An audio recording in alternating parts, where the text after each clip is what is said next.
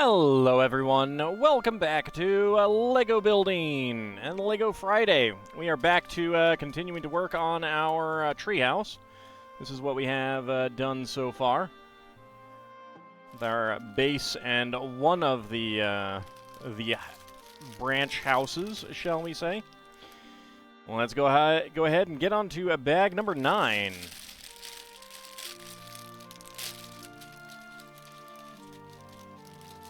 Hope everyone's doing well today.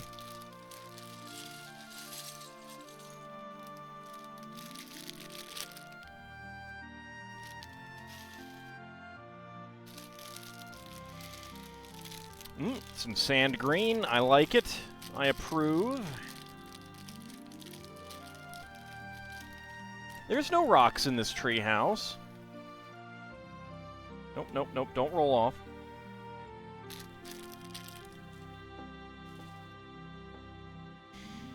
Alright. Let's go ahead and set these aside, although we are going to be using these, like, right away, I think.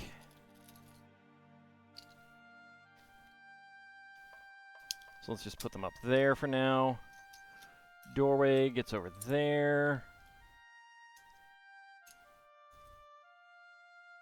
Okay.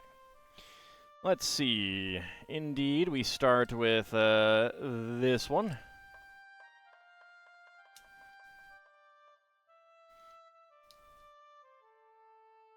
So it is Friday. It's always nice when it's Friday. 'Cause that means I got Spelljammer tomorrow.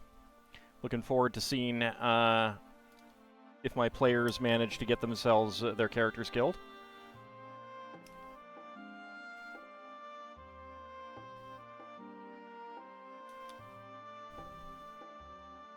I really was like looking at the fight and thinking, should I punch it up a little bit? It might be a little bit weak for them.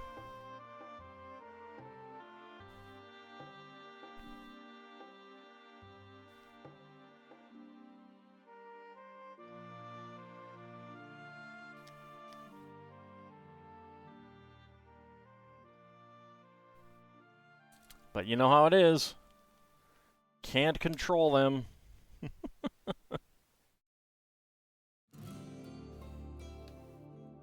Alright, I got 2 A-frames on here. Only 2. Some beige 1x2s.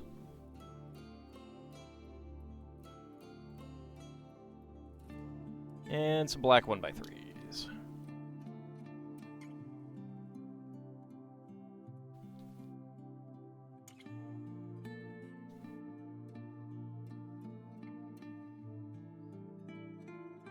Alright, flip it back over.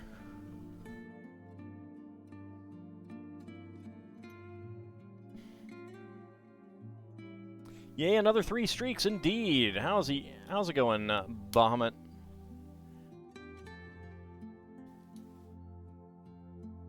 That feeling of starting to say howdy and your brain decides to try and say how's it going, and it just comes out a jumble. I love it when my brain does that.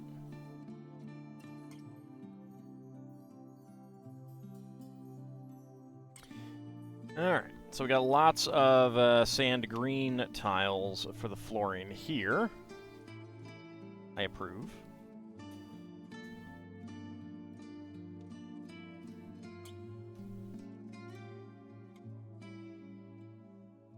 Mega Flare's a person. Oh. Is it someone that I know?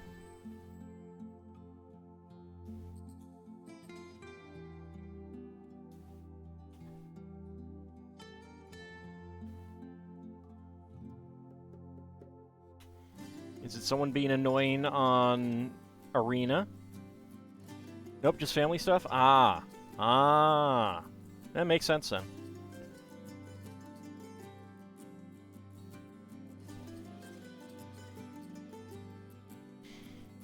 As I've said, you can't choose family, but you can't choose kin, but you can choose your family.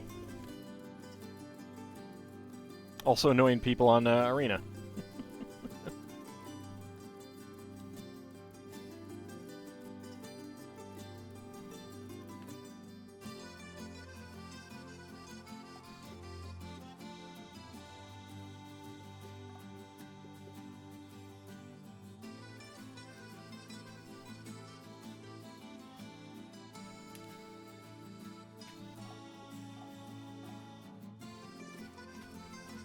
I like the amount of sand green tiles we're getting on this. I would like more, because everything is better with sand green. I'm doing fine. Need to remember to ask for access to politics to see what public figure Ald was talking about. All right, hold on. I can do that right now.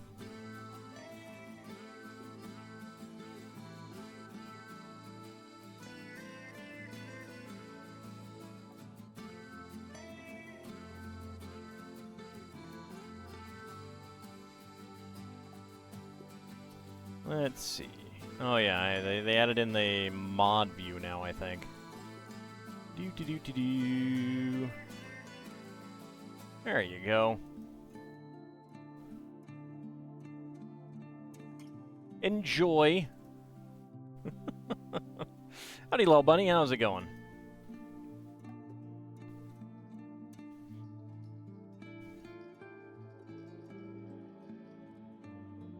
You really shouldn't try to eat your Lego with syrup, Gilded Tongue. It's probably not healthy. It's probably not healthy. In fact, I'm pretty sure it's not.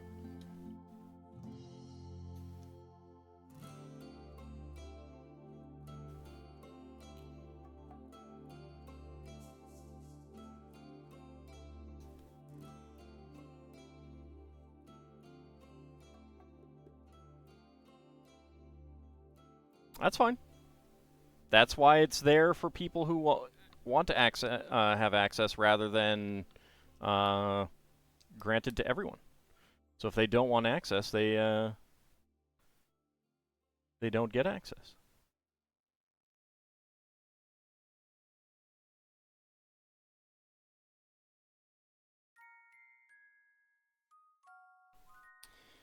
All right, side stud bricks.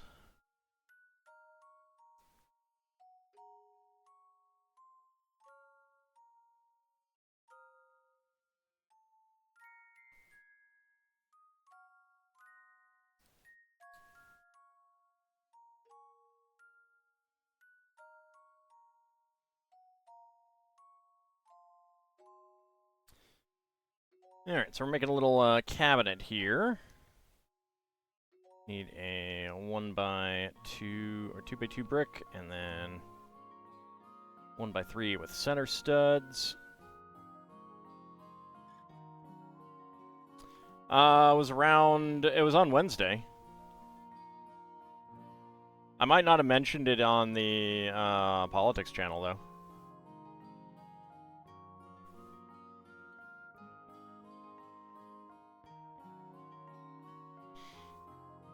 Alright, we have a nice medium azure brush there. A brush with medium azure.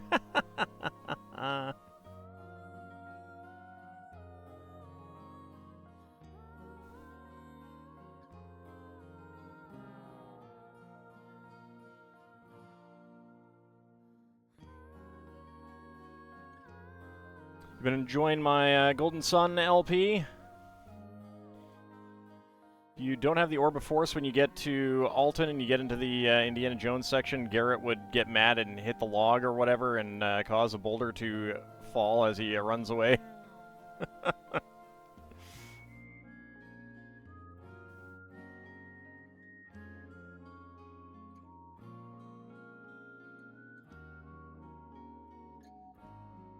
I didn't even think about not having that at that point. Howdy, Tom Brown. How's it going?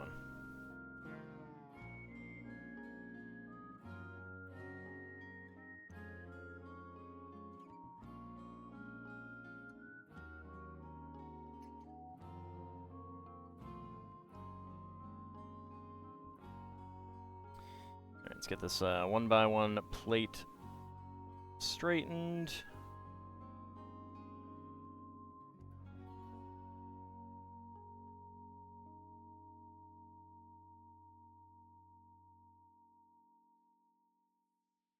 You'll just have to ask. You were terrible and bought a bunch of digital cards? What kind of digital cards? Are you talking about, like, Magic-type cards? Either for Magic or another card game? Or are you talking about something else?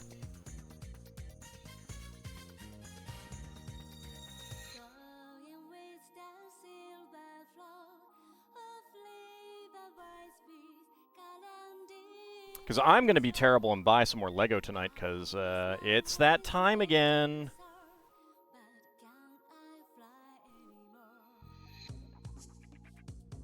It's Insiders Weekend. Oops, there's a 1x4 plate that goes there. This music sounds disco.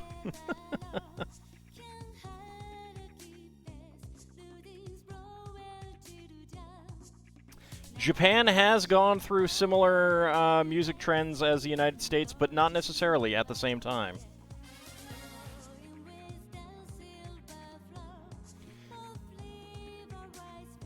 Spent $94 on a Magic the Gathering bundle, like for cards. There's a Dresden Files collectible card game on Steam. Oh. I enjoyed the TV show. I have not read any of the books. I was sad that the TV show only got, like, the one season or whatever that it got.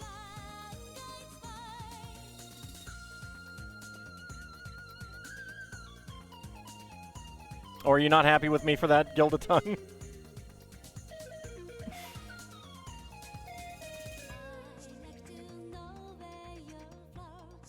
You only know facts about Dresden by osmosis?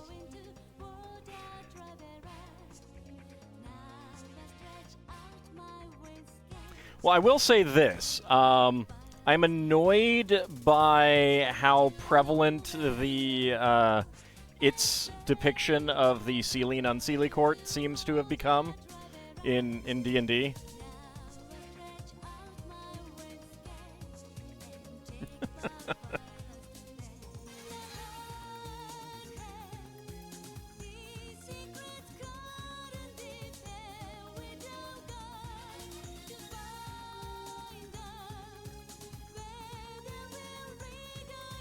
Not because I have any particular issue with it, but it's like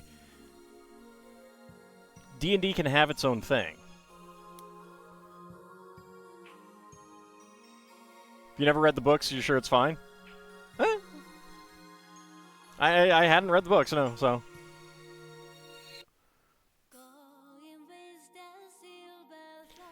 You're annoyed that D&D keeps calling things Fae that aren't, like elves and goblins? It's actually not too bad in 2nd edition. Goblins are not Fae in 2nd edition. There really isn't a category of Fae in 2nd edition. So much so that there was someone who thought that a particular creature was Fae because the text description for them included that word in a normal English manner as opposed to the very specific Dungeons and Dragons definition that they have.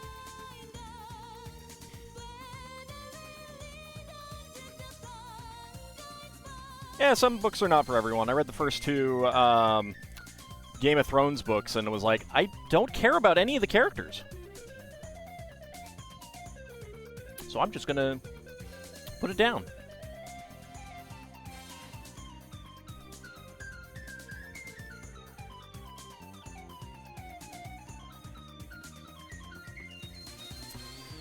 No, not that kind. Not the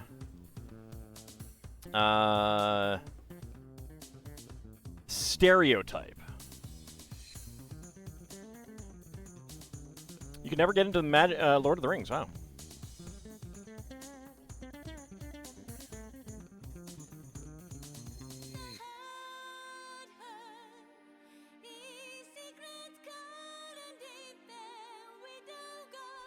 Howdy, Iagra. How's it going?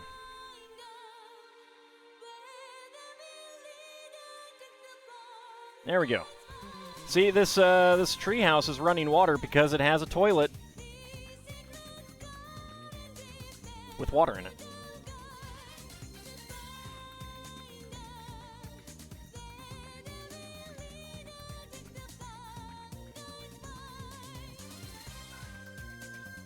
You don't need 10 pages to describe a tree? Are you sure you're not thinking of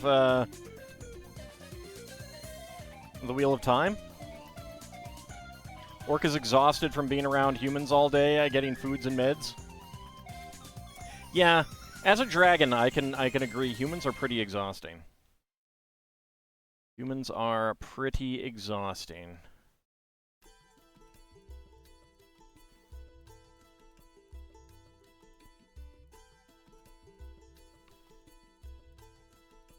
Can I just eat them all? No, sorry. If they're not princesses, they give me indigestion.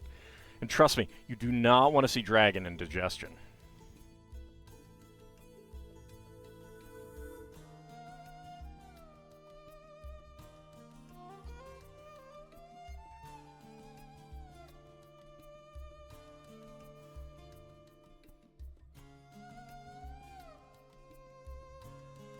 Wonder how the plumbing runs through the tree? I'm guessing pipes.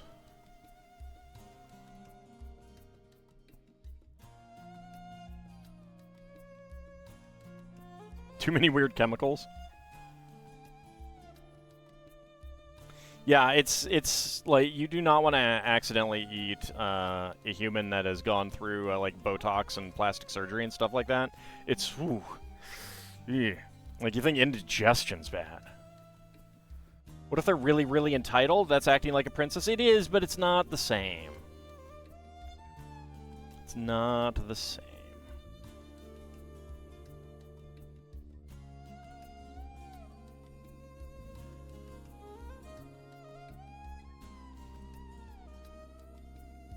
All those preservatives.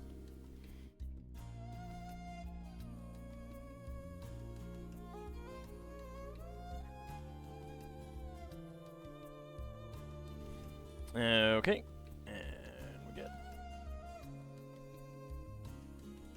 that on there, and that.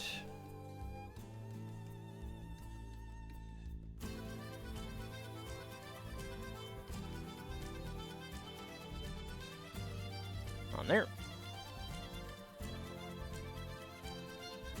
There we go.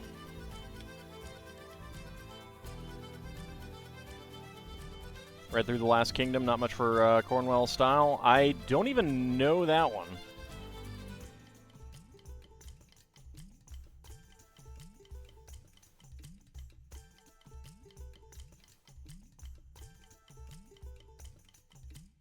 Need to actually get sleep. Actually sleep tonight. Drinks a large Dr. Pepper.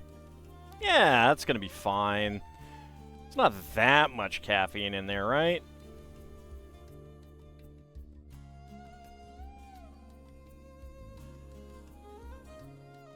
So getting past the tub to this part over here, you gotta like just step right over the toilet.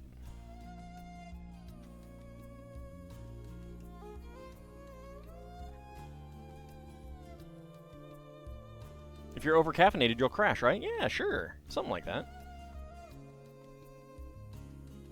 I'm sure it'll be fine.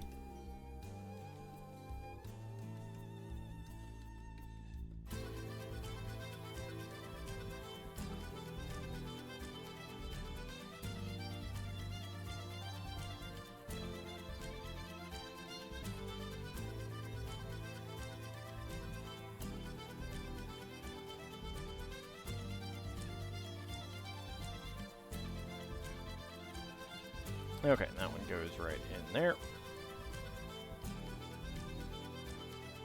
Over-caffeinated enough and you will get a heart attack, which kind of counts as crashing? Yeah, it's fine. Wiki wants to call the books the Saxon Stories. Haven't heard of that name either.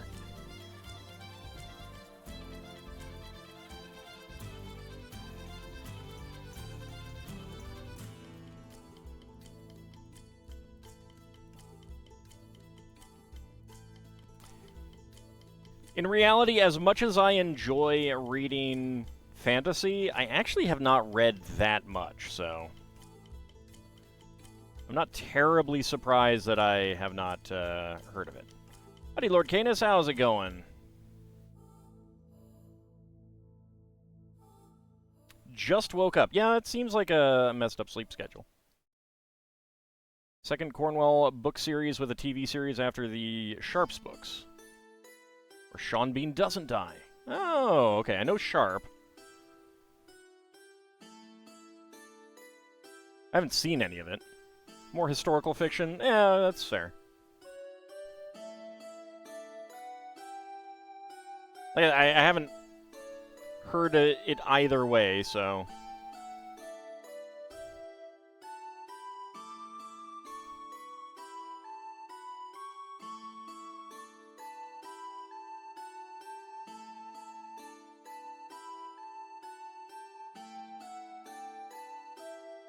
Okay, get that right in there.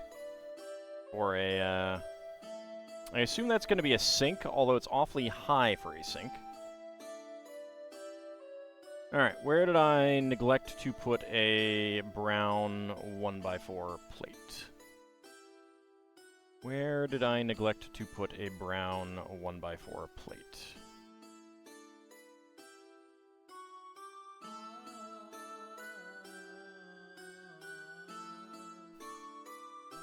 Right there.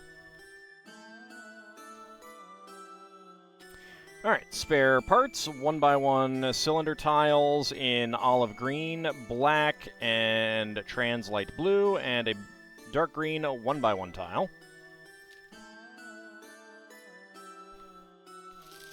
On to bag number 10.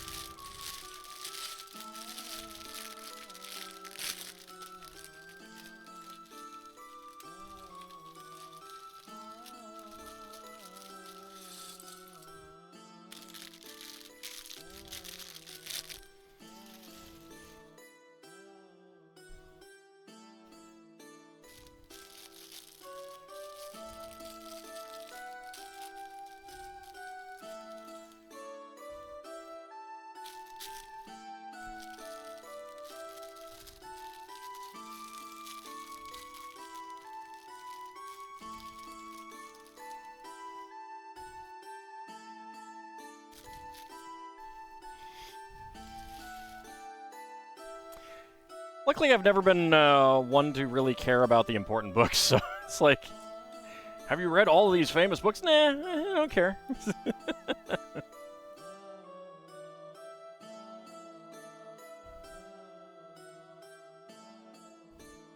Holy cow, there's a lot of window glass panes. How many windows are going to be on the bathroom? Jeez.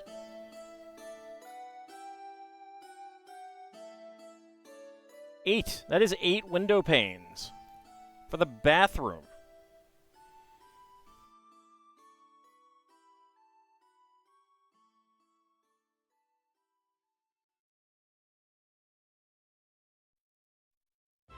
All right, over here. Your poor shy bladder. I think almost everyone's bladder would be too shy for this bathroom when we're done.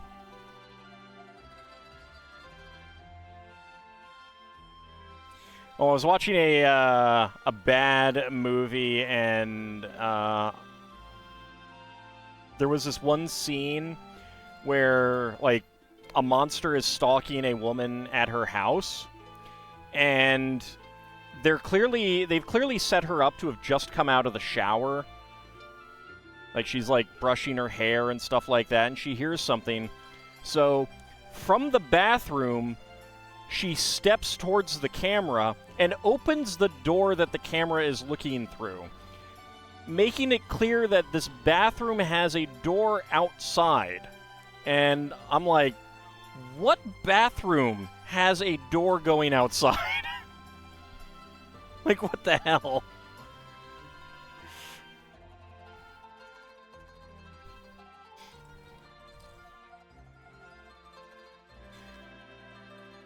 No, it was most definitely not an outhouse. and I'm not counting an outhouse. This had like your standard front, like, screen door with not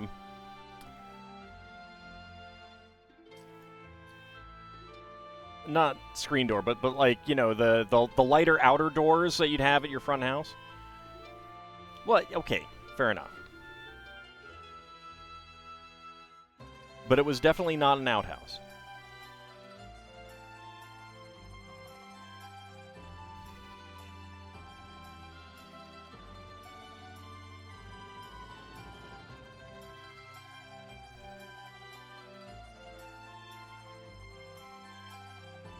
It was very silly.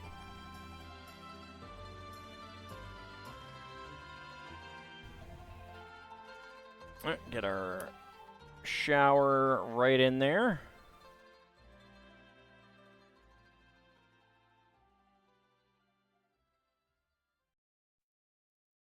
A porta potty? Oh, God. It's terrible, Lil Bunny. Terrible.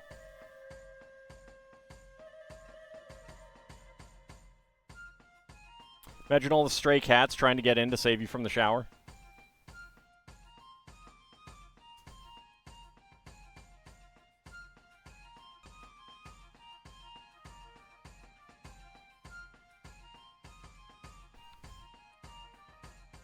Okay, we may have figured out how this place has running water. Where's my 1x3? There it is. Inverted slope.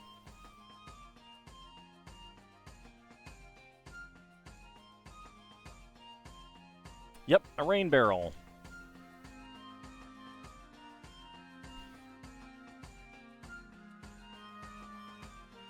Magic water orb? No, it's not an Aqua Blastia.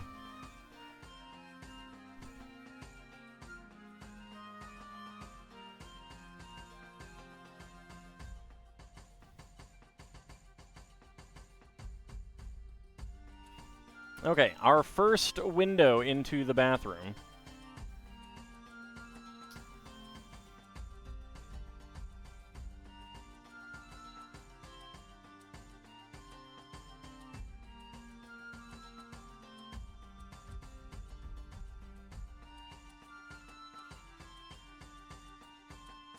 Nice freezing cold showers, yeah. It has a decanter of endless water. I mean, everything is better with a decanter of endless water. It is one of my favorite magic items.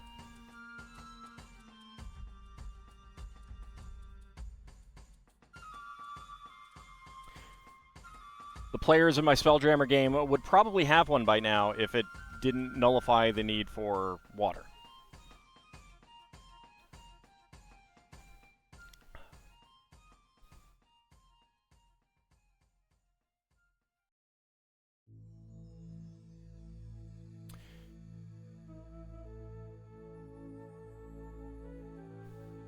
Well, you're not going to have much water pressure with it, that's for sure.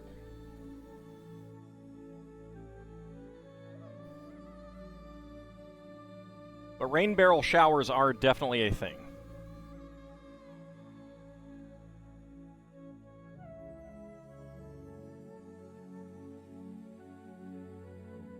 I suppose I could get around the issue by having a decanter of endless salt water.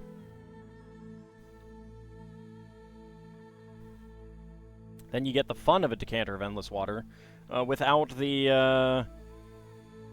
Spelljammer game-breaking endless water supply.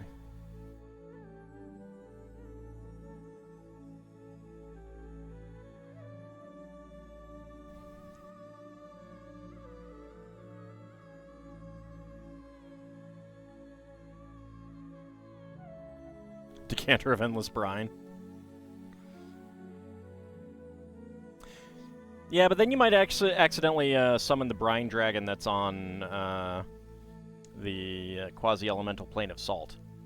Which I'm very curious whether they intended that to be a normal dragon or the actual Dragonlance brine dragon, because the Dragonlance brine dragons are basically plesiosaurs.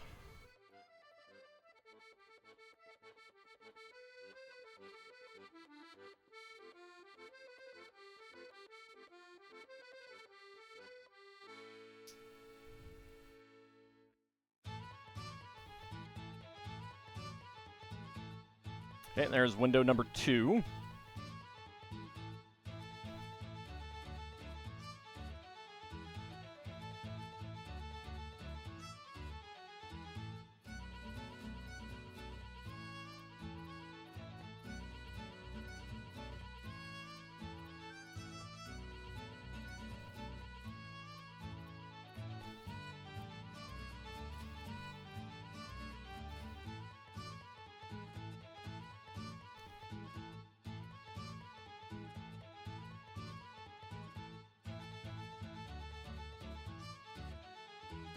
I mean, a decanter of endless water isn't going to save a kingdom. It might save a small town.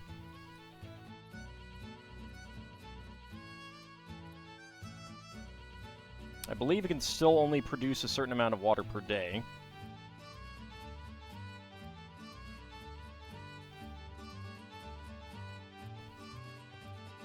The fun thing is just opening it up like a fire hose on enemies.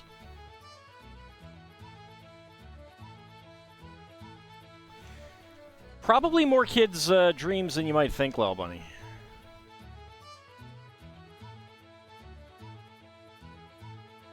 I've known some pretty grody kids.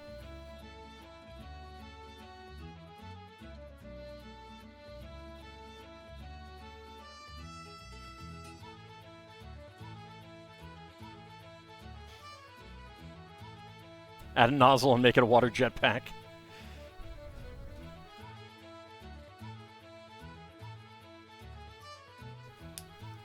Wonder if you could use it as a water jet underwater. That would be pretty interesting.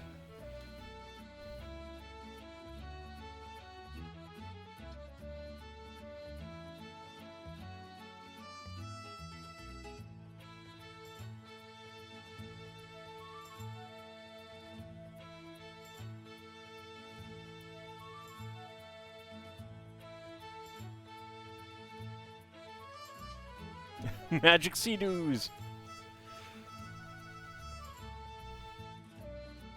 Alright, now for the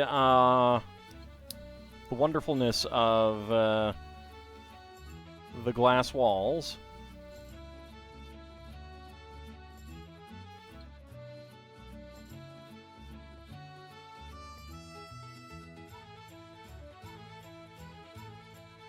In certain regions it would be, yes.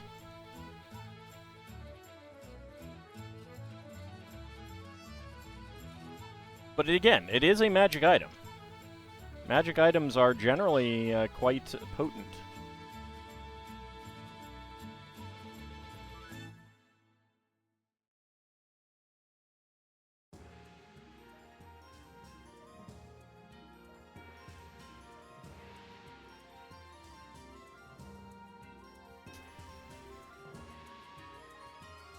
I mean, if you were about to be sieged, a decanter of endless water is going to allow your castle to last a lot longer, for example.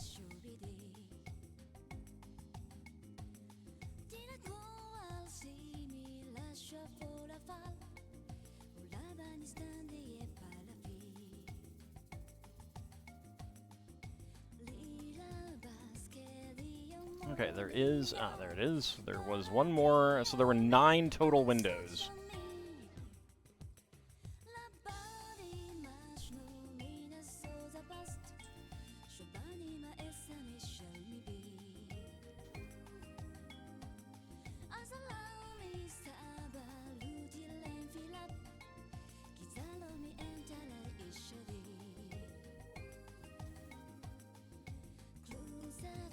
Decanter of endless Mountain Dew.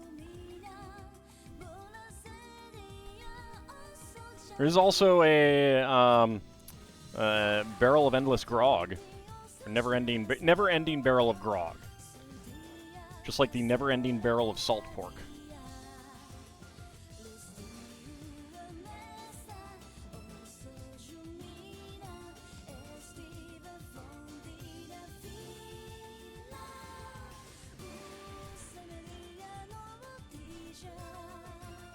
Could you imagine having to use this bathroom at night and finding some owls or a bunch of bats clinging to the windows? I don't think that I would care about that. I don't care if animals are watching me. I mean, I care a little bit, but they're just animals. What do they know? They poop and pee in front of everyone anyway. But yes, look at these. Look at these windows into the bathroom.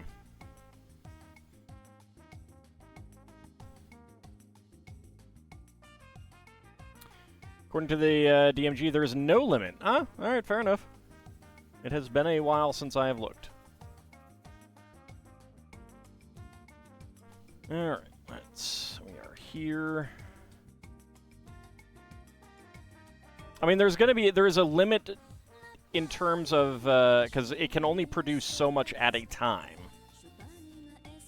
So there is a limit. It just doesn't have a. It just doesn't stop if you just turn it on. Never-ending barrel of ham is the ultimate prize. The party already has a never-ending barrel of salt pork.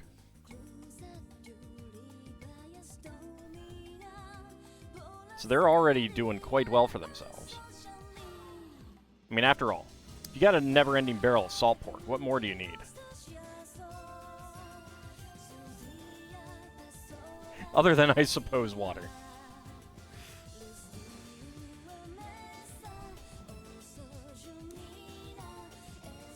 Their poor blood pressures. But, so, again, like, you gotta scrape the salt off. So now you got salt that you can use. Sell off.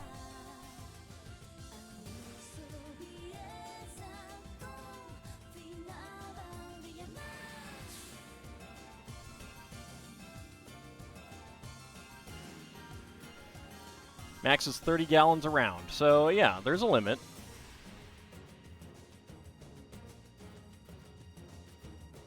Where's my,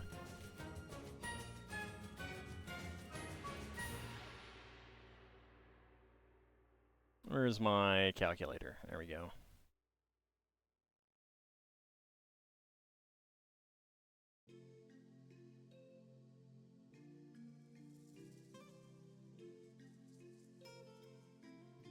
So yeah, you know, I mean, it can only make 43,200 gallons per day.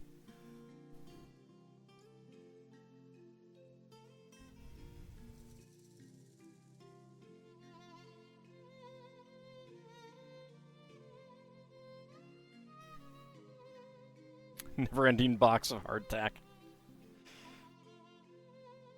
You know, I'm kind of surprised that there isn't one of those.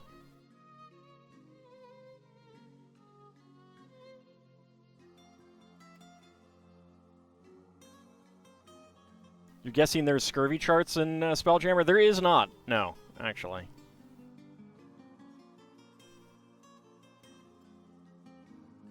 The game doesn't go into that much detail. I suppose I could check something like of ships in the sea, see if there's anything there. There might be.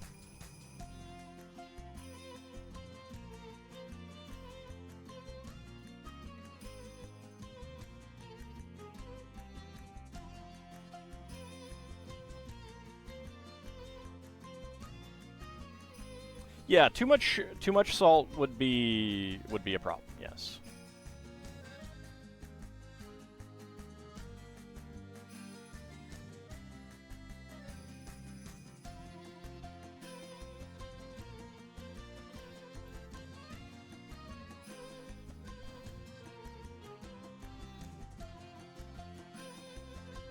But at the same time, a cure disease spell is going to take care of that.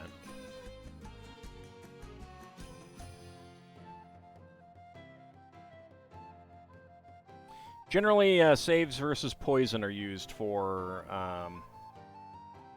diseases.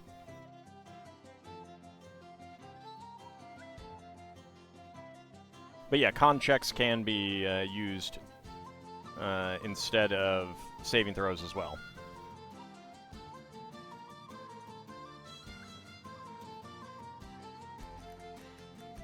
All right, another lantern there. Your AD&D books are buried. Ah, terrible. Should unbury them. They deserve to be free.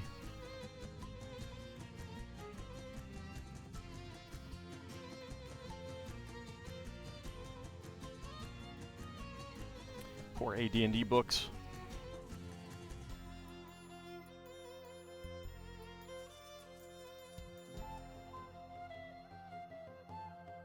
Dwarves get a bonus to poison and magic saves.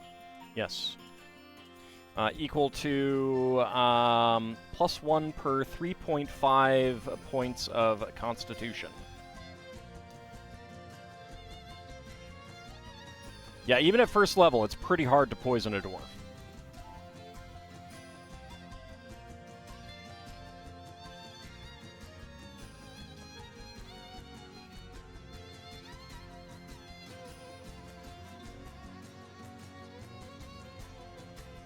Better where they are to keep them safe from damage? Yeah, but then you can't access them, and they are the best books.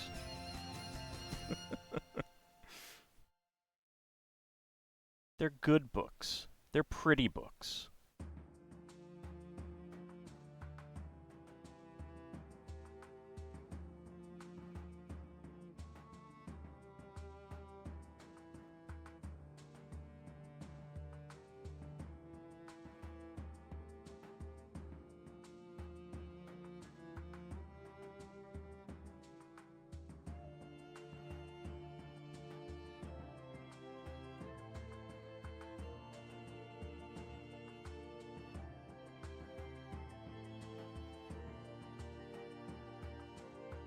There we go. Why everyone else thinks dwarf food is bland, dwarf spices can be fatal.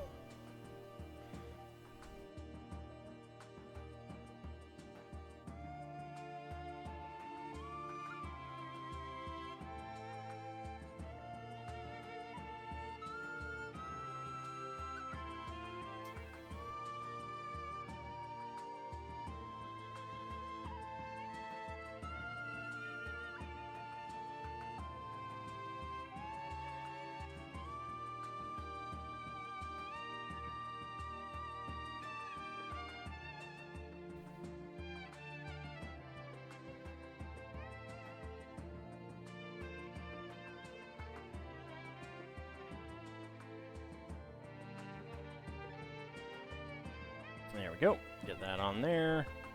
2x4.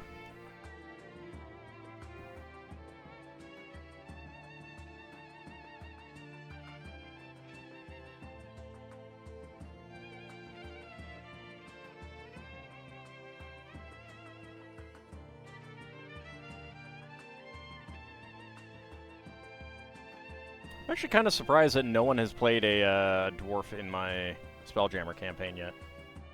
Oops. That came out.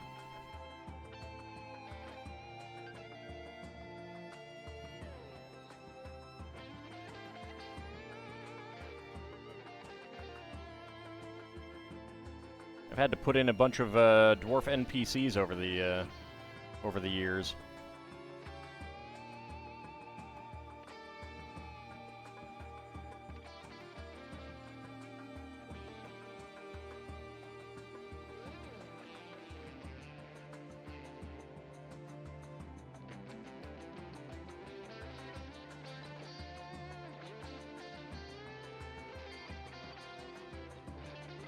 AD&D character creation is really easy.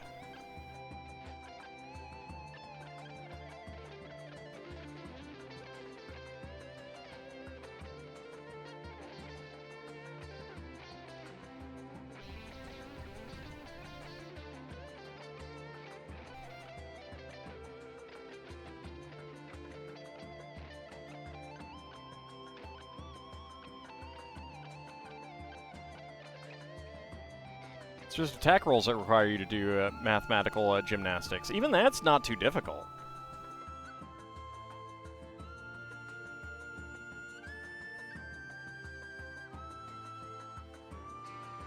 Tolkien or Lewis pluralization? So, dwarfs with a FS is the real-world little people. Dwarves with a VES, that is the fantasy race. That's my distinction there. And I can't stand elves. Elves is better. some people just can't understand Thaco. Right, but it's one of those things that if you actually sit down and do it... I mean, obviously, if you're not using it, it's not going to make sense. I get that.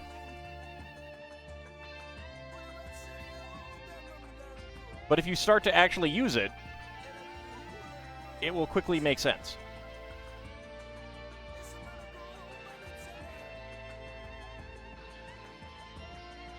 No, unfortunately, Iugra, we ate them all.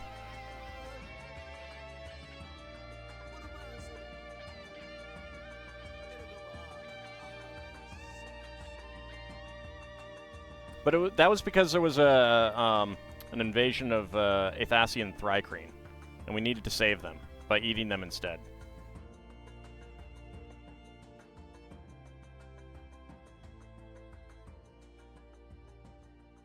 Like, if someone isn't playing AD&D, then of course there's no need for them to figure out Thaco. Of course not. Like, you're not using it, so why would you need to learn it?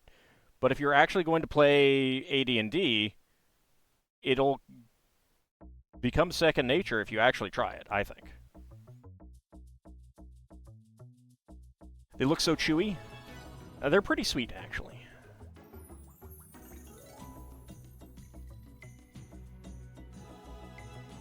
There we go.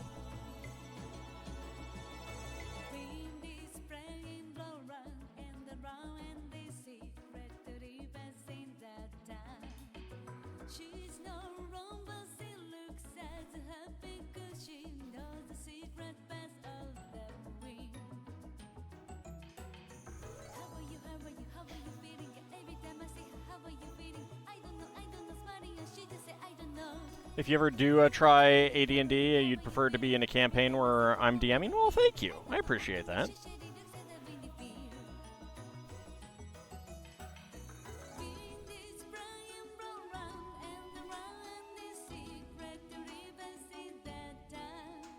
Some game mechanics just need a bit of doing to master. Yeah. That's the thing, is like, the vast majority of people who've complained about Thaco have not actually tried it in a real environment. So, like, yeah, I mean, physics is weird to me because I don't do physics, but I'm sure that if I actually sat down and had to learn physics for a job or a task, and I actually wanted to do the job and the task, I would at least learn more physics than I know now.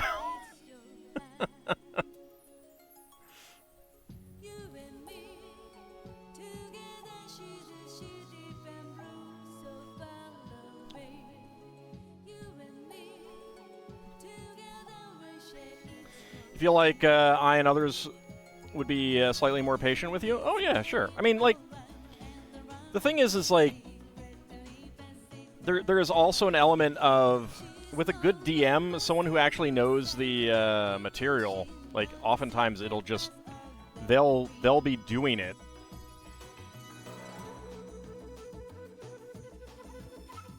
Okay, so we are going over here.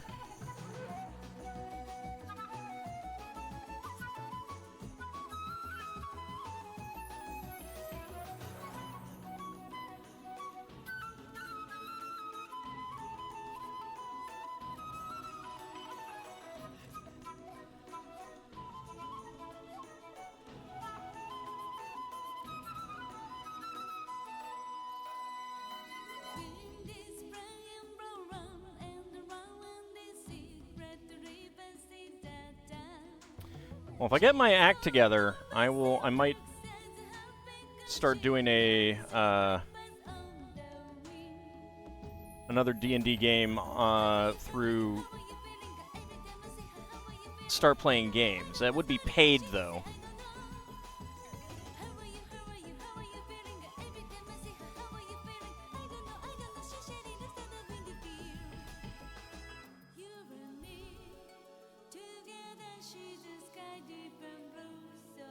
There we go. Alright, is that...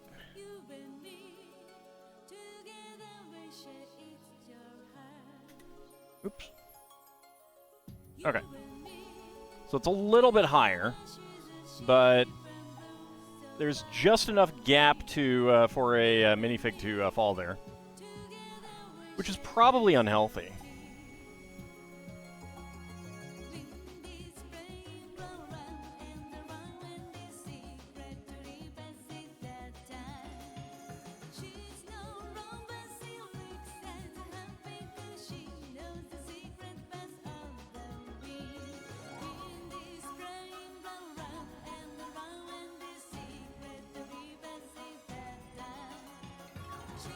Oh, there it is. I was looking for this. I hadn't seen it.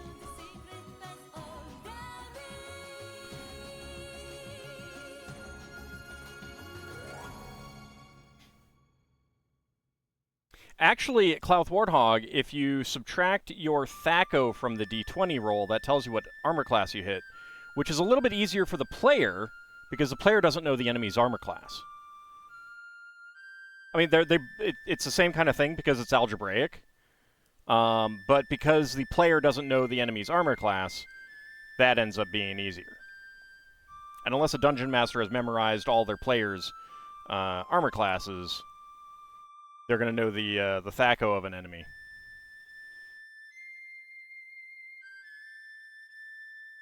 See, algebra, yeah.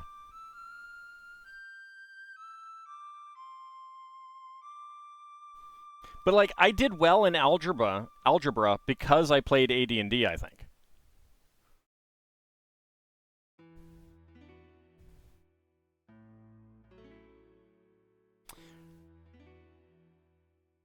Keeps changing armor to throw the DM off. I mean, if you have the many rounds to spend to do that, go right ahead.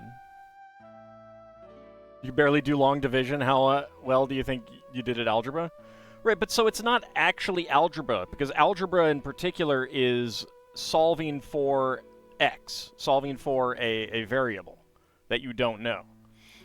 But the thing about algebra is that you can use the binomial equations.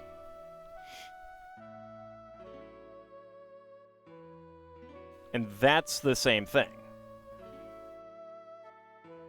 That part is the same thing. Like, you don't have any actual variables in THAC0, because you know all the numbers.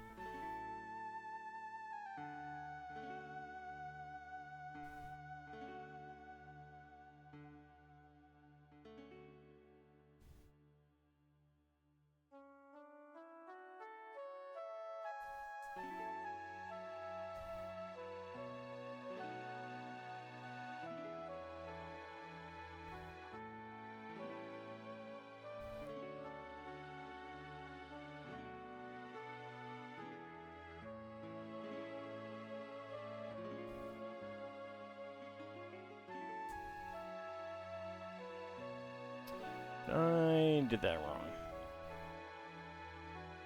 Switch text messages. No, let's mute that.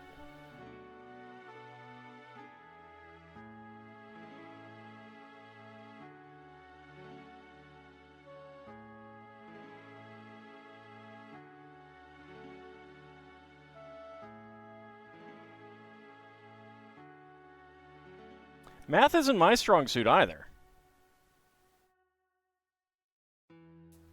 But I do think that I am better at math because I played AD&D.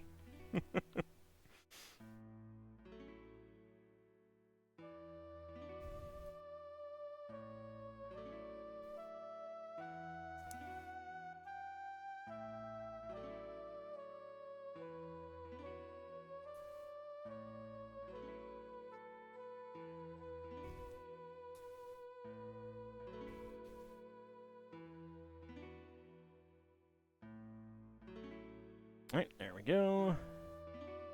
And then we have our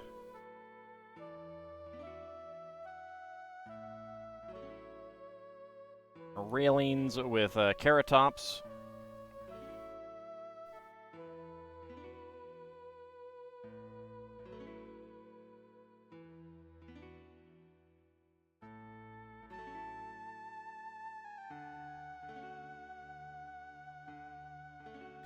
Right, little bunny, but there are some things that seem easy when you hear about it. Like, hey, it's easy to ride a bike. You just move your legs. That's easy, right? But when you're first learning to ride a bike and you first get on it, it's hard as heck. Even though the concept is easy. Well, there could be things that the concept sounds hard, but when you actually sit down to learn to do it, it's actually not that bad.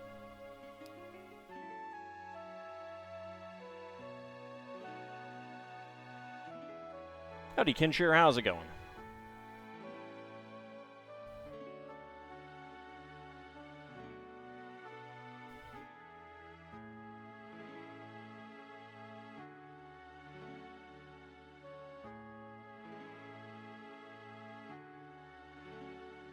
Alright, and our last carrot top railing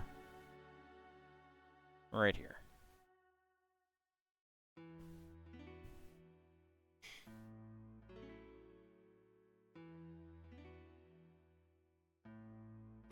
Okay, so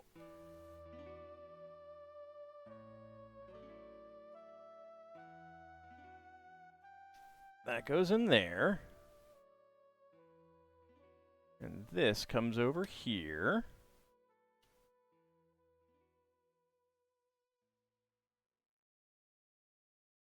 There we go. We got our little ladder, or a little bridge here.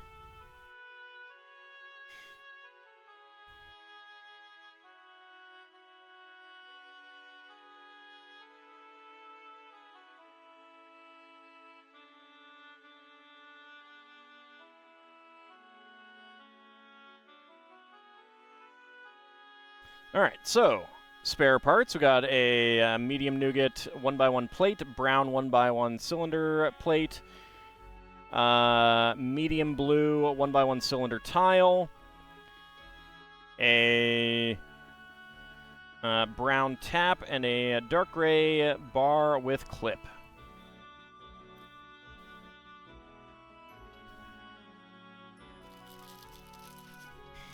Right, Little Bunny, that's what it turns out to be.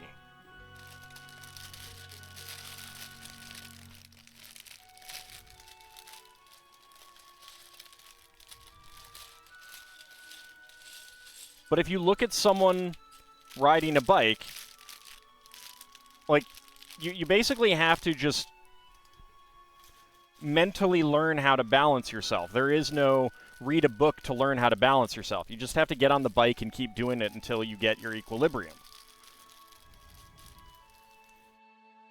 There is no amount of reading or studying that is going to allow you to get on a bike and immediately be able to do it. To actually learn how to ride a bike, you have to keep doing it until you understand it mentally.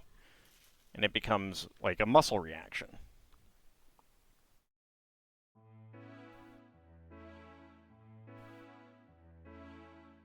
Now, and I'm not saying any of this to, like, disparage people who do have actual issues with things like math and stuff like that.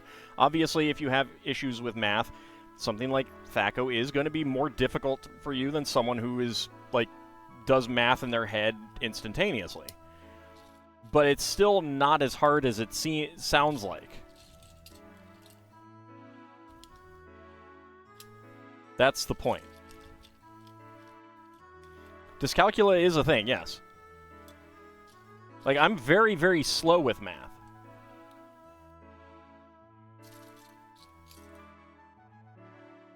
Even adding. You give me a bunch of numbers to add up, and I'm very, very slow at it. But that doesn't mean that it's hard. I'm just slow at it. And obviously, other people are going to have different issues, too, and I'm not, like, disparaging that. I'm saying that if you wanted to play AD&D and you sat down to learn THAC0 and learn it through play and understanding it, it's gonna end up being easier than you think.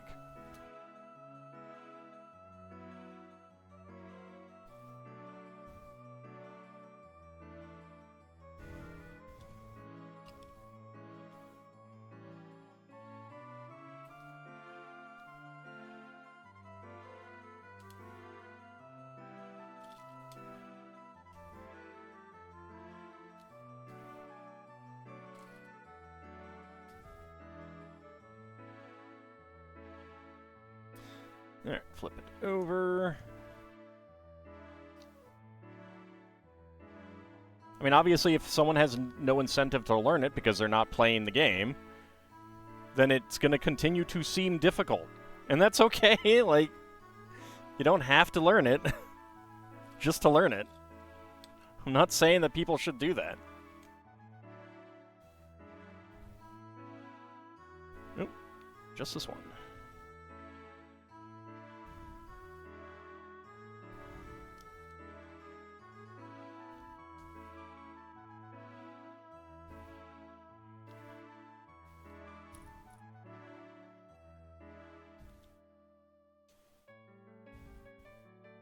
In the end, isn't AC basically a dice roll modifier?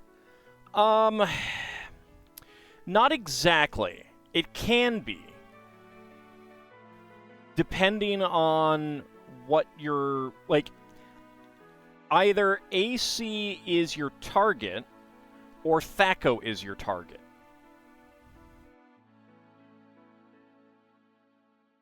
And either of them works. Because of the nature of THAC0.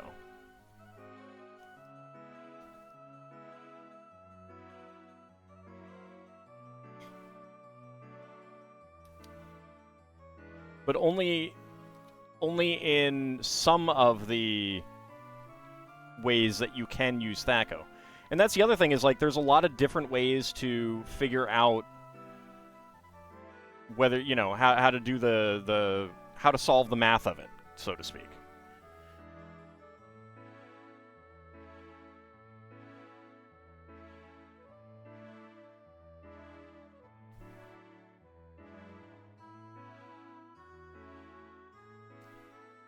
But that's also like any modifier that you have to hit can also be a modifier to AC. Like, it's easier to add your +1 from strength to your 2-hit roll, or delete it from the THAC0. But you can also add it to armor class. If you have a +1 to hit, that's the same as the enemy's armor class being 1 worse.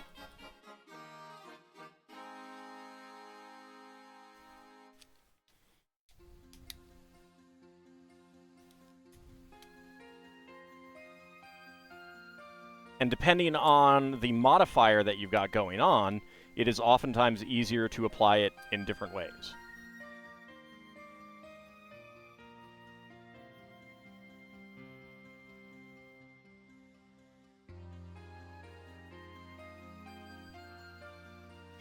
I don't think that damage decreasing, or armor decreasing damage is necessarily an accurate thing, though. Like, I don't think that's necessarily more simulationist.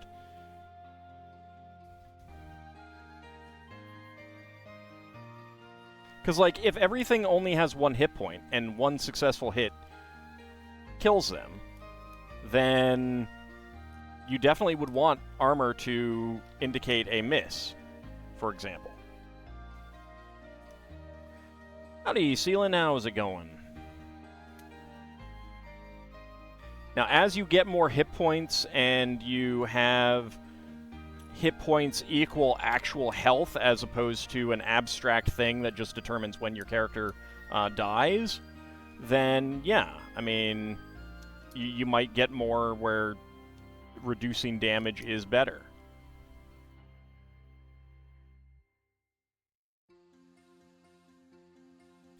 You liked how Darklands had penetration versus armor, and how much damage you took was dependent on how deeply the hit penetrated armor?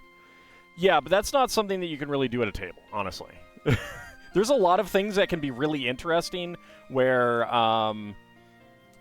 you know, with a computer involved, you can do all kinds of neat stuff on the calculation side.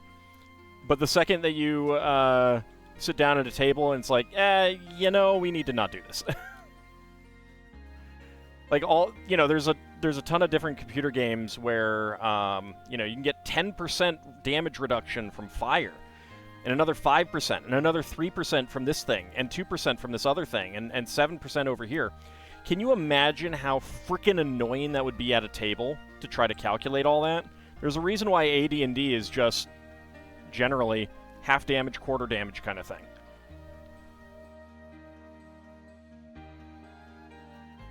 You've been trying to use dice to solve for it, but it's definitely not for tabletop? Yeah.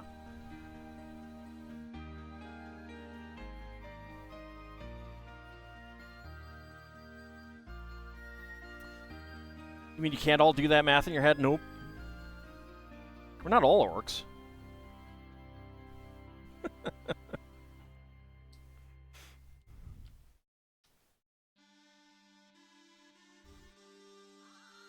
Fallout's damage reduction and damage resistance. Yeah. Like, I have no idea how that really worked kind of thing. I just, like, knew that number go up better.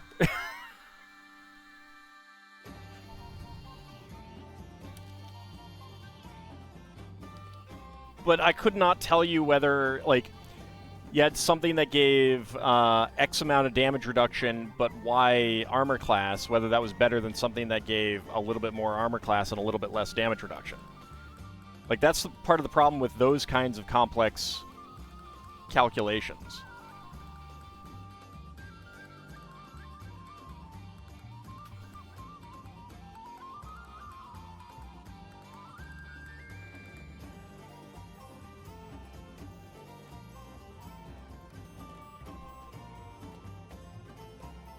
Just want to stack armor like in real life.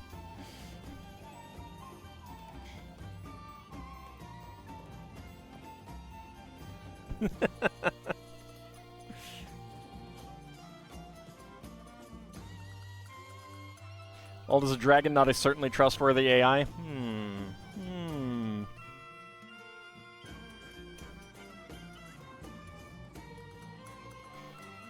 Like, there's a reason why modern D&D with damage reduction is just like, you know, shave off X number, you know? Damage reduction 1 just means that every attack does 1 less damage or whatever kind of thing. Because that's a heck of a lot easier to figure out than percentages other than really 10%, 25%, and 50% kind of thing.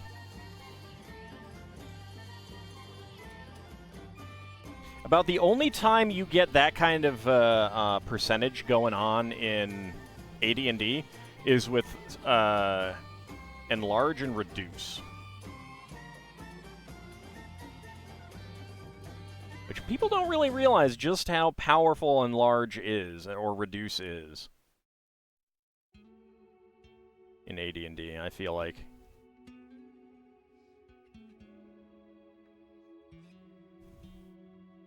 It's a level 1 spell, and it can turn your, especially at higher levels, it can turn your fighter into an absolute monster.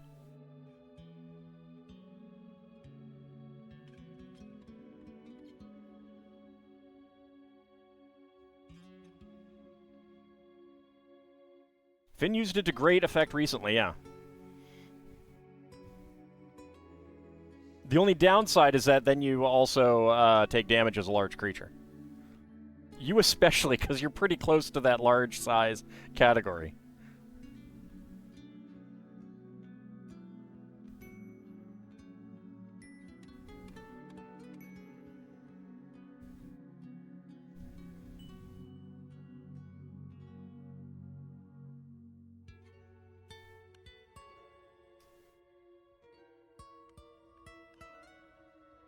I mean, even lousy damage, like, even if you roll a 1,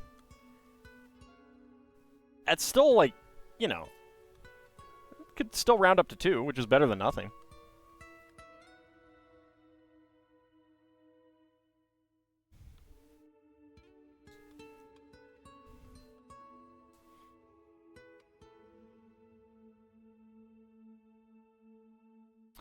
So, okay, so, the damage versus large creatures serves a couple purposes. Number 1, a dagger with a blade like this long kind of thing.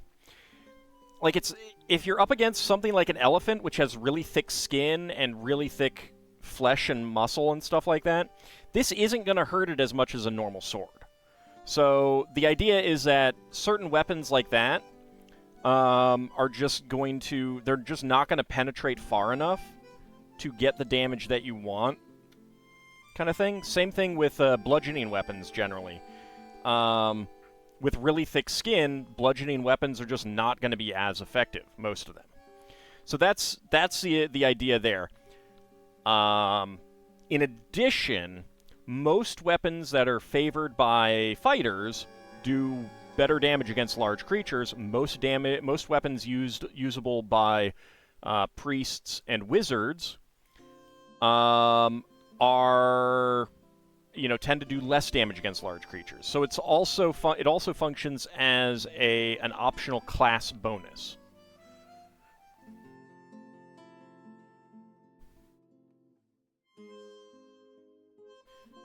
So your fighters are just even better against the giants and the dragons and the other gigantic creatures that you face.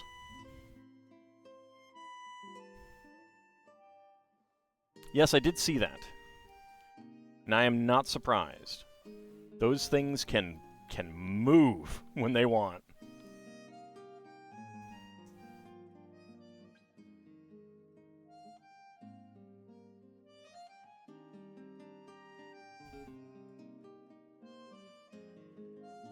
They really are Africa's most terrifying creature.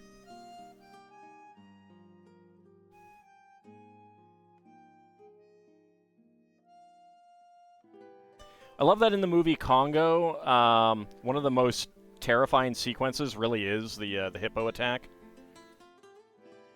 Baby hippos are very cute. Baby hippos are also not as dangerous as the adults, so,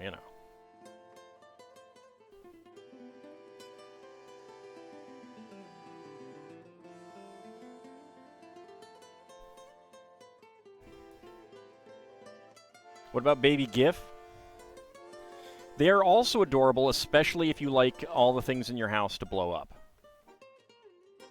Most baby creatures are cute.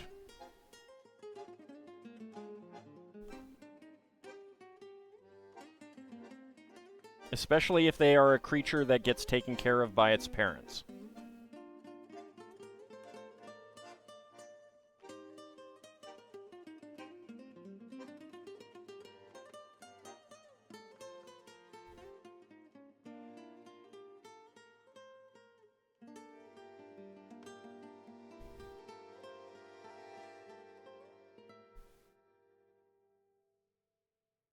Yep.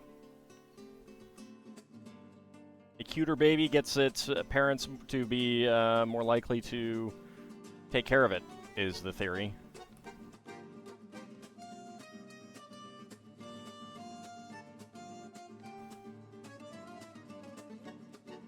Explosions of the GIF love language? Oh my.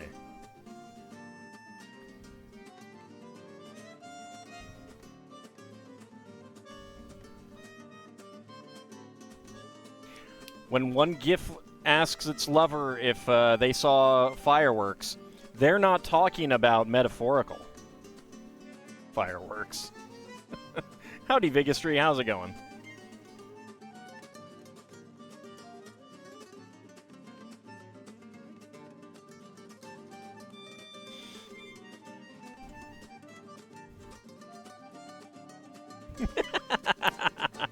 You know you like that, Bahamut.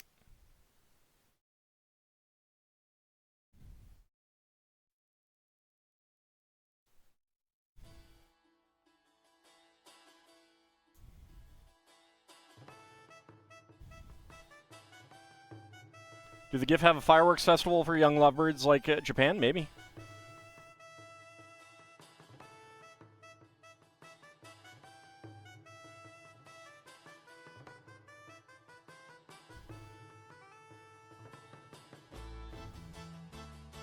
GIF culture is not as detailed as it could be. You took 77 d4 damage from that? Well, that also serves as bonus caltrops on the floor when you're rolling it.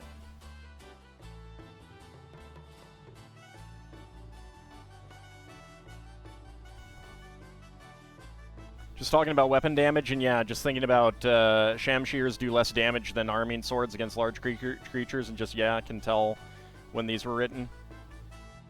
Shamshear really isn't a weapon in... Do you mean just like a standard scimitar?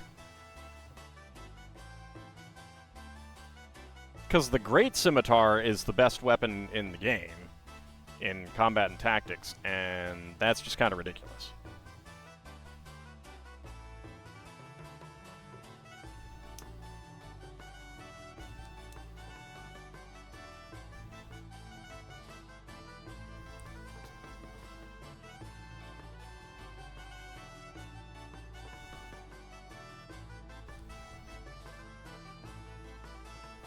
I think the reason why scimitars don't do as much damage as longswords against large creatures is primarily because they're supposed to be a druid weapon for some weird reason. Don't ask me why. I mean, I know why. It's just silly. Falchions in 3.5 basically being great scimitars. They're not that good.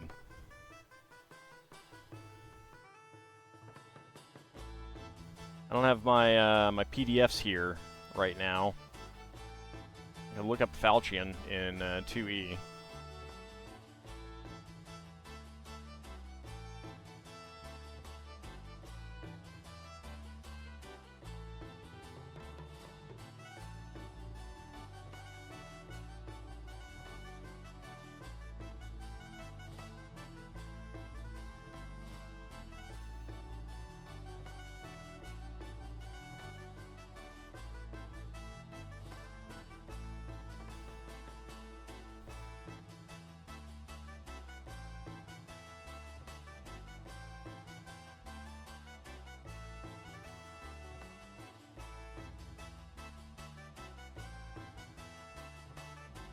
$2d4 damage? Yeah, that's not... So, Great Scimitar does a lot more than that.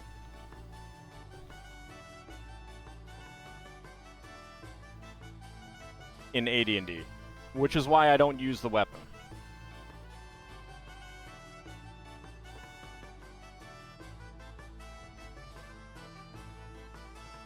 So, like, if I were going to play an Oriental Adventures game kind of thing,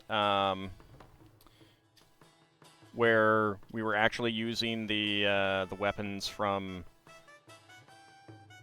you know, Oriental Adventures kind of thing in Karator, I would probably replace the katana damage with longsword damage and just have it do longsword damage. Just because it is also a weapon that is sillily better. 44, yeah. Yeah, like, it should be an executioner's weapon.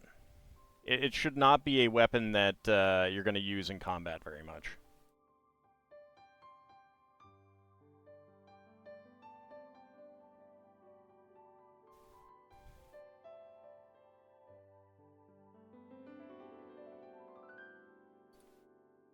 Let's move these parts over here so they're easier to get to. How do I feel about Falchions? I don't have a great opinion of them. I don't remember the damage it does in AD&D. It's not outlandish, though.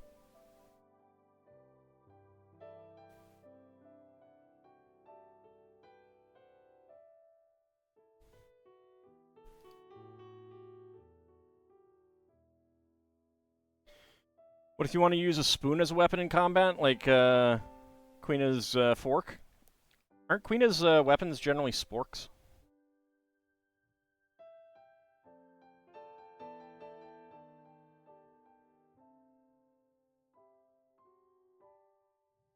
There are lots and lots of polearms, yes. Oh, this...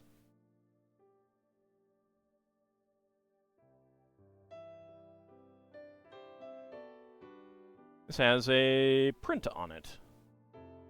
It is very hard to see. Hold on a second. Go ahead and zoom in on that.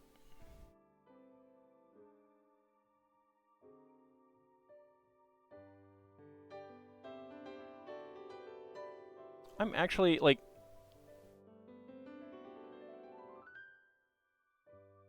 Not exactly sure if that is supposed to be a dragonfly or a plant.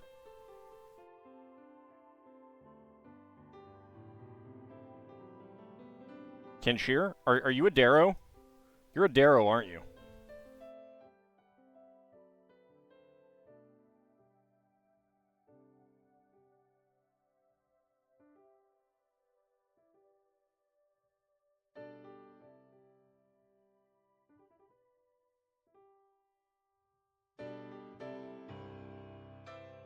So I don't know what else it would be in this little container on a shelf.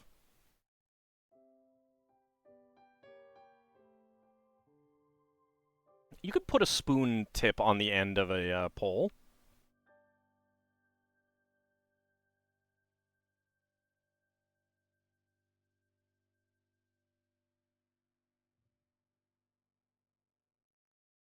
Most Darrow aren't crazy. Only those Darrow that are followers of Dinkarazon.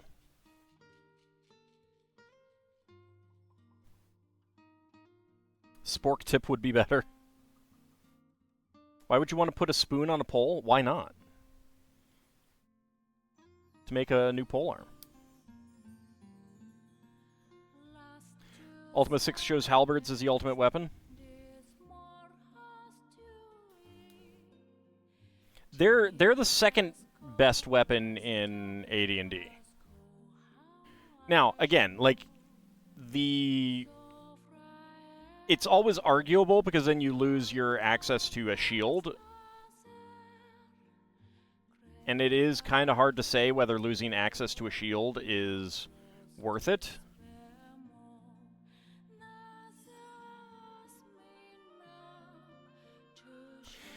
Yeah,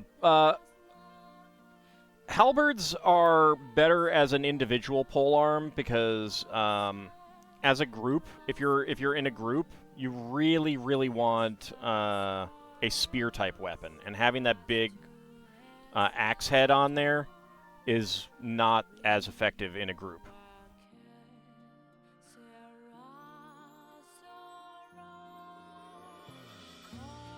But also, most polearms are kind of 6 of one, half dozen of the other, really.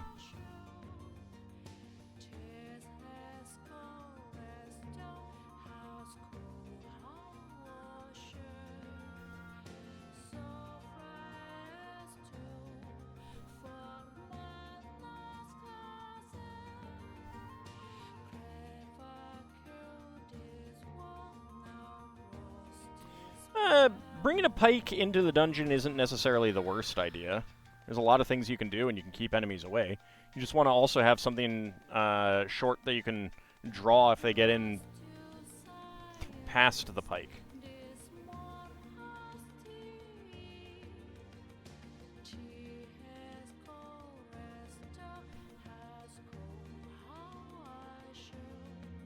Howdy, PGW Chaos. It is pretty cute. Got our bell jar here.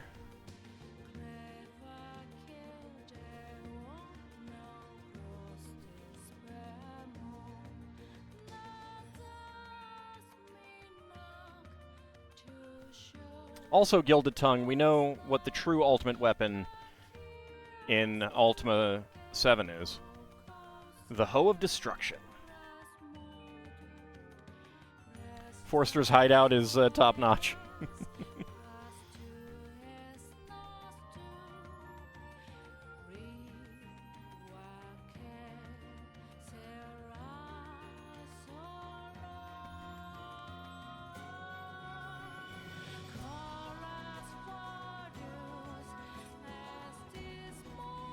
That's true. The ultimate weapon in Ultima 7 were the dirty diapers. That is fair.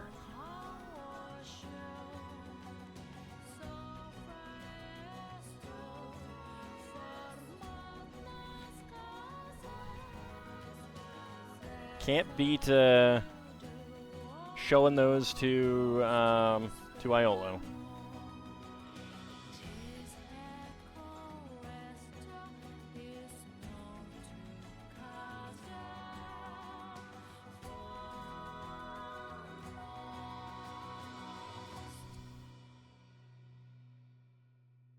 I'd just burn it, Bahamut. My greatest enemy, a hallway with a right angle.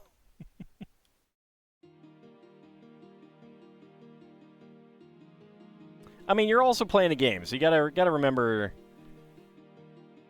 Sometimes fun can take priority over realism. Okay, so spare parts from this bag. We have a brown ore. We have a beige 1x1 peak slope. Clear 1x1 cylinder tile. A brown 1x1 cylinder tile with top peg. A gray 1x1 tile with round end. A green 1x1 plate flower. Red 7-petal flower. Bright green carrot top. And black bar with clip as our spare parts.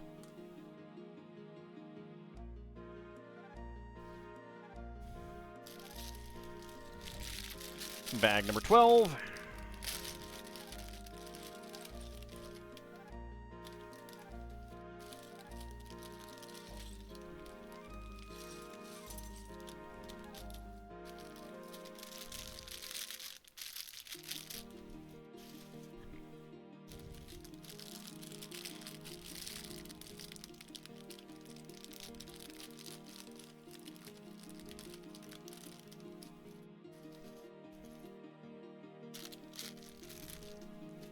Actually, not a rogue AI, I do believe that AD&D has a minimum fire rule. I sometimes ignore it just because it's easier than dealing with it.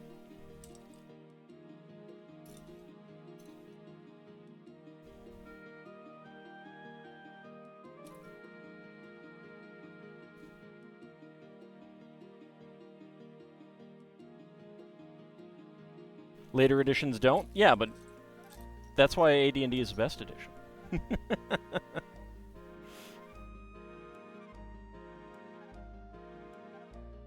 Alright, so we got our little child with her baseball cap. Take a look at her torso here. Let's zoom on in.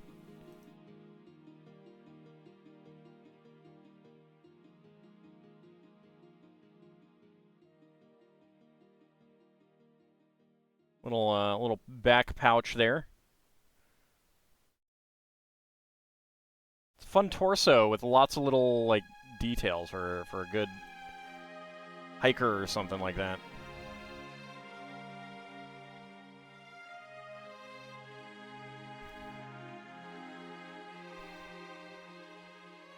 One of the big things in AD&D, if you try to attack someone with a ranged weapon, and there's someone else within melee range with a melee weapon, they do get an attack of opportunity.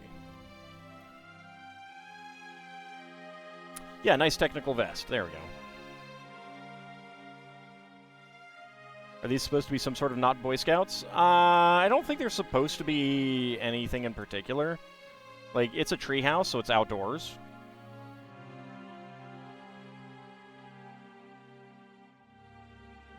I think that's all there is to it, kind of thing.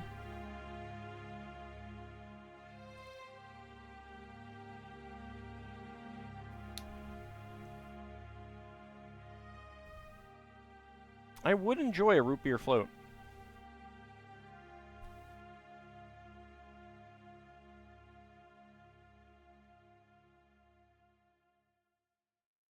I could go get a root beer right now.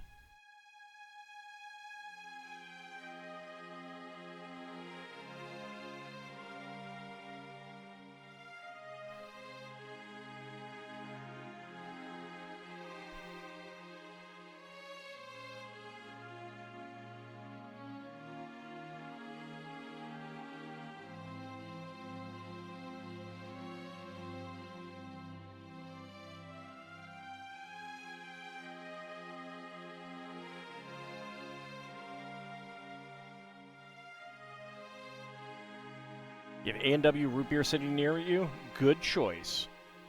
That is the best root beer.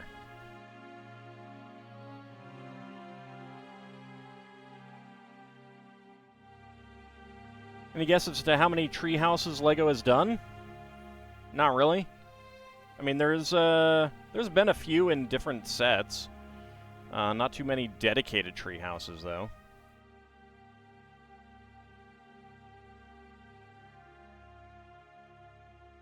That's okay, Vigastry. That just means more for the rest of us.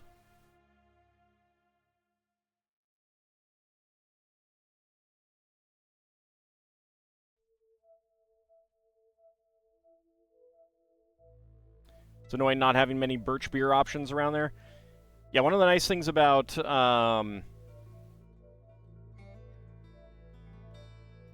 Roy Rogers is that they have birch beer.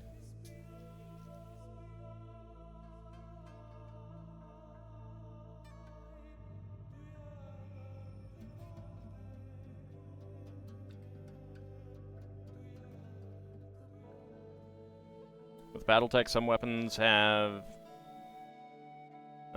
min ranges. Yeah, I mean, it's very reasonable that some things have a minimum range. Catapults and Spelljammer also have minimum range. They can't fire within the same hex, whereas a ballista can.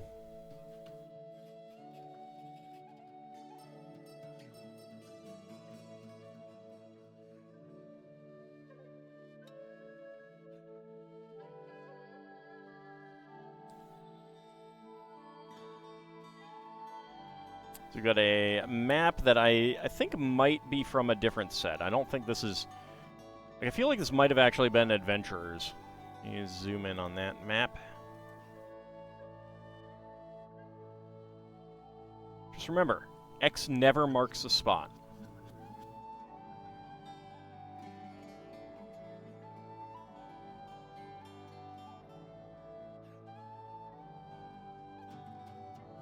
Yeah, there's been a fair number of Friends tree houses. I could not tell you how many, though.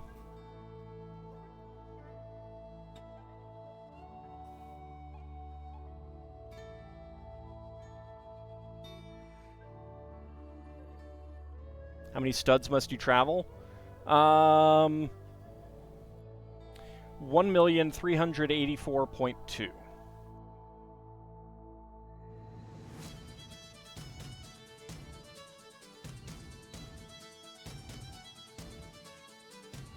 Why do they call them catapults when they never use them to throw cats? Because they learned how to make them from cats.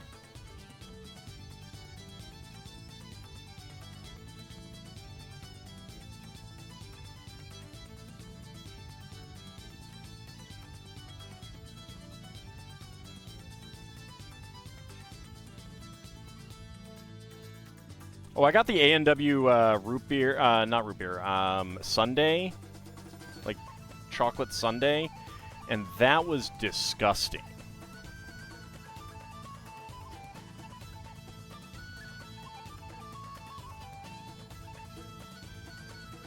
Like, I've had lots of sodas that I just don't care for, that are just like, eh, it's not a flavor I care for. Doesn't do anything for me, don't like it, you know. Like Pepsi. I don't care for Pepsi. Not too many that I've actually found disgusting. And that was one.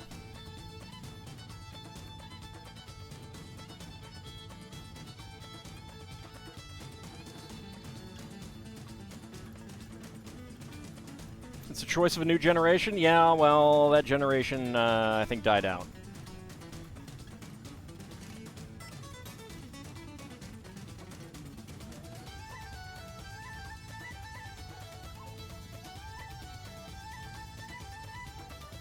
Well, that's actually something that they discovered, is that most people, like with the consistent taste tests, they found that people generally liked the initial flavor of Pepsi more, but in terms of enjoying a whole can, they enjoy, or bottle or whatever, they enjoyed Coke more.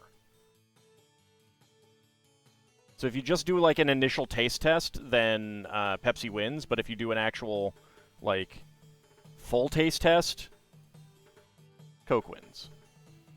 But it was because of that initial taste test that Pepsi won that brought about New Coke.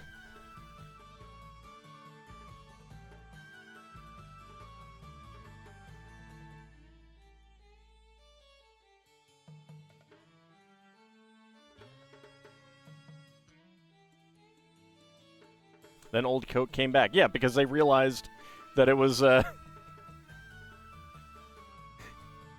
they were operating from faulty data.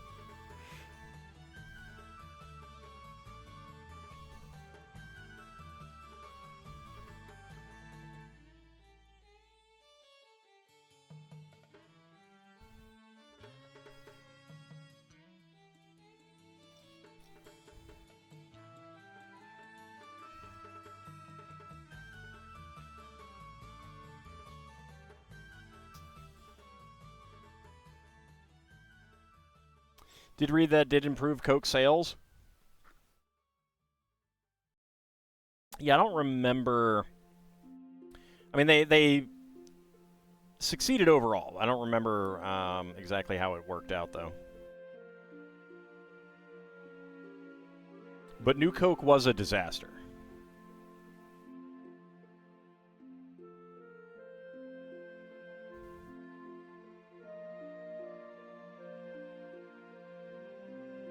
But part of it is also, like, if they just brought out a new flavor, like they do these days, and they just have new flavors every so often, it would have been fine. It was the fact that they got rid of the old Coke to do New Coke. That's what really, really messed it up.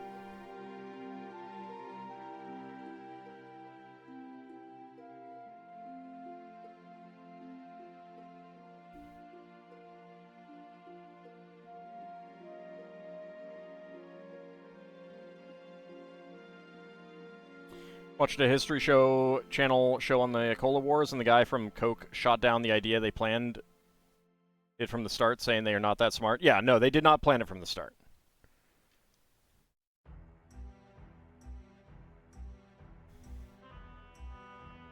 And, like, that's too risky as well. Because you don't know how people are actually going to react. Like, no company would take that kind of risk.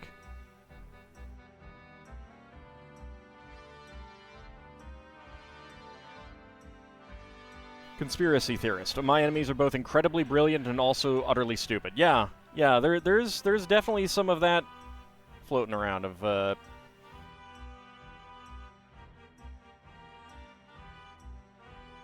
that I could talk about right now.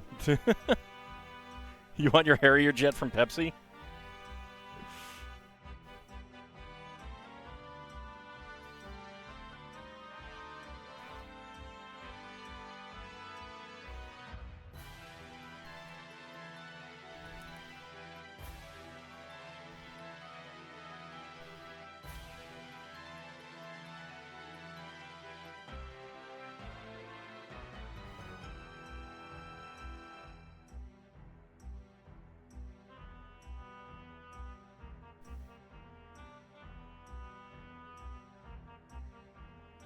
You're looking forward to ordering the Enterprise set next month? Next month? Next week?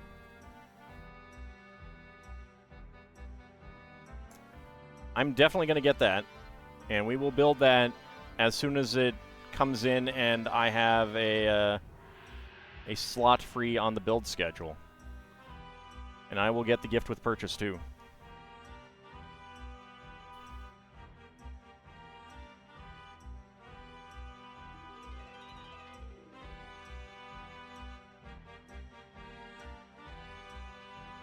Okay, and we have our bunk bed there.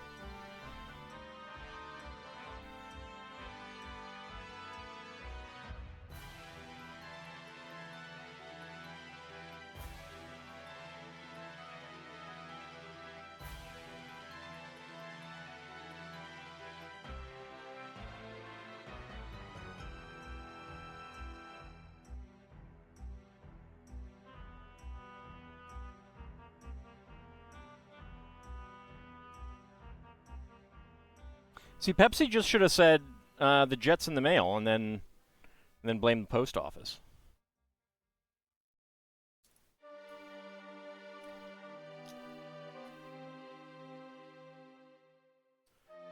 All right, where is the other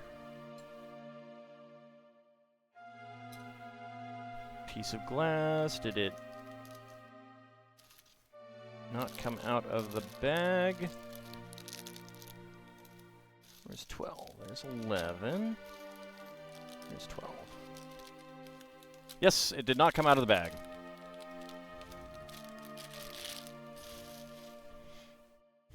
Stupid transparent pieces staying in the bag.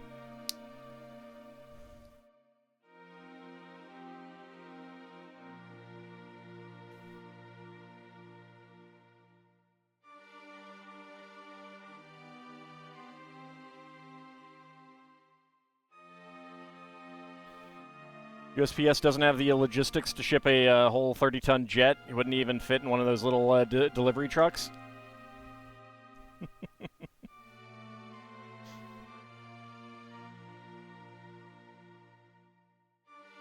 Yes, that's the joke.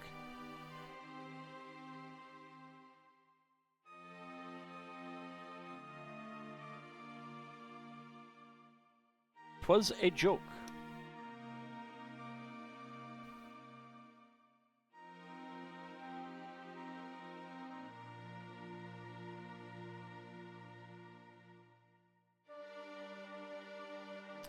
All right, another wooden board right up there. Get our doorknob.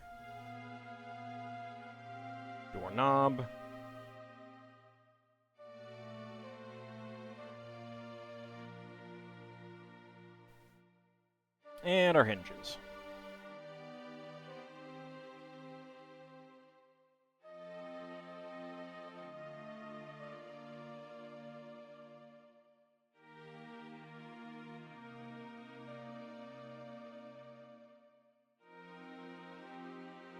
No. What I was talking about as a joke was the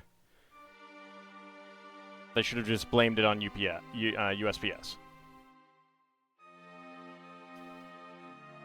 I think even the person who was trying to get them to give the jet knew that it was intended as a joke. The question is, did they do the proper legal disclaimers to make it clear that it was a joke?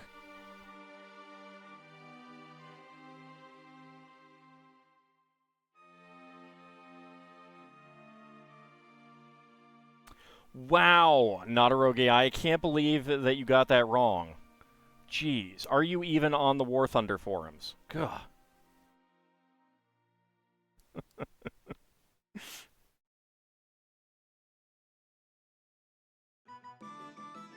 It's like you're not even leaking highly classified material on War Thunder or something. Shaking my head.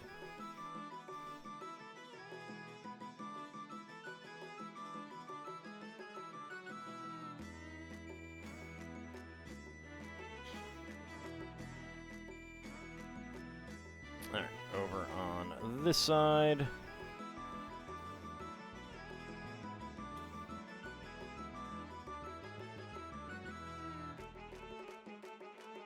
Well, yeah, I mean, that's why you have the trial.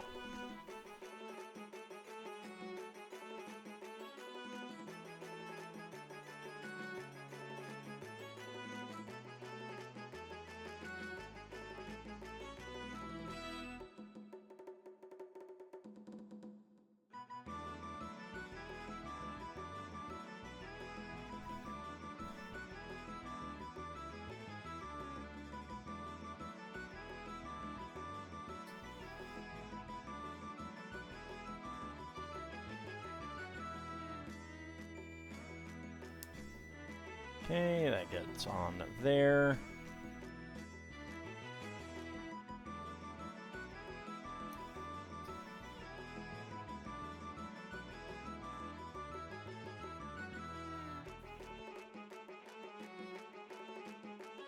Costs a lot, and it's not just the purchase price. There's also maintenance and fuel.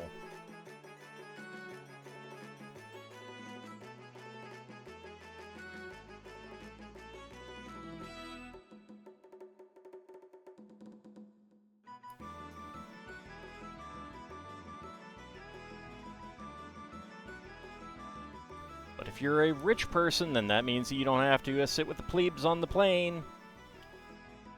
Public passenger plane.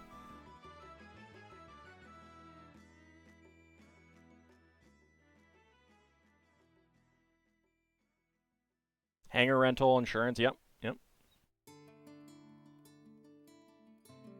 You probably cannot own a decommissioned fighter jet now. Well, you might be able to as part of an organization dedicated to, like, for air shows and stuff like that, but as an individual, you probably can't.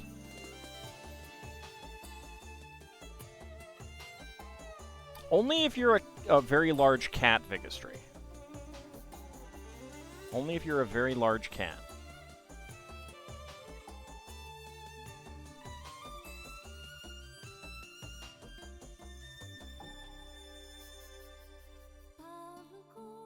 Yeah, maintenance as well. If you think car maintenance is expensive.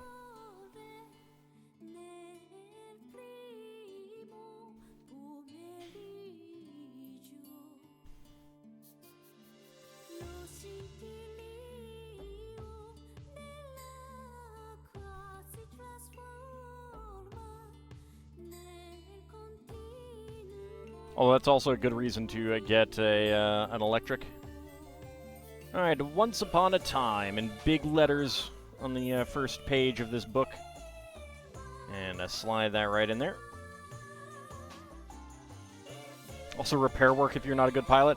I mean, if you're not a good pilot in that way, it might be a little bit more than just repair work. Might also be funeral costs.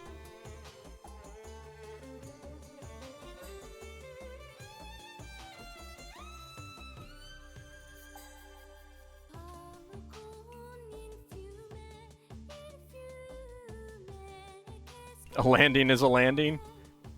Ah, but if you can't walk away from it...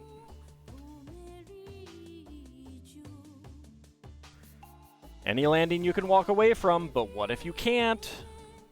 Alright, spare parts. 1x1 dark blue plate, 1x1 dark blue tile soap, brown 1x1 cylinder plate with hollow stud, and a black 1x1 cylinder plate with bar.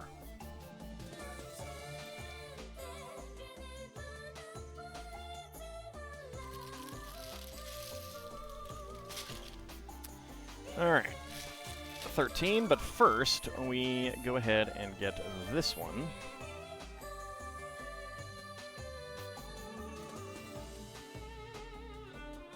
Let's take the book out because it keeps popping out.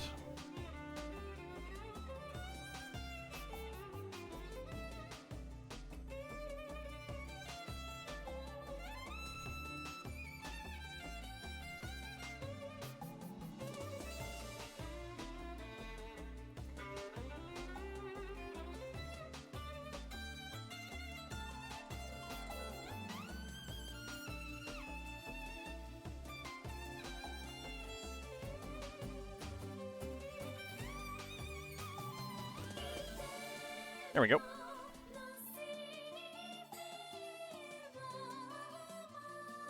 Okay, get that book back in that slot.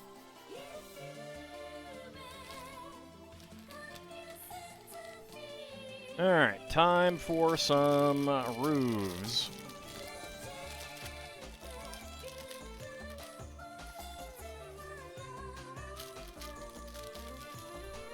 $9 to 20 million. That's pretty divergent.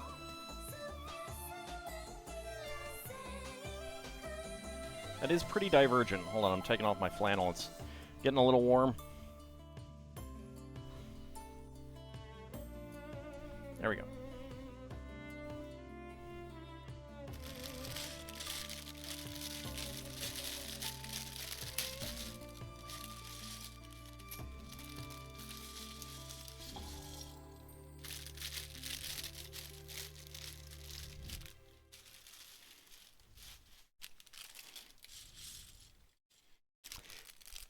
Yes, Bahamut, but what's the point of not taking things out of context, you know? If you're not taking things out of context, are you even living? Are you even living?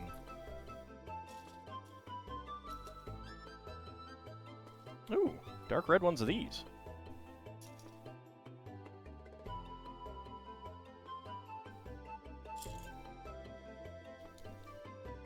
There's a reason the Navy called scarier landings a controlled crash.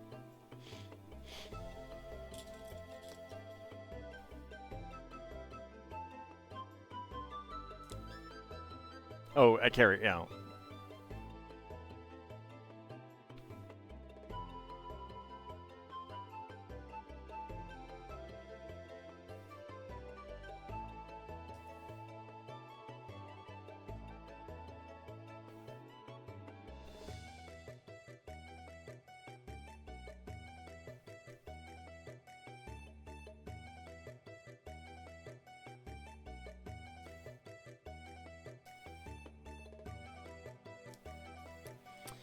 Alright, and a 1x2 tile. Lots of dark blue in this. Very nice. I like it. Okay, we are looking for... Ah, they're over in this area. There we go, 1x2s with balls and sockets.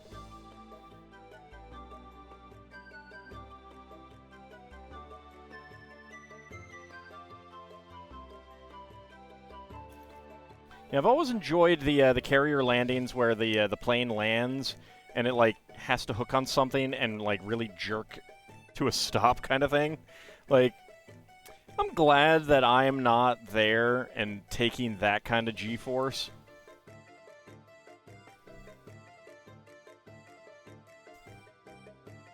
Seems like it might be a little injurious.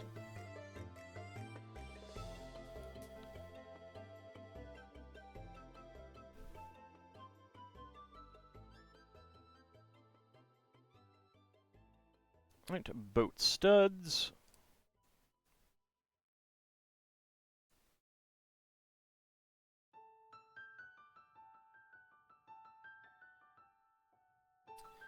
Okay.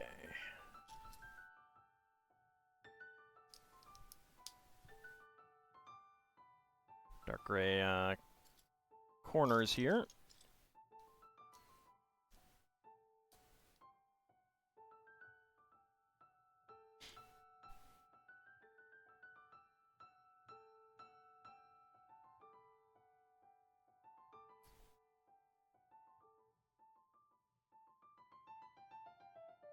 Talking to planes, you vaguely remember hearing that someone was trying to resurrect Pan Am? Oh, not surprised. Also have to slam into the decks of the carrier pretty hard to actually catch the arrest wire, yeah.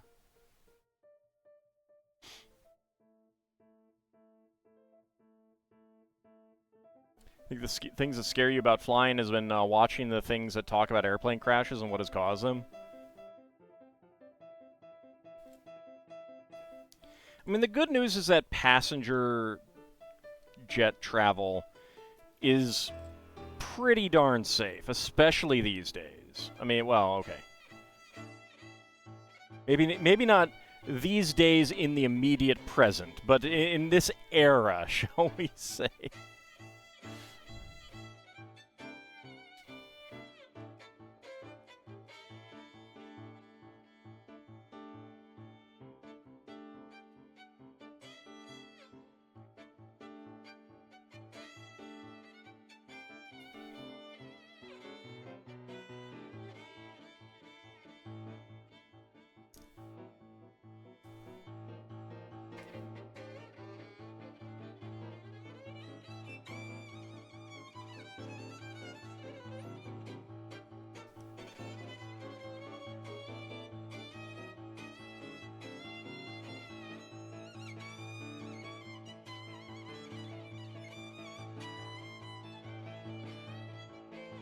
Ah, there is the other angle there.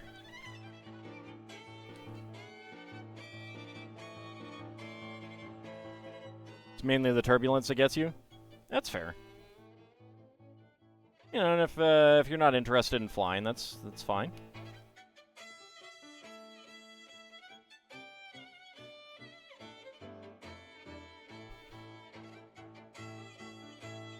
For me, it's not so much flying that I hate, it's dealing with TSA and airports. If I could just go and get on my plane, I'd enjoy it a lot more. There are also trains and automobiles. Yes, automobiles are by far the most dangerous, though.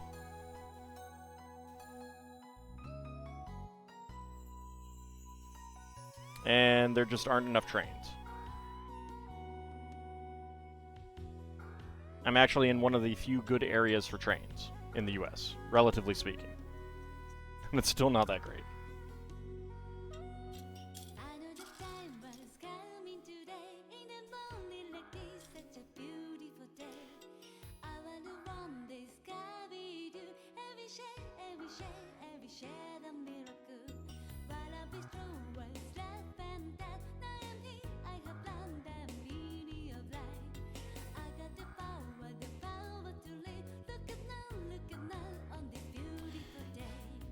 Oh,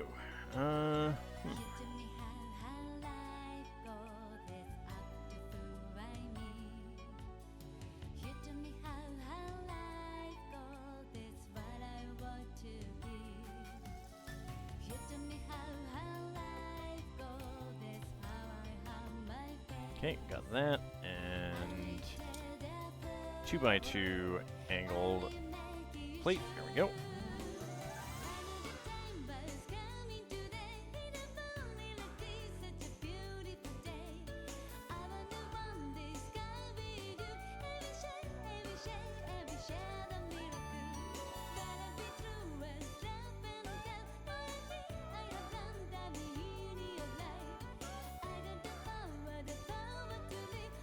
What music is this? It is all Suikoden music. All Suikoden music all the time. Oops. This is Beautiful Morning from Genso Suike Gaiden Volume 1. Swordsman of Harmonia. Like, there's a lot of, you know, like, arranged albums in this playlist. Got ham in the fridge, time for a ham sandwich. Oh yeah. Good choice. I approve. I had ham sandwiches today. Quite a few of them, actually. First I had regular ham sandwiches, and then later on I had grilled cheese ham sandwiches.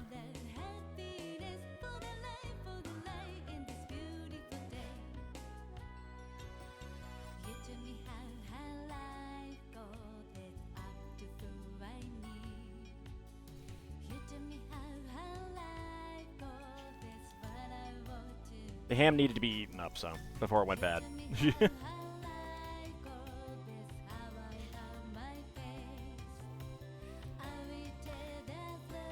You had the funds and the means to do it, you would totally want to make train travel more accessible throughout Alaska. Certainly from Anchorage to Juneau, that would probably be pretty reasonable.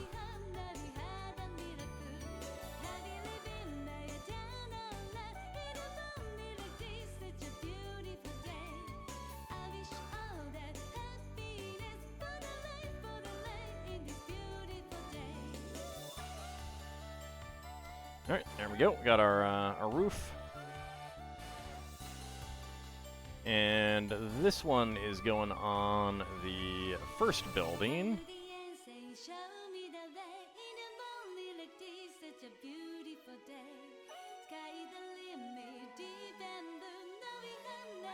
There we go.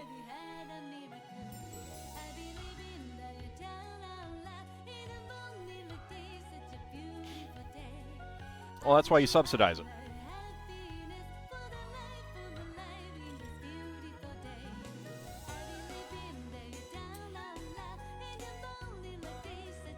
Public transportation should be public.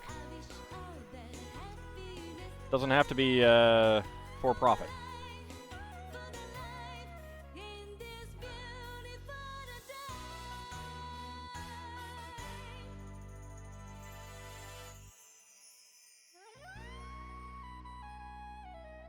Yeah, I don't know exactly where Homer is, so I don't know how that would whether how feasible that is. But yeah, Homer is a pretty large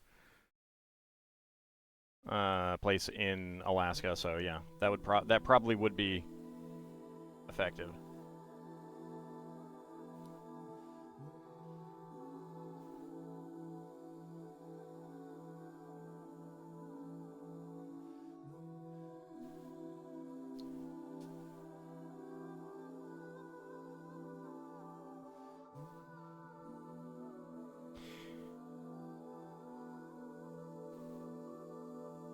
South of Anchorage, about 6 hours.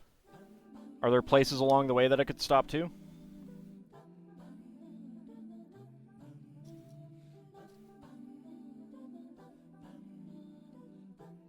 Okay, 1x2s with ball joints and sockets here. People that built this treehouse were rich AF. Yeah. Yeah.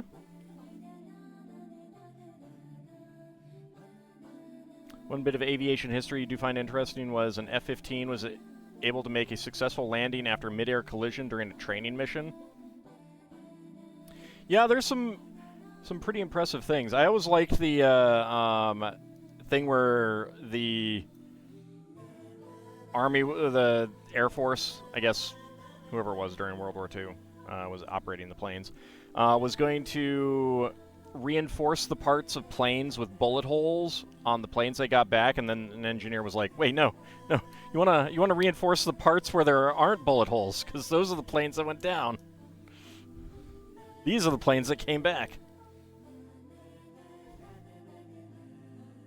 Well, apparently it doesn't have full plumbing.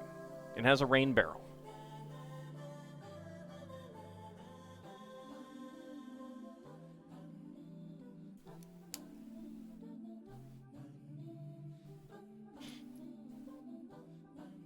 Study in survivor bias. Yep. Indeed.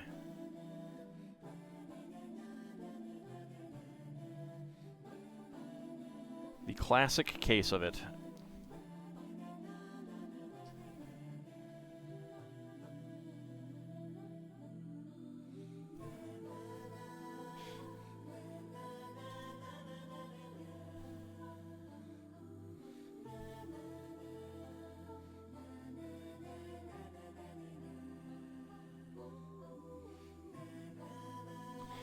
Live in a town that would probably benefit from having a train stop from Anchorage to Homer?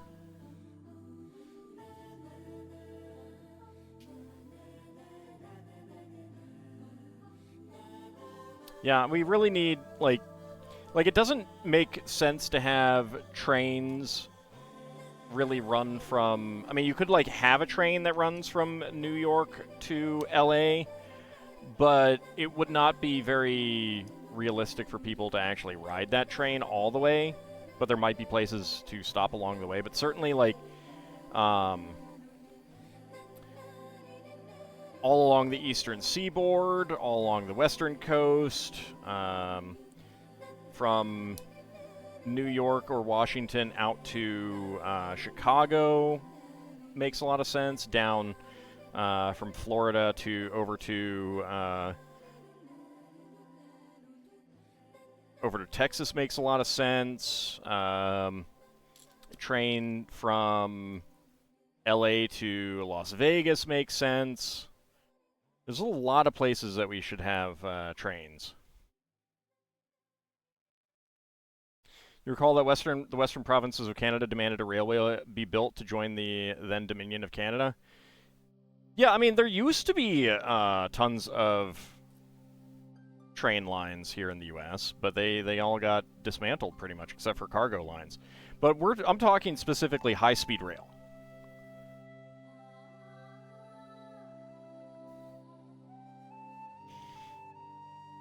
Like, what we need specifically is high-speed rail along most of these routes. Shinkansen-type trains.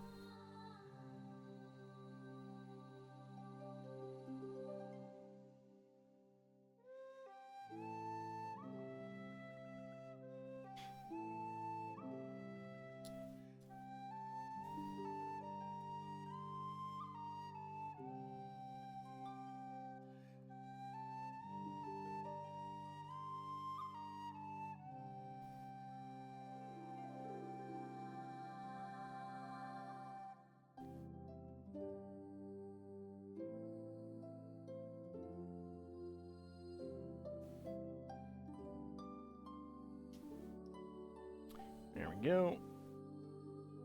Next up.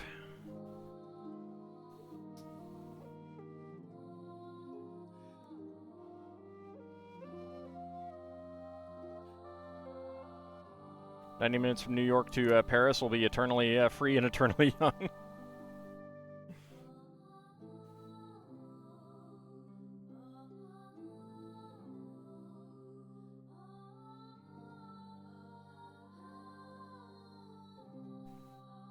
Yeah, the loss of streetcars was also a serious issue, and we should look into bringing them back.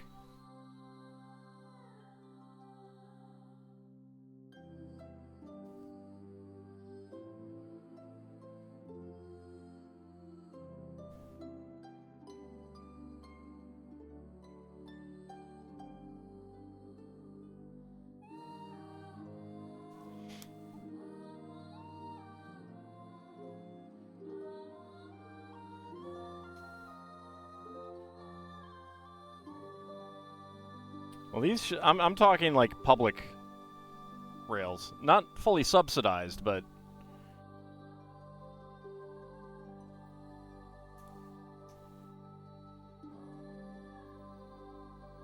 because it doesn't work too well if there's like lots of different rails working kind of thing for high-speed rail. You really just want the one company, and if it's a nationalized company that is not profit-seeking, then you don't worry about cost increases just to get cost increases kind of thing.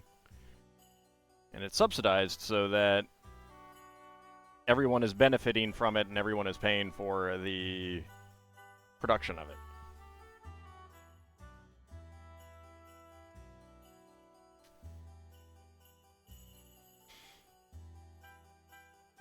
Alright, there we go. This one is going on over here.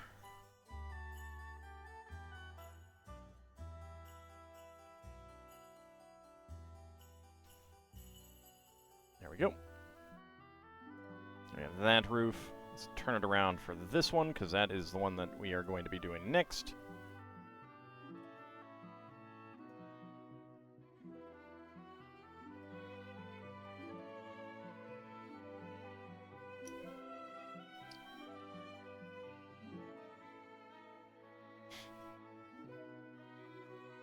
Yeah, I don't know that it's feasible to do trains throughout Alaska, but certainly between major destinations it might be.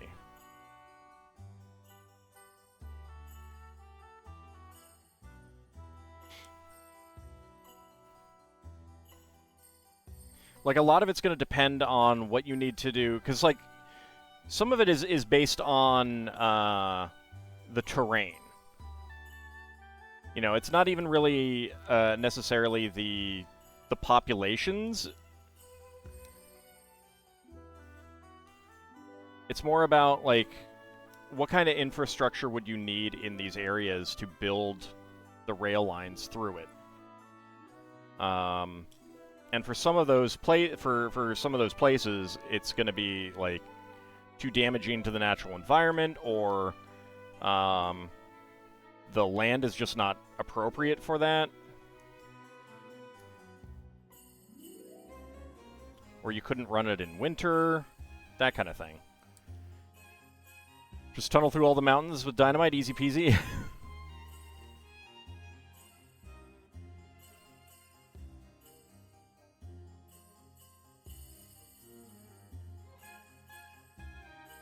Oh.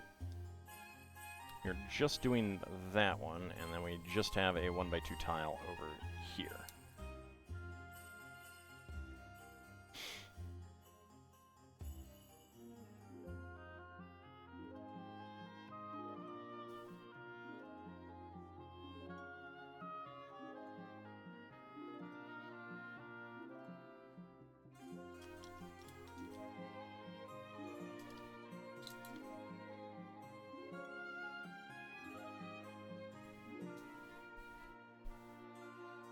Yeah, it probably would, but it does still need to be feasible. I'm by no means an expert on the feasibility of those things, but sure, like studying them to see if it's feasible, yeah, absolutely go for it. You know, that should be done. Let's do it. Let's do it now. Let's get the feasibility studies for everywhere. And most importantly, figure out which rich neighborhoods can be bulldozed to make way for the high-speed rail.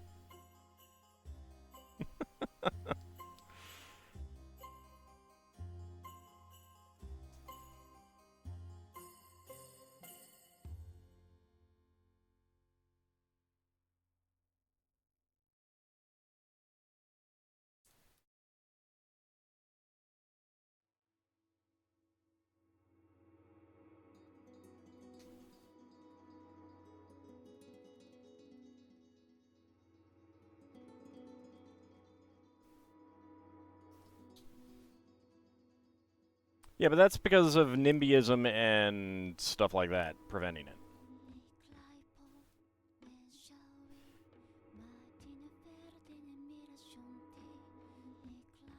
Like, honestly, I kind of feel like we should just be, like, running on a platform of, hey, look, China is doing this by an incredible margin. We can too. Aren't we, you know, can't we do even better than them? Let's do it.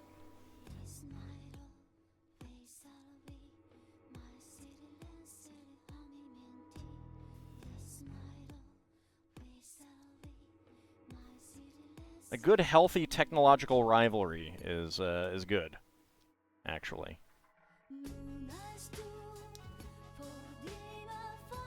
We got so much out of our rivalry with... I did that wrong, yep. We got so much out of our rivalry with USSR on spaceflight and everything. Let's do this on national rail and clean energy and stuff like that. Come on, let's go. Let's go.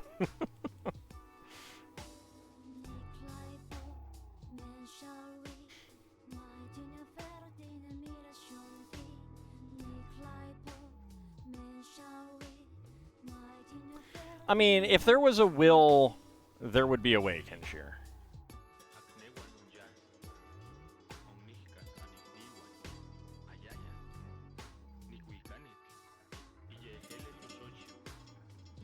And I got the will.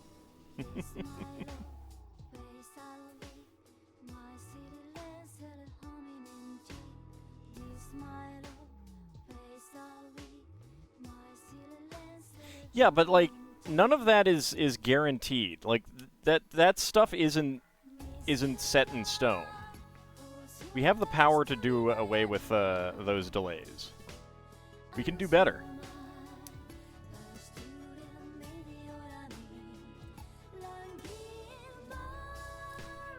Just need to have the will to do better.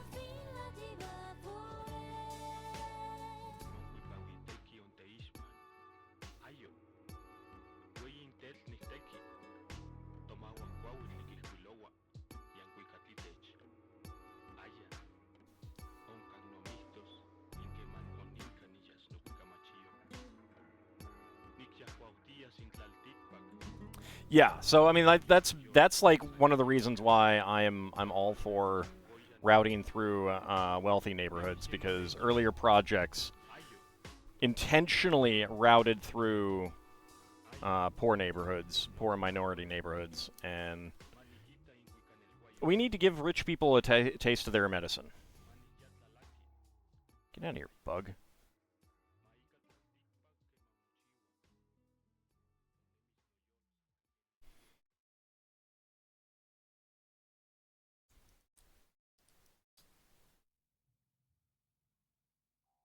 It really wouldn't have to, though. Like, the U.S. is incredibly slow to build infrastructure, but that's not... Like, that's the U.S. That's not the entire world. The entire world is not slow to build infrastructure. That's the problem. That's one of the problems that we have right now. We need to be better about it.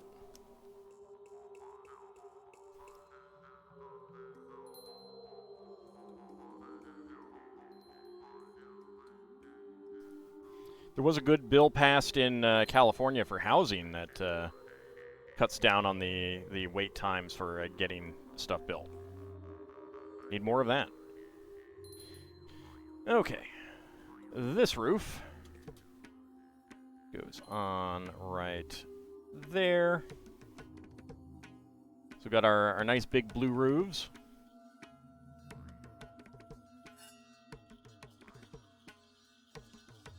Alright, bag number 14.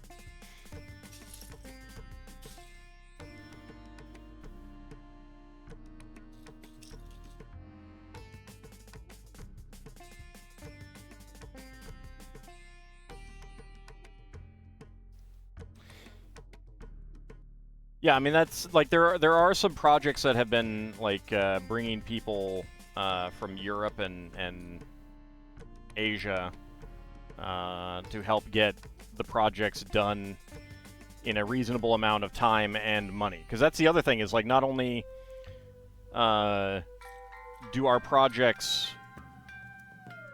take a long time to build, I mean, like they're also really expensive. Even in comparison to comparable projects elsewhere.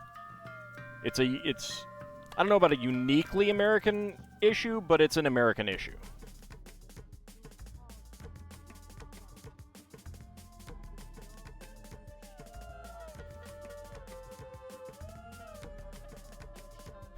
Part of it is the overly litigious nature of everything, where everything is like needs to go through the courts.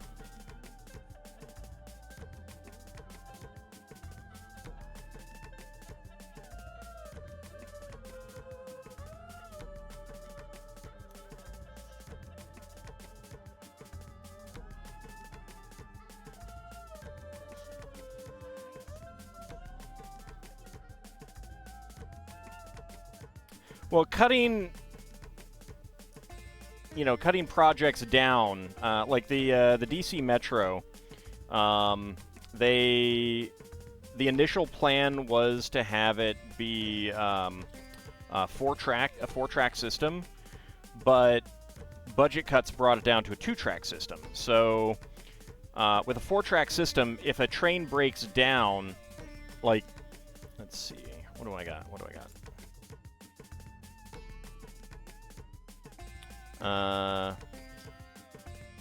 So four-track system, you basically have this. Here's the platform, and here you have trains going one way, trains going another way. Obviously, these tracks can only unload passengers. But let's say one of the, like a train breaks down right here. Then, like, in the tunnel. So now they've gone out of the station. And now this train breaks down right here. Trains going this way can just like go around it like that. They have to go a little bit slower, but they can keep going. Whereas in a two-track system, so here's the station, and here you go. So now this train breaks down. Now every train coming this way, it has to go around this way, and then this train has to stop. Creates huge delays. If it had been a four-track system from the get-go, you wouldn't have had those problems. And that's, unfortunately, like, it's not that easy to just go back and add 2 more tracks to the whole system.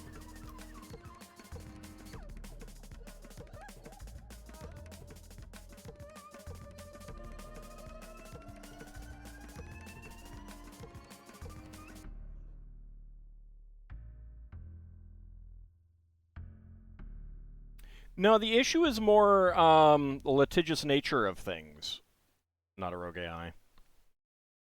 It has to go through so many different approval processes, and so many different people and groups and things like that can sue, and it needs to get processed through the courts, that it really bogs the system down tremendously.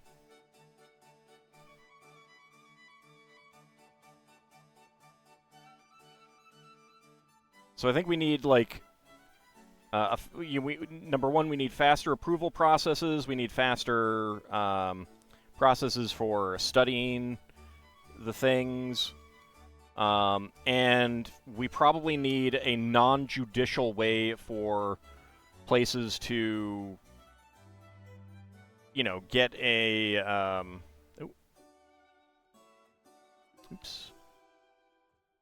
get a hearing, so it doesn't have to bog down in the court system for so long.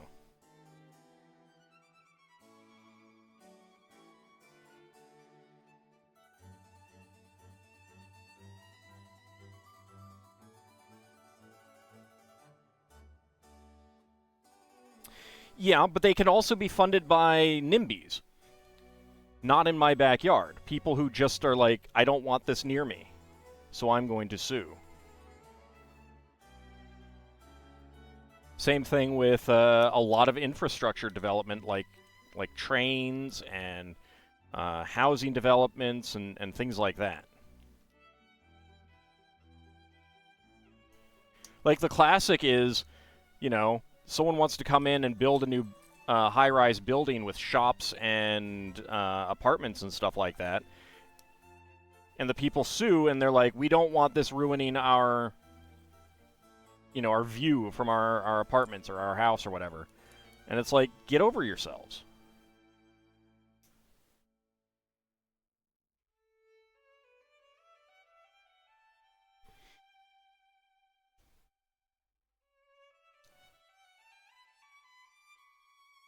If view is so important, don't live in that area, for crying out loud.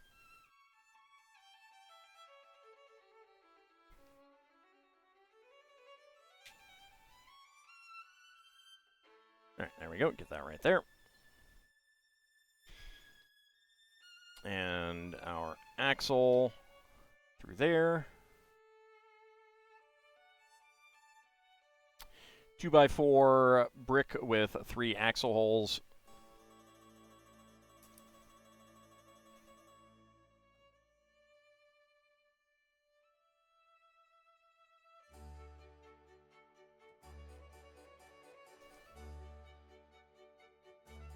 Like, there should also be more central planning.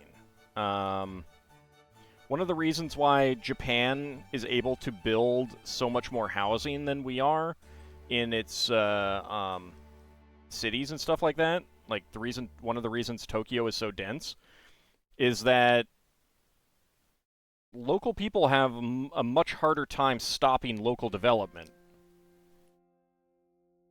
And we need more of that.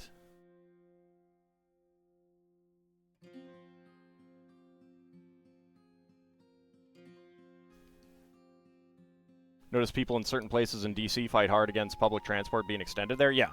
And it's terrible and stupid.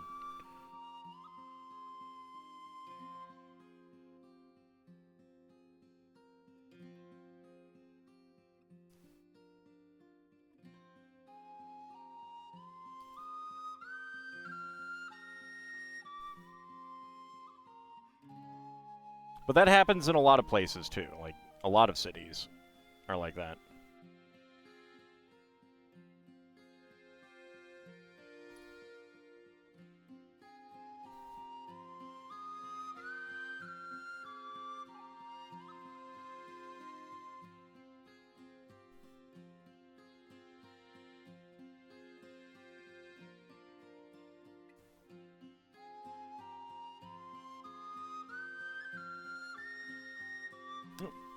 Nope, just this one right here.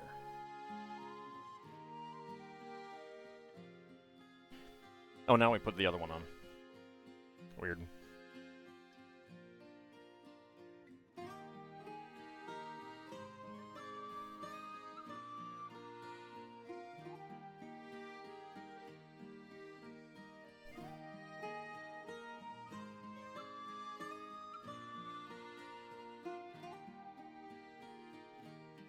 Okay, and right in there.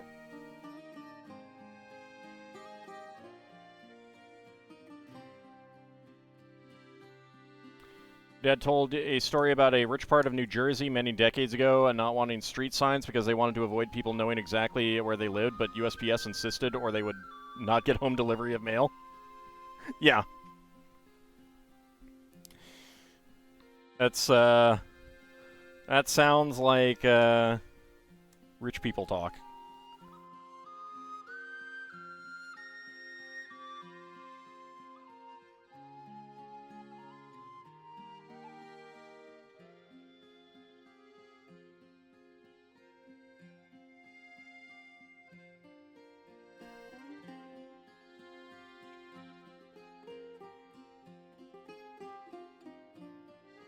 Yeah, should have so much public transportation that driving can just be a luxury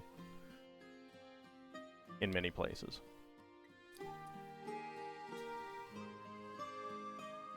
Have so much public transportation that you can basically get everywhere just as fast with public transportation.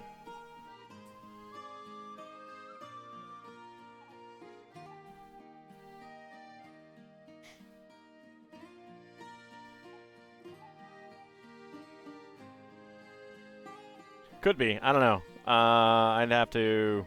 I'd be curious about the story, though.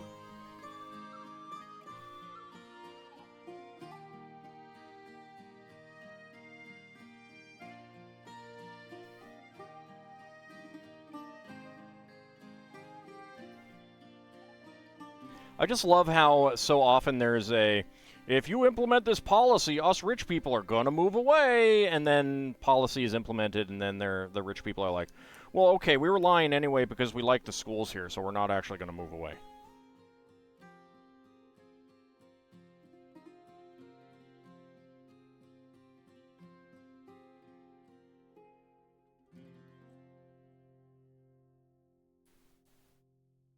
Happened in Massachusetts with their wealth tax. No one moved away. New York. We're going to move away if this guy becomes mayor. Didn't happen. Locally down here, people in Potomac, the rich area, were like, various times, we're going to move away if you do this. No one moves away.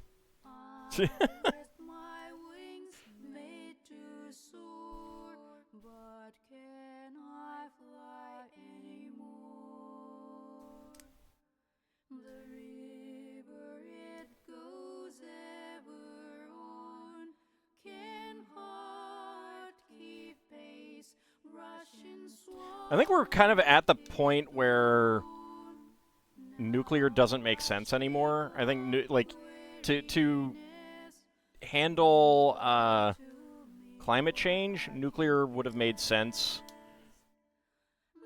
you know, 30, 40 years ago if we'd been doing a big push for environmental reasons. But at this point, solar and wind is so friggin' cheap, it doesn't make any sense anymore.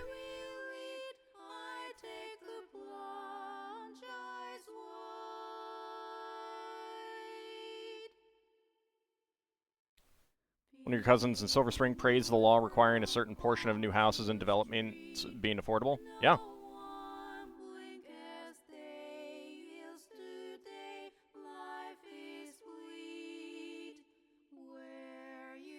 That's a good one.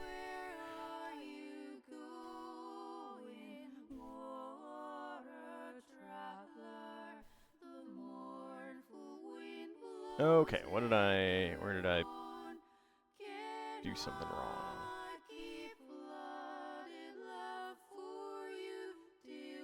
Oh, did I put 2 on here when it should have been? Yep. Shoot.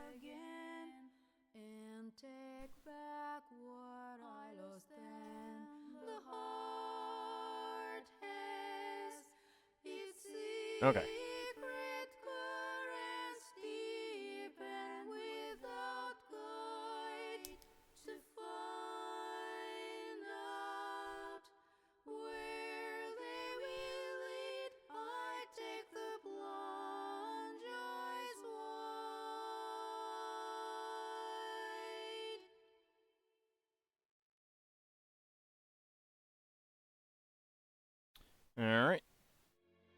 Let's fix that. These two need to come off. And we get the 4x4 on there.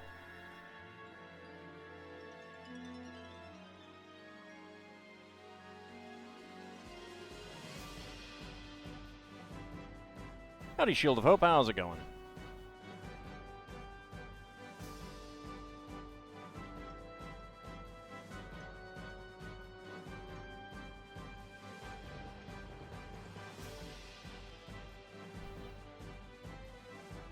Alright, so it should go on that way. There we go. Get that back in there. Alright, scroll back down to where we were.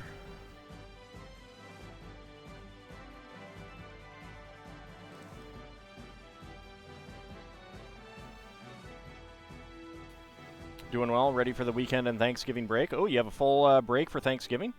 Nice.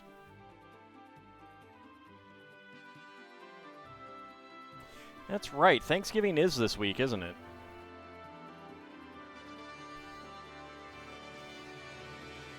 My sister can't make it down, so we're not going to do anything for Thanksgiving. Oh, only 2 days off. Fair enough. Fair enough. Still good.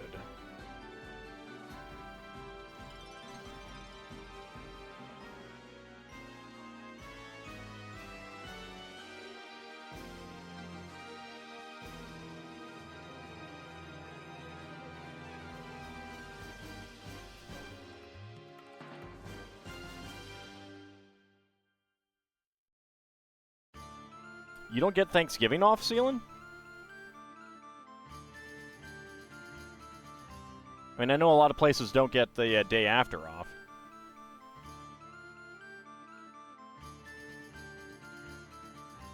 Alright. So this goes on. We have... Okay. Yep, line that up there, that there, and right on there.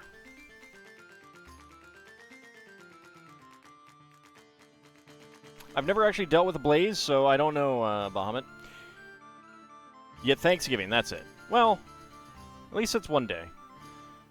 Alright, spare parts. Brown 1x1 plate, brown 1x1 tile slope, dark brown 1x1 plate, and medium nougat 1x1 cylinder plate. We really should get more holidays, honestly. More holidays. Alright, bag number 15.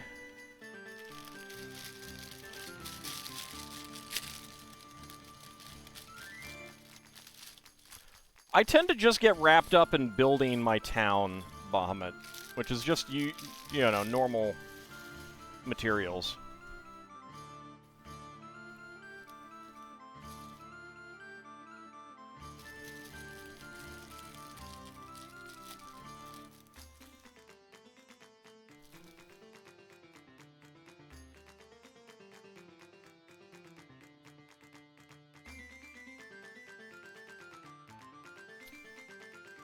Alright.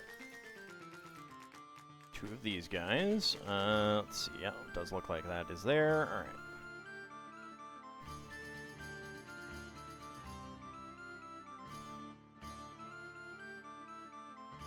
Nope.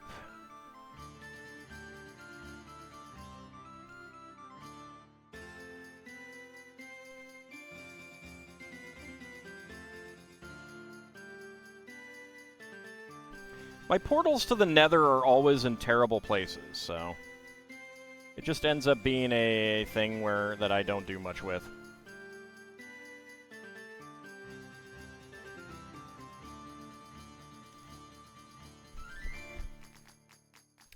Your wife gets short days and 2 days off next week. She works for a school. Oh, yeah. Yep.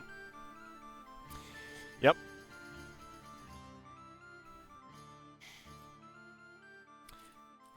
Yeah, my mother used to work for a school before she retired, and of course, I remember going to school. The great thing about school in this region, not only do you get all the normal federal holidays, Christmas off, that kind of thing, you also got the Jewish holidays off.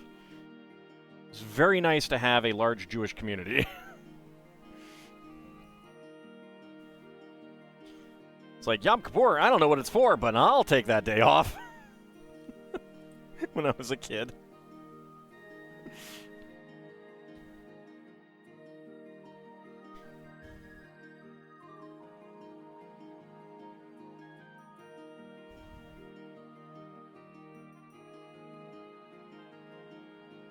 Rosh Hashanah? I don't know what that is, but I get the day off. Woohoo!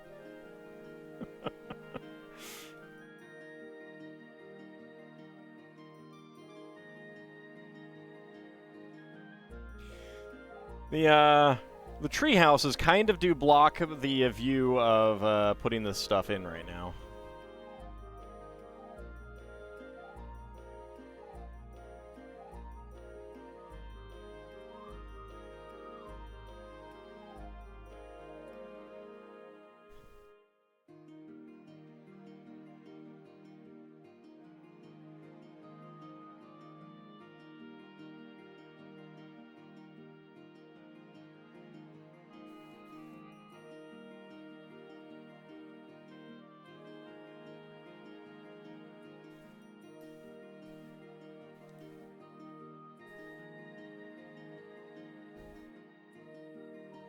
Lil Bunny, because there may have been some of that, but in general, it was a case of we respect them and that's enough. Who cares? Like, I mean, it's not like we had school lessons about why Easter and Christmas were important, or even well, I mean, there was kind of Thanksgiving ones, but.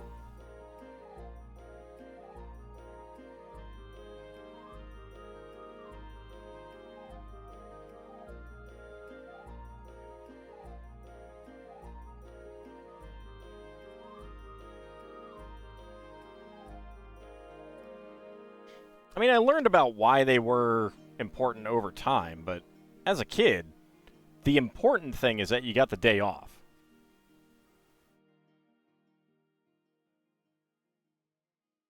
Like, that was always the important part. Get the day off and you don't even have to do anything? Sweet.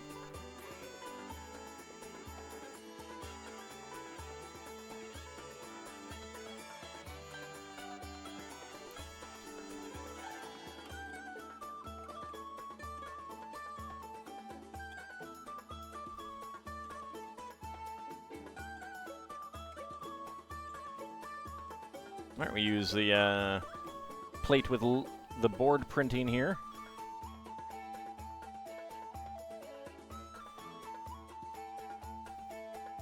You remember watching Squanto in class before Thanksgiving? Squanto, a warrior's tale!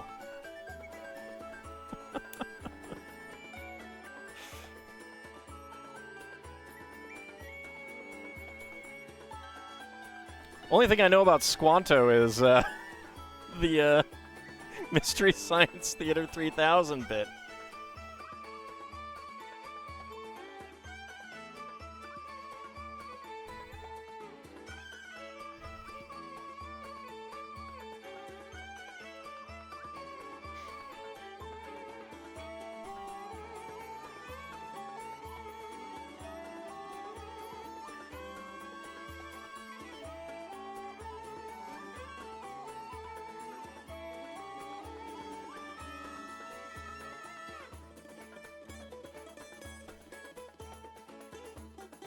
Another printed tile up there.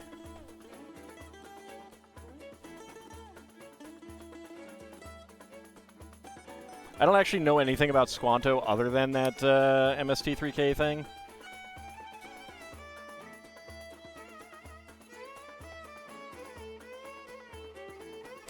I was very jealous. My sister got to go see Last of the Mohicans in theaters for her school. Like for one of her classes. I was jealous because I wanted to see that. And of course I wanted a day off of schooling, you know, as you do.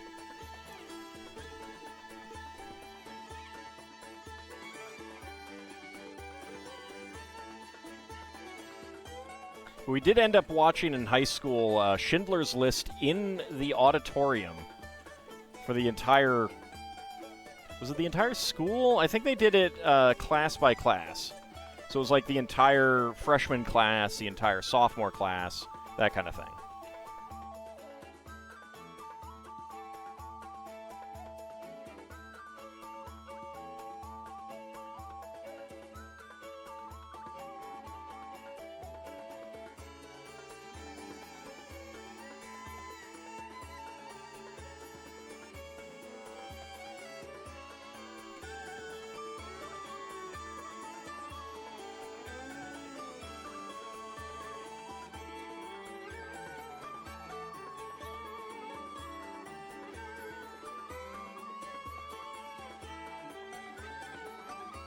Okay, and this goes up to here.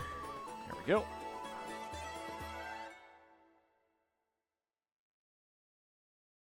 Well, there's a second printed wooden piece down here. And there's a third one that's going to go someplace else.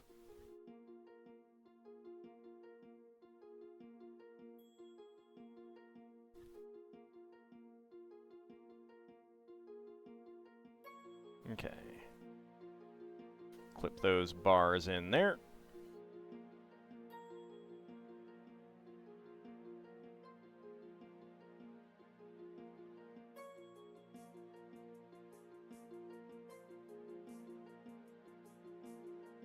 Okay, there we go. Get that on there.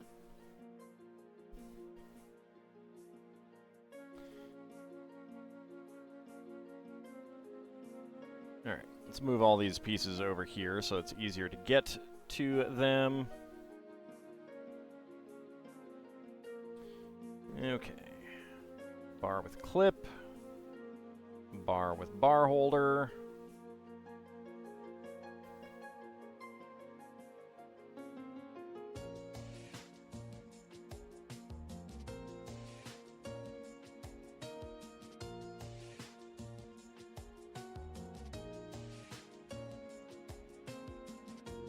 Ah, okay. So that goes in there.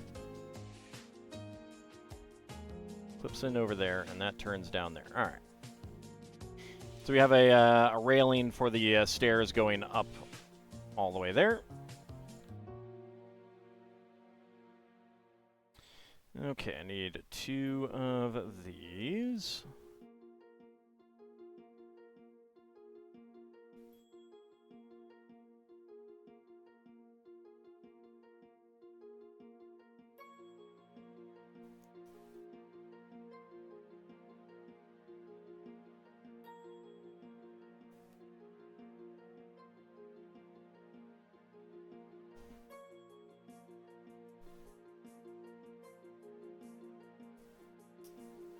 One by 4 tiles.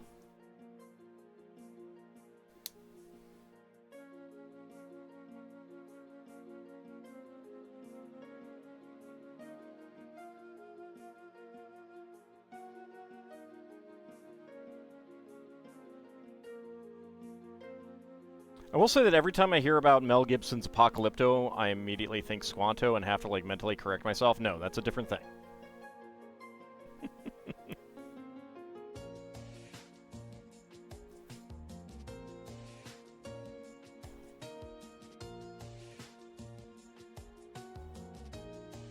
Go, get that there. Get that there. And now, actually, was there? Oh, yes, there was. Okay.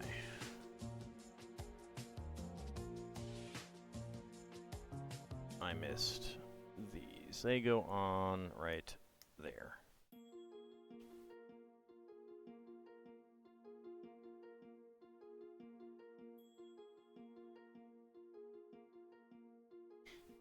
There we go. Once during elementary school, you'd managed to be allowed to go with your mom on a business trip while she worked for the village's grocery store. School's like, okay, just need to write about the trip. That's pretty handy.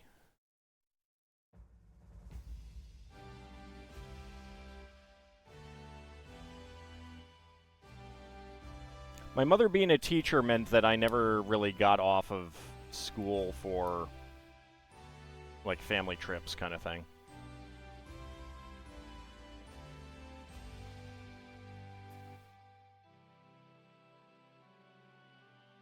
Oh, actually, we're not doing that.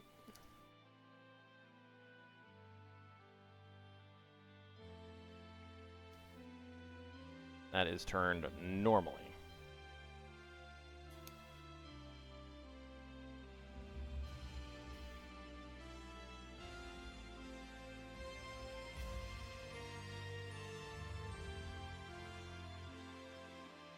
So pretty big gap there.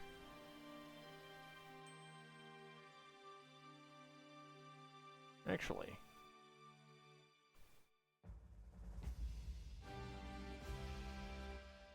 Seems like this should be lower. Alright. Oh, yeah. Okay. So that should be lower there.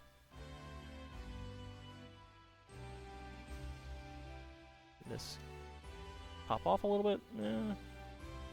Oops.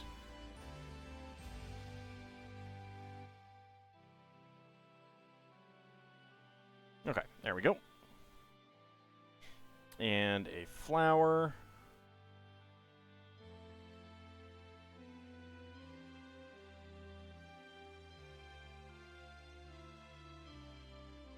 Now, we did do the classic Great American Road Trip most summers. Well, actually, this doesn't turn that way. That is supposed to stick out. All right. Like visiting national parks and everything like that. It's one of the reasons why I have visited basically every... It's one of the major reasons, I should say, why I've visited, like, every state in the country except for the Pacific Northwest, Hawaii, and Alaska. I'm missing just 5 states. All right. So, spare parts.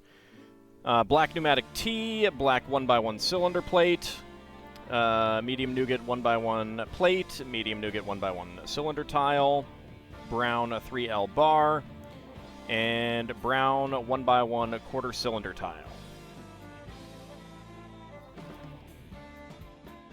Okay, those are our spare parts. Bag number 16. Oh, so not a rogue AI, you did it for the halibut?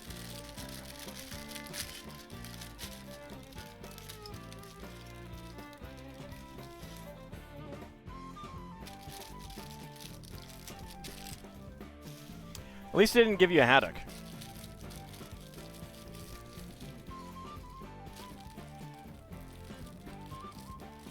Time to pull out some Lego Ewoks for this place. I do have some around here somewhere.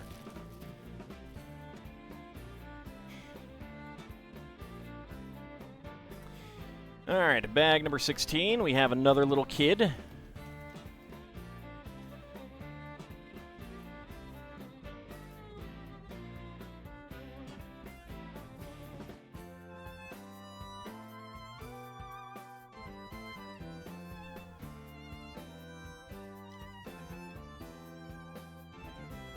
No, not assembled.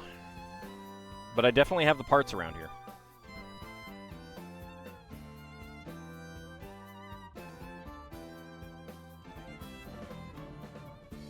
So a little kid with his jacket.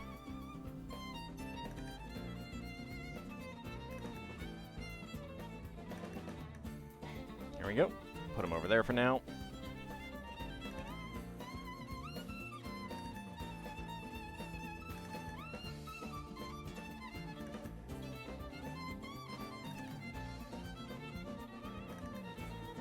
Alright, so we have a telescope to make.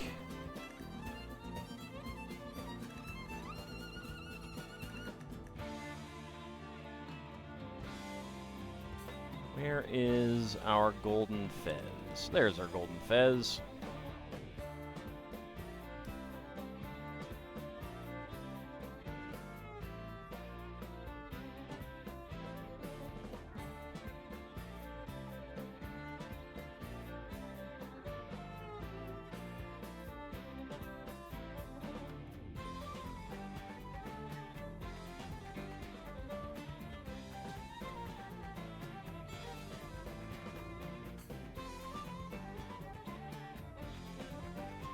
Okay, there's for looking through the end, and let's get a stand for it.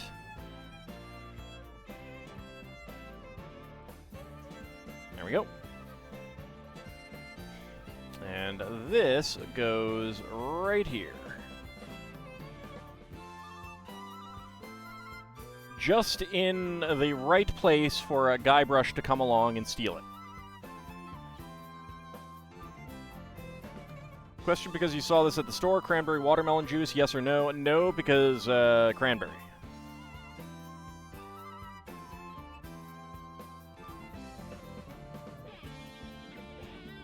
Okay, so we are building here.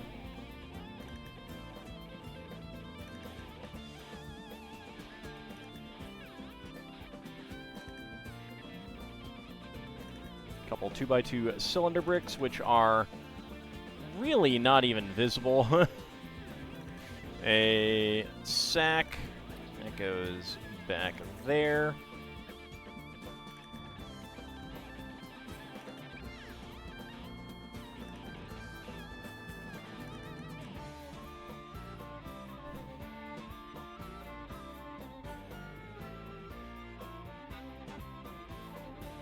What's the best way to get this visible? There really isn't. There really is not a good way to get this visible.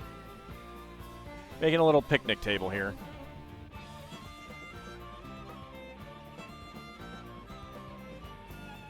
Yeah, that is completely hidden. Where... is there anywhere that I can rotate this? Not really. Not really. Alright, let's make 3 seats.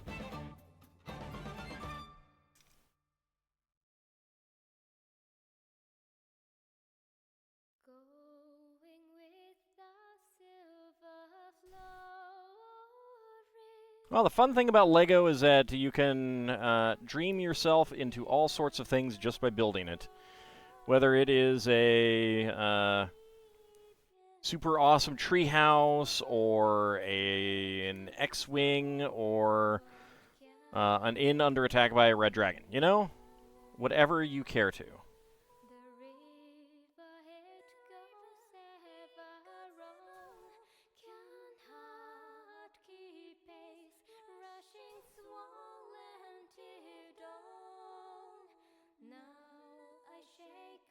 Okay, there we got our picnic seats. And these are going to go right there. Right there, and right there. Howdy, Chutney Bucket, how's it going? There we go.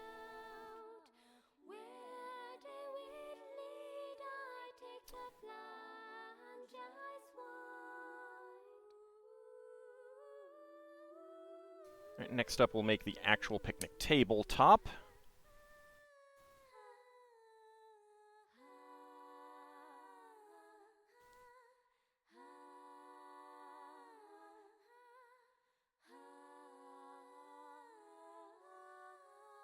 Didn't sleep well last night, so you're looking forward to sleep tonight? I'm sorry to hear that. Hopefully you do sleep well tonight. I have been waking up early pretty consistently, so that's a little annoying.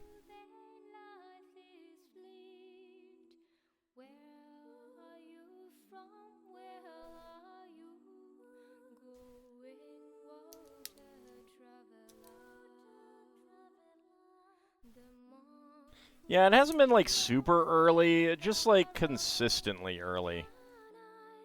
Just kind of annoying.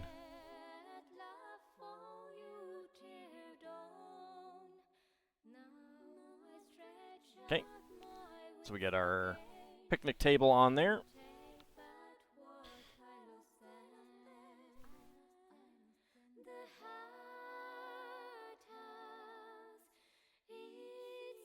And something for a candle using a white lipstick, which goes right through there.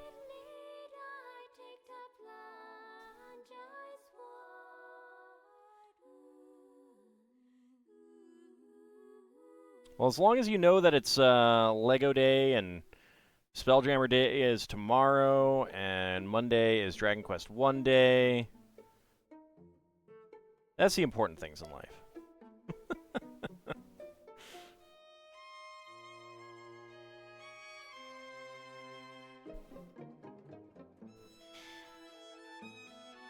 Alright, get a bowl there.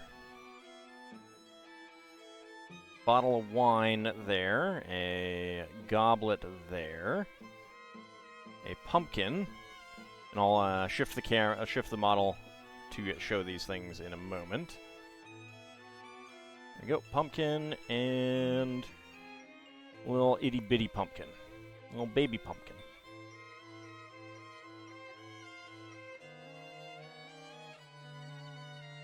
There we go. So we got our table, got our wine, and our goblet. I'm not sure if this is supposed to be another, like, unlit candle or what. And then we got our pumpkin and a baby pumpkin. A baby pumpkin. Long candle surrounded by wood, great combo. Actually, it's not too bad. It's really not too likely to set a fire because the wax is just melting.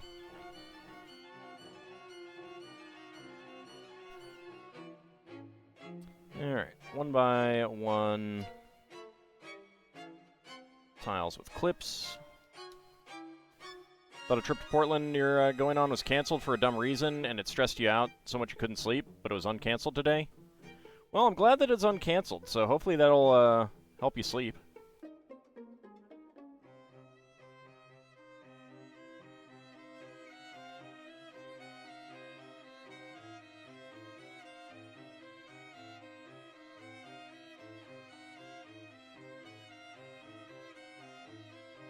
There we go. Okay, first of all, we get a flame right in there. And then we take our Harry Potter wands.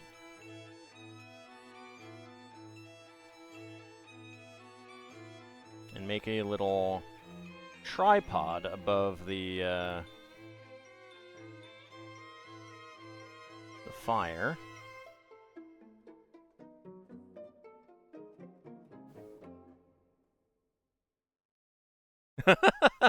A little bit of a paste error there, Luna. How's it going? Let me get you a shout out there. Thank you very much for the raid. What were you up to tonight? Trying to hijack the stream, shaking my head. I know, right? It's terrible. Alright, the other wand. Get that here for this little tripod thing.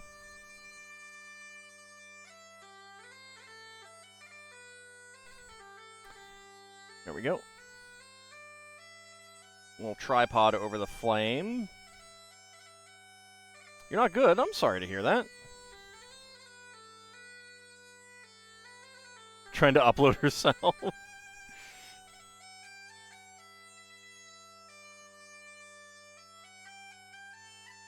I mean, you too can build Lego. It is possible. You're hiding in my Wi-Fi.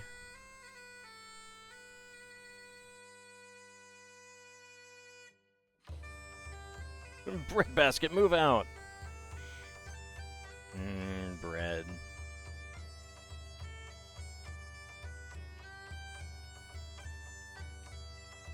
I mean, if you're bringing bread, then, you know, I mean, it's okay. I can get behind that. Alright, so a little pot over the fire.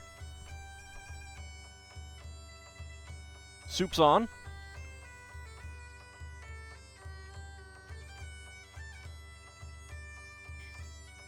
Upload to Ald's stream, scary thought. There's so much cool stuff that you could do in my stream, though. You have bread but no ham? Oh. How do you even live? not a rogue AI. How do you even live?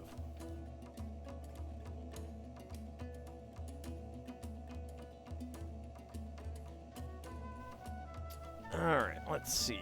That one is going to be there, so that is right there. Little mushrooms. Second mushroom, and third mushroom. There we go. Some little mushrooms.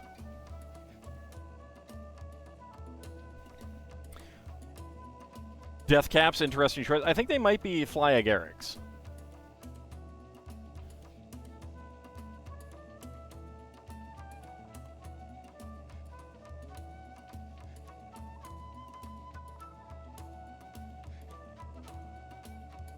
Okay.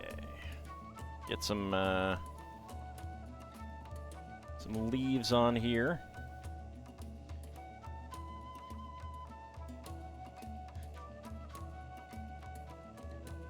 They have a unicycling, bagpiping Darth Vader in a tutu.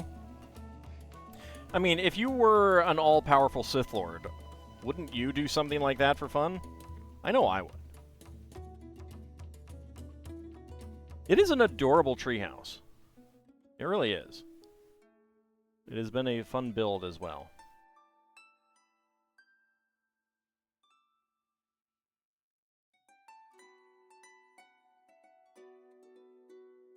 Nice big flower there as well. Really sinks down deep on the stem. And that is going to go right there. I think it might be a lily or something, I'm not sure. It's a Smurf summoning circle. Are you sure you want to summon Smurfs?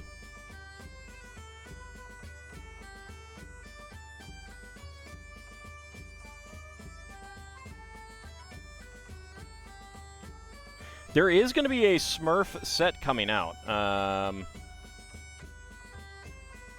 believe. Alright, so we have some various plants that we get put in there.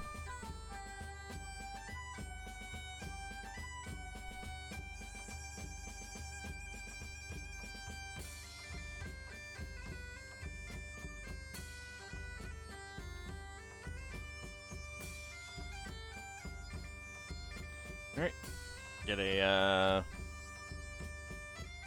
cable hook in the crate.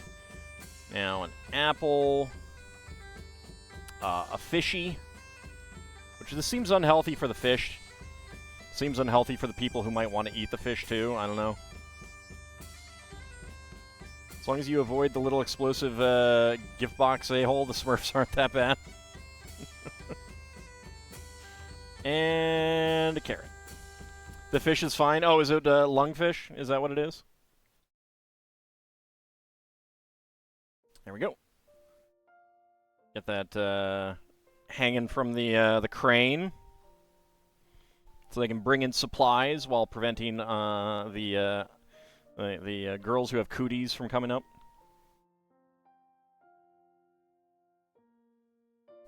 Oh, it's a dried fish? Okay. Alright, so spare parts. We got sprues and a sprue with a spare wand. We have a 1x1 cylinder plates in clear, orange, red, and beige. 1x1 cylinder plate with hollow stud in white.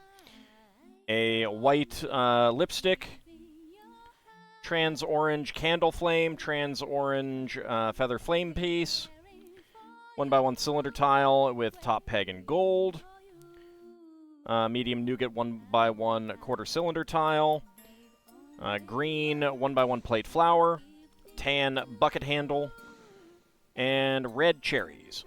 Lots of spare parts there. There we go.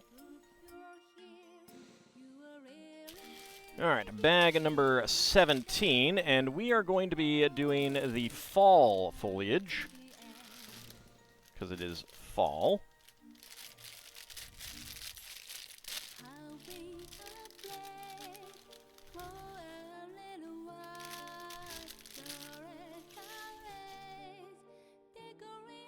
It also comes with, bright green and dark green leaves. There's the apple.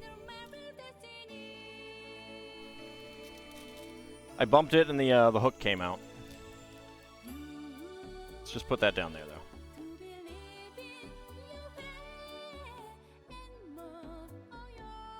There we go. All right.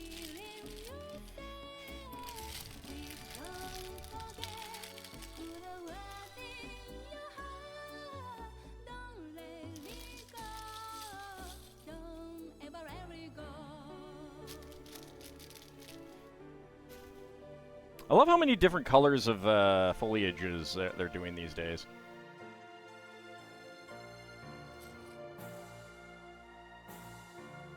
Alright.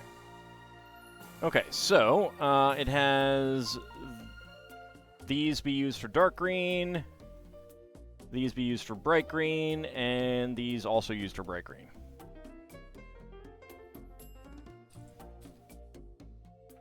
Oh god, I don't know which one to use here. So confused. So we've got dark orange and a bright orange, which is actually appropriate. Dark green and bright green.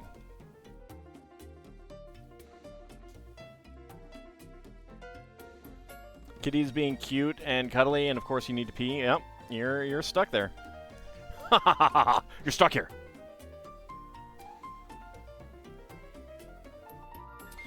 Okay, that is... Yep. Okay. Leaf number 1.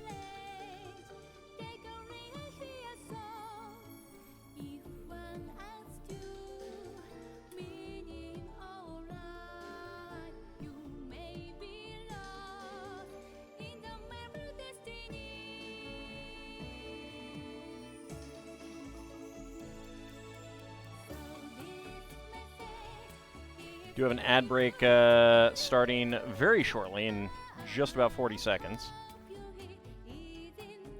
Woe is you, your suffering will be as spoken of in hushed whispers for all eternity. Don't worry, lots of people have been there. Lots and lots of people have been there. Alright. Turn this one to get this popped in here.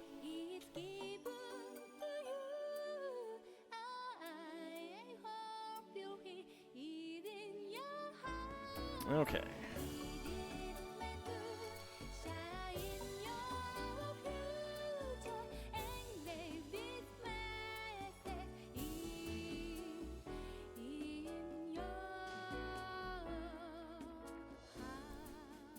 I mean, he could just ruin his own upholstery, you know?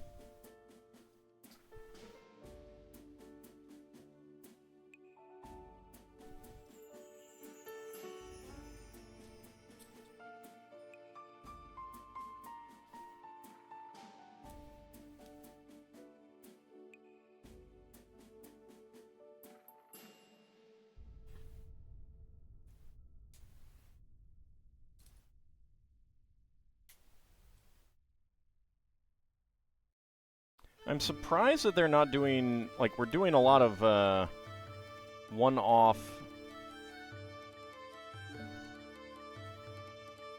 branches here, it feels like. Okay, ad break is running.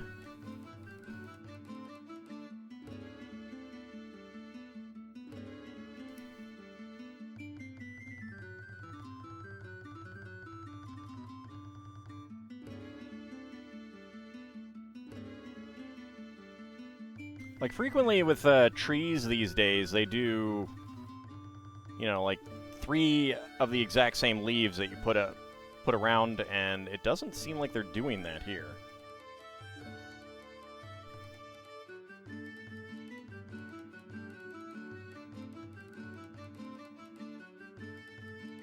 So I'm kind of surprised.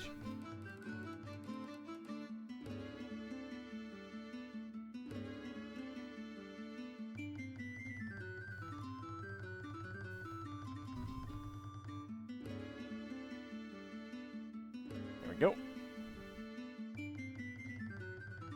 You're only just realizing that now, Kinshir? I've known that for a very long time.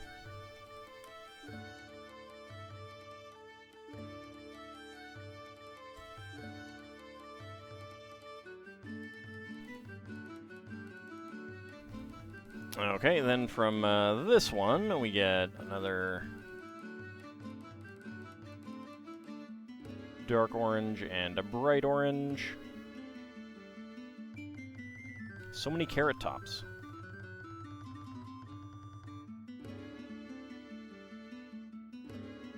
So many carrot tops.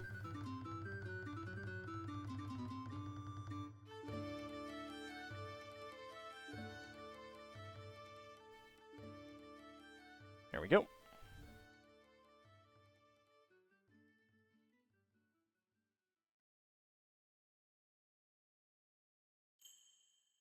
You prefer Yahoo Serious? Well, I mean, Yahoo Serious is better.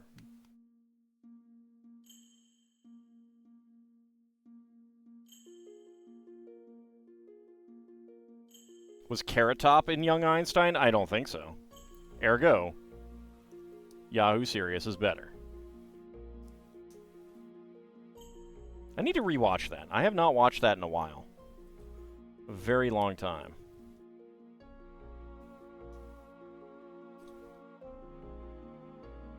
My sister won that from a local radio station. One of those, like, be the 10th caller and you get this thing. Probably had to answer some sort of question or something. I don't remember. But I think I watched it more than she did.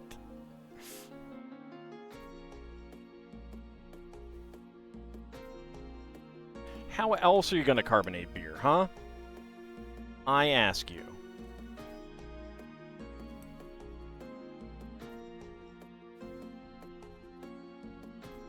I love him using a chisel to split an atom. I think that's my favorite part.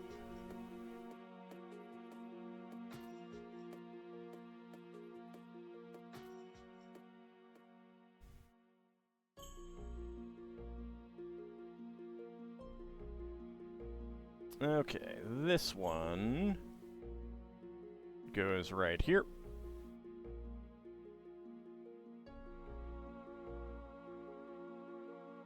There we go. Alright, big branch number 1 in.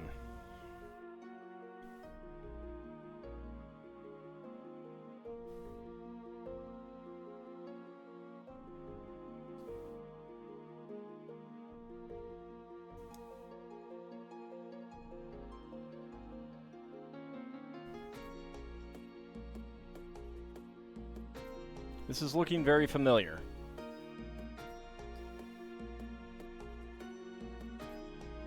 Okay, I guess the side stuff is different. But still.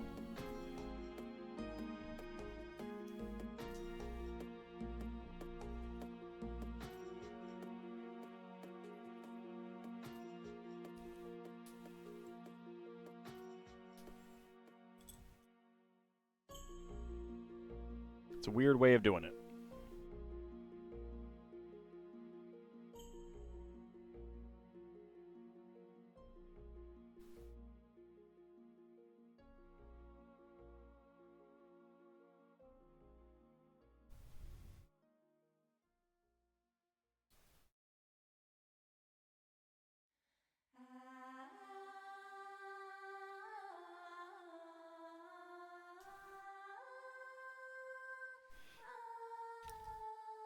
Alright, I'm going to have to pop open another bag soon. Another bag of foliage.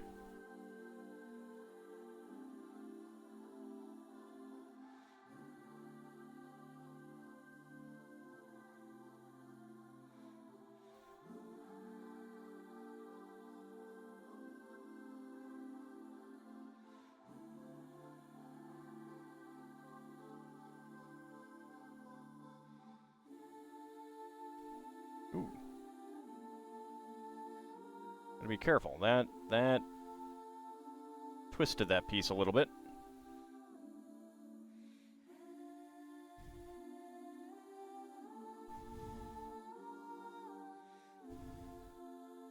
It's one of the reasons why I don't like connecting foliage together like this. It feels very prone to damage.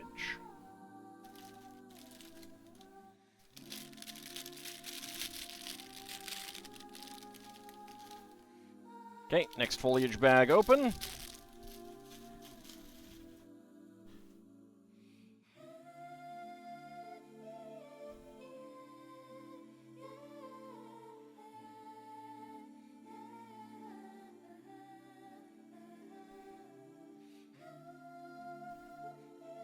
Well, yeah, but I don't want the parts to be damaged.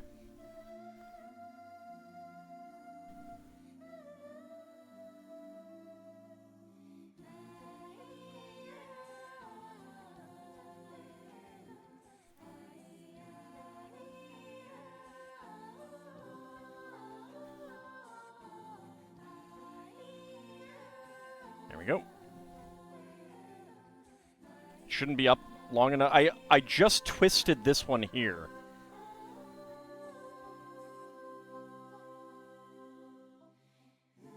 I wasn't talking about them getting damaged, like, just from use.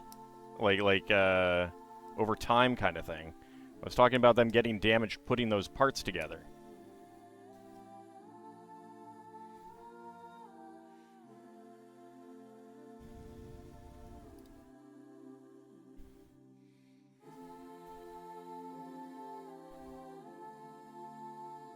It makes me nervous and I don't like it.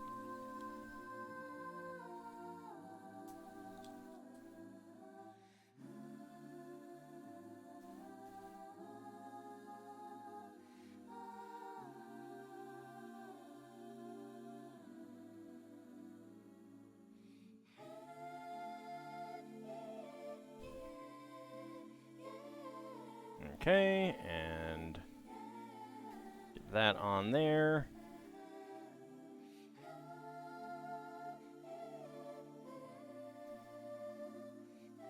And here we go, connecting it in here.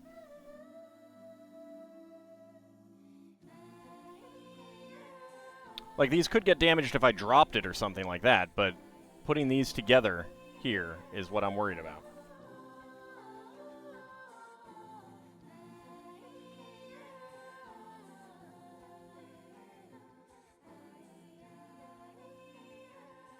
Trust me, Lil Bunny, my housemate is far, far worse at that.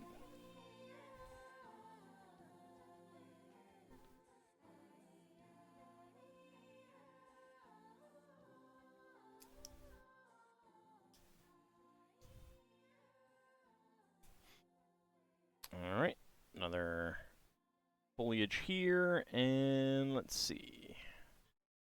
1x4 and a 1x4 there with a 1x1 cylinder plate.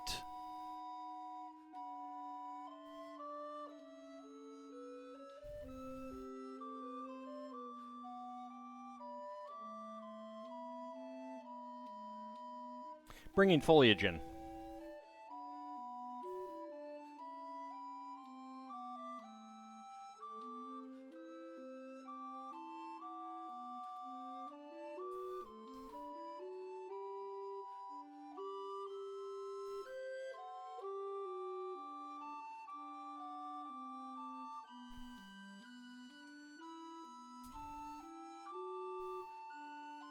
Yes, plant person, indeed.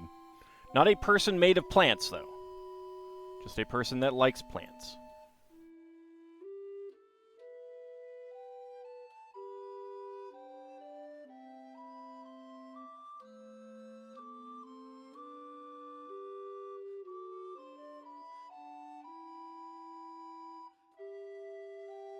I anticipated the question, Bahamut.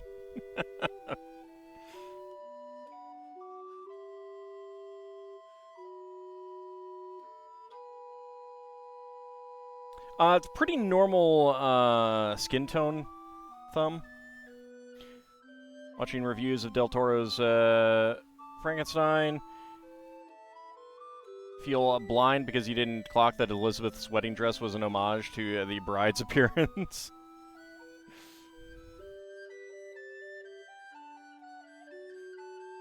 I probably wouldn't have noticed. Alright, another pair of bright orange ones.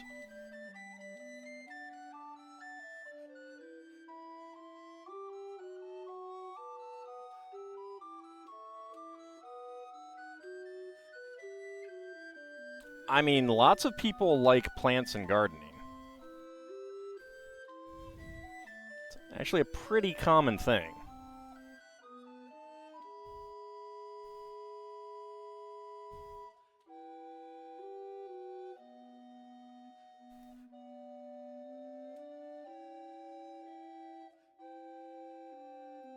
There we go.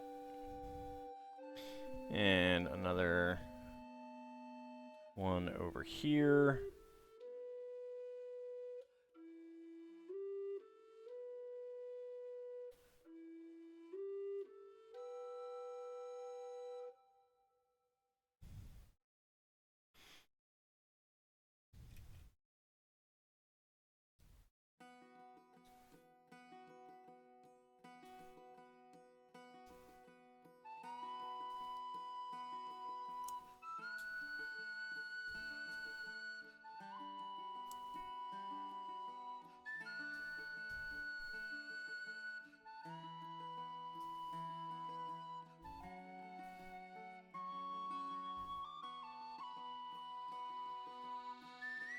Okay.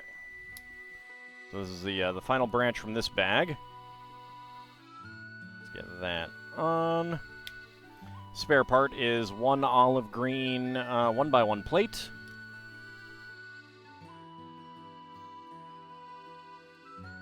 And this one gets in here.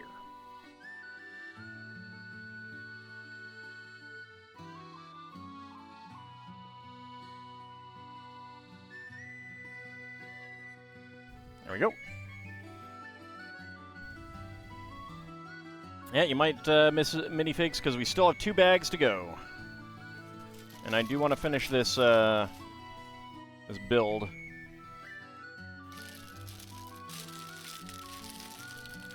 I know it would be not like I knew this one would go late. All right. Bag number 18.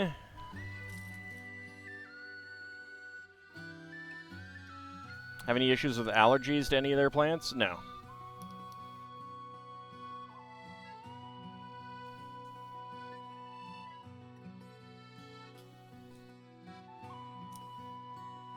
I don't get major plant allergies. I definitely have dust allergies, but... How dare I go late? Oh, I dare. In fact, I double dare.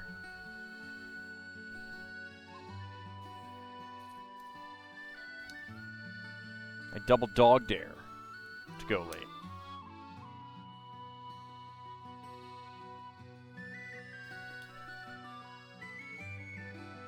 Oops.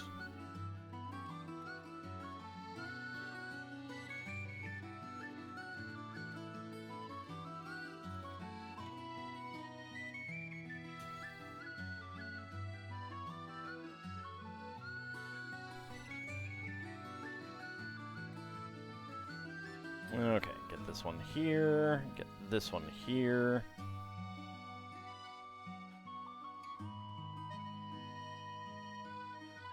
I mean, humans are like dust in the wind, so you know, that's fair.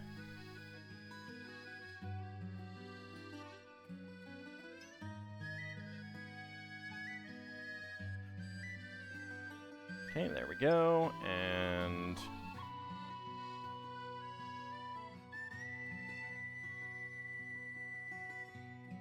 Two more here. I was expecting to have one extra of these per bag, but it looks like they're going to use them all.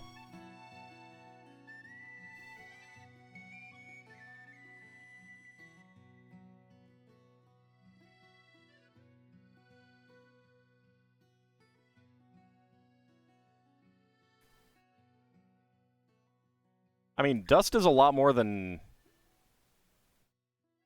human skin.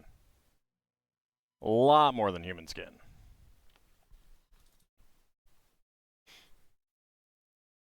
Like right now, there's leaf mold out there. That is contributing to the dust.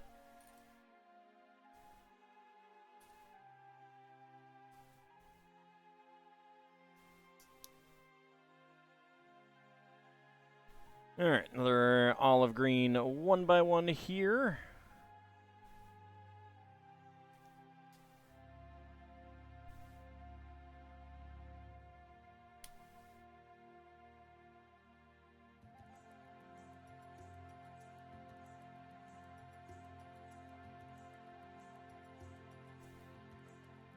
Never seen a tree with such flat branches?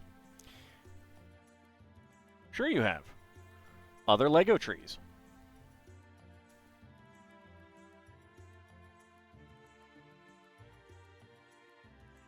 Okay, so this one goes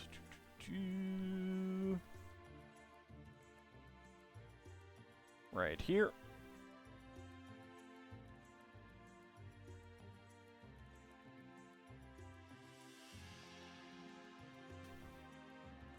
There we go.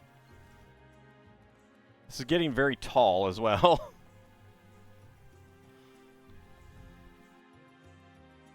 Alright, next up.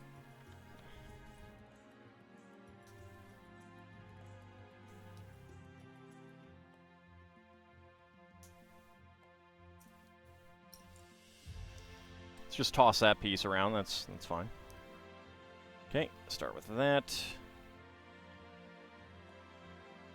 How many bags? 19 plus 5 unmarked foliage bags. Well, 10 unmarked foliage bags.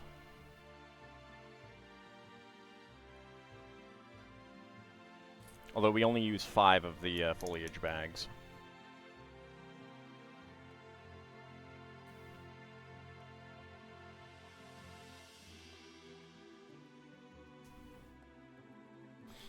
And speaking of, it is time to open another one.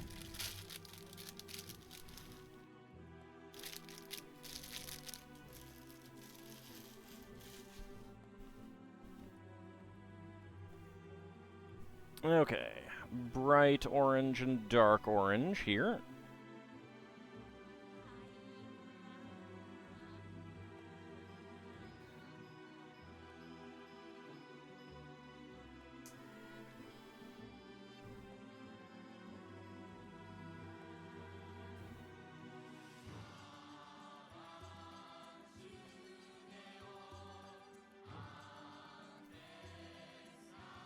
There we go. Alright, now for the additional leaves.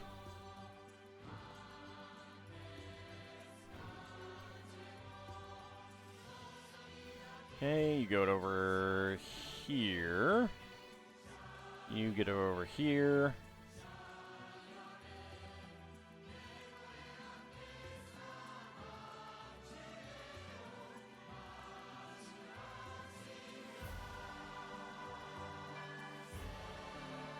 Kind of surprised that they didn't do any of these with, like, red ones.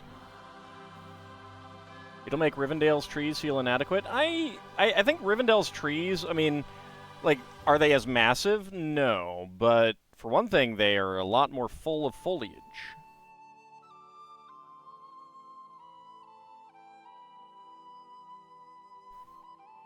Like, let's face it, this tree is going to be kind of bare.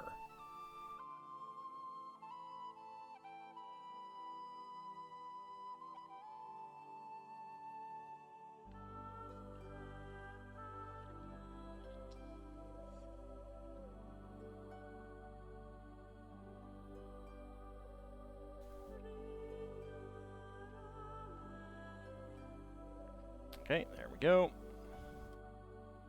Now for the second part.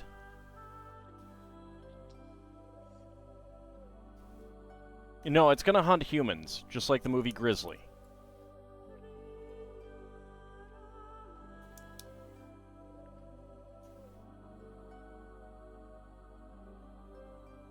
especially the women who happen to go topless for some strange reason when they're out supposed to be looking for the man-eating bear, and they decide, hey, you know what? Let me just take a dip in this waterfall.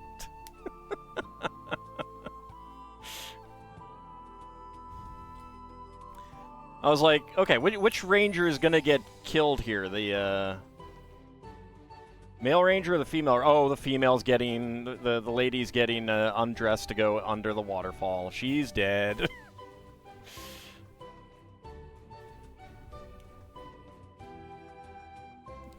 Death by titillation, pretty much. Alright.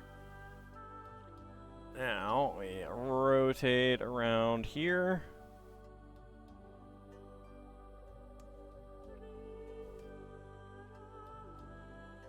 Kind of like I started watching, well, I mean, I watched all of it, because it wasn't that bad, but I watched Humanoids from the Deep, a Roger Corman movie, and I didn't know much about it other than it was, like, on a list of movies that came out shortly after Jaws to capitalize on the, you know, the monster movie craze, the Jaws attacks a small town knockoff craze. Started watching it, and like, not even that long into it, I was like, oh, I see. This is actually a vehicle for women to go topless. Understood. Wasn't expecting that.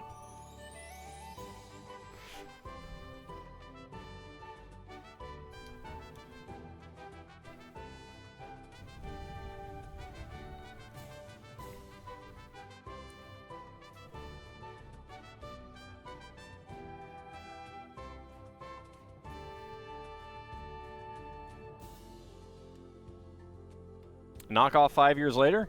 Sure. They were still trying it for many years.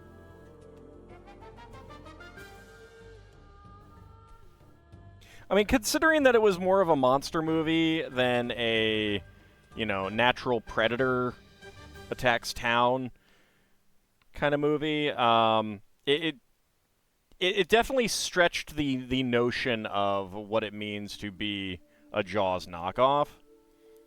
But there was definitely an attack on a town event. Although there wasn't a person in town who was like, no, we have to keep this open for the town or we'll have no money, kind of thing. What movie was Bahamut talking about? The same movie I was talking about before, Grizzly.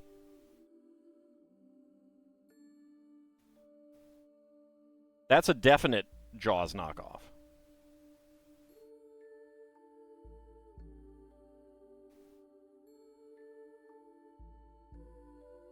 There was a horror movie that you loved that was a monster film in black and white. I mean, kind of covers everything from the 50s and 40s.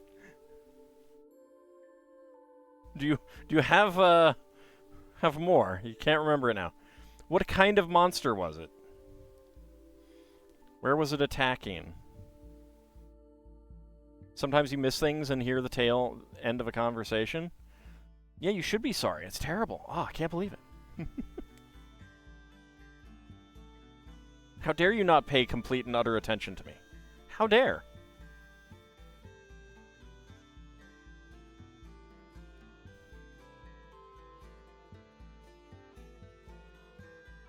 Lake Ocean monster movie. Okay. Creature from the Black Lagoon? Probably not. I feel like you would probably remember that one.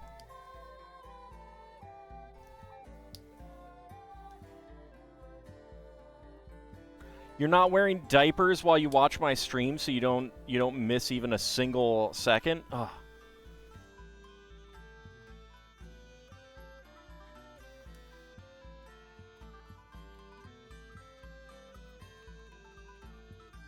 I saw the comment.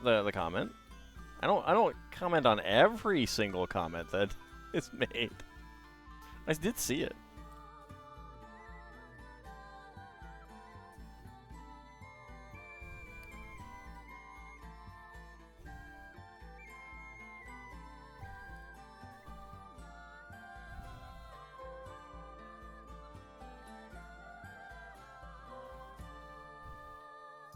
Okay, there we go. And this one is going...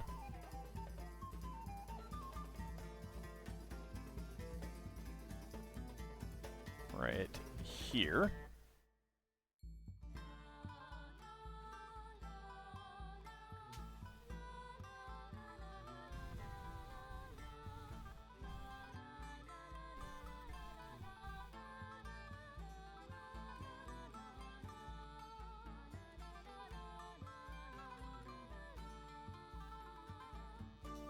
Also, I watched Sasquatch and had flashbacks to Boggy Creek 2, except Boggy Creek 2 was better.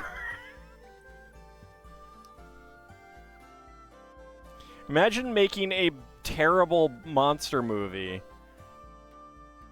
and it's still not as good. Like, and it's basically the same kind of framing as Boggy Creek 2, and yet, Boggy Creek 2 is better. Although Boggy Creek 2 was later, so, you know.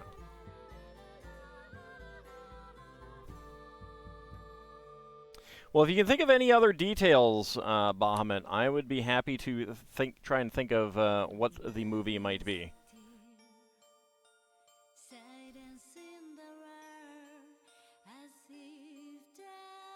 I mean, there's like Attack of the Giant Leeches, there's...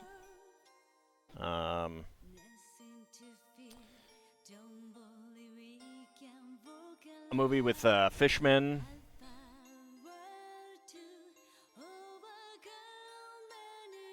Various movies with fishmen. You know what's scarier? That there was a sequel to a bad movie, or that a copy of the concept was worse than the sequel? To be fair, so I've never seen Boggy Creek, the original. But Boggy Creek 2, being later than Sasquatch, is probably based on Sasquatch, and it did a better job of the premise, which is kind of shocking because Boggy Creek 2 is really, really bad.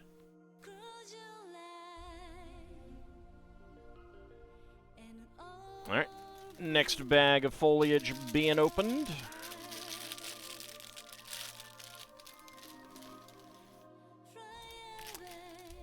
I thought you were a most definitely not rogue AI.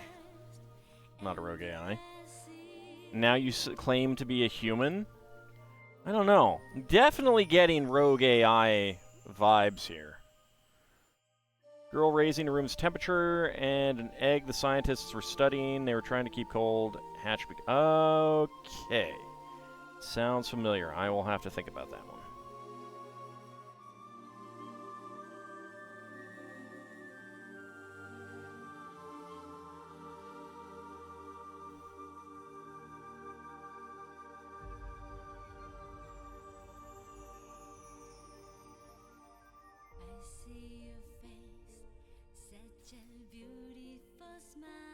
Lord knows I am wallowing in bad movies on Tubi these days, which is fantastic. I love bad movies. And there are some real trash out there. It's wonderful.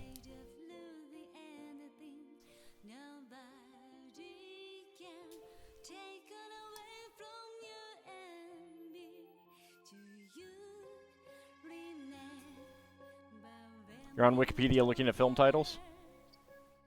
Fair enough. Why do people think that everything's a water bear when it comes to keeping things long dormant?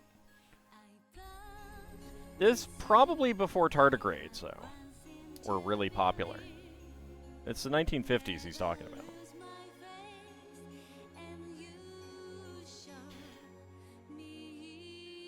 Oops, I missed one there. I definitely missed some 1x1 cylinder plates on the other one, and I'm not sure where, but it happens.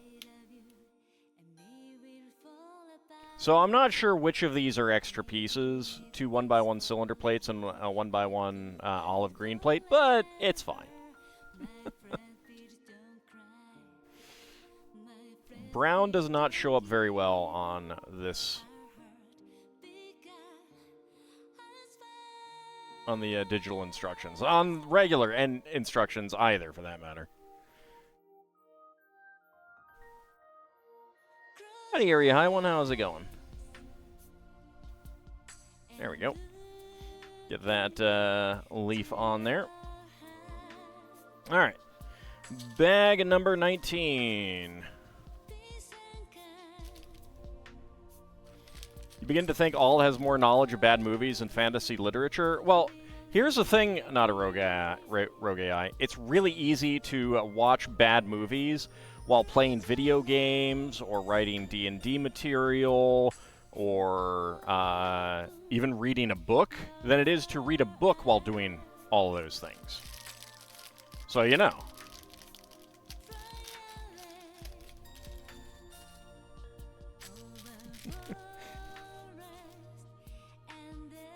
And I do love some schlock movies.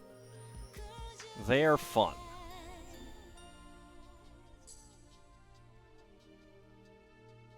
Delicious, delicious schlock.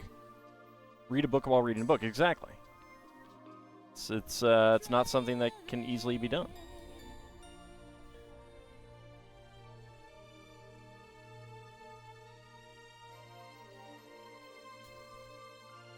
You want Sasquatch meets Minotaur meets Werewolf?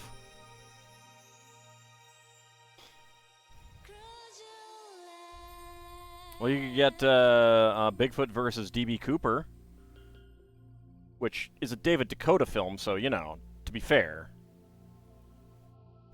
probably not up your alley.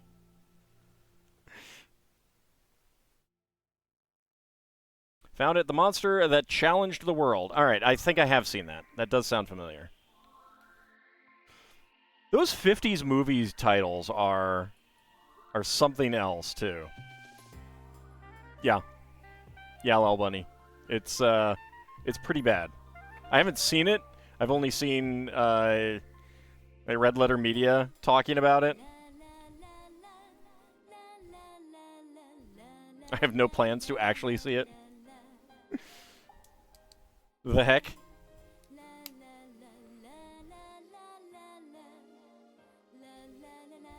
It's a David Dakota movie, so it's just an excuse to show shirtless guys.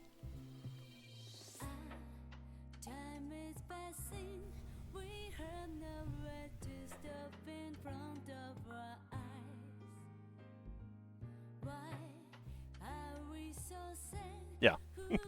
Oh, indeed. Alright, so we are, doing this one right there. There we go.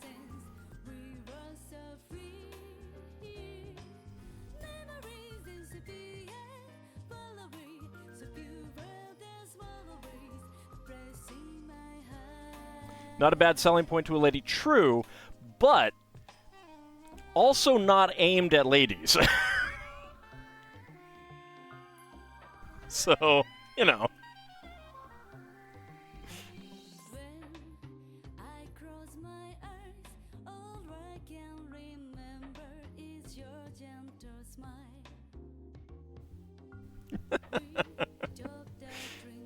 Ever seen Clonus? I mean, that was on Mystery Science Theater 3000, so yeah.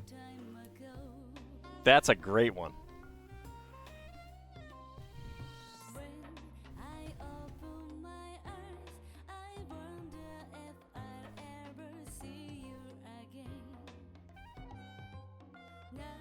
Because, you know, it's got Peter Graves. You can't go wrong with Peter Graves. I'm Peter Graves, and tonight on Biography.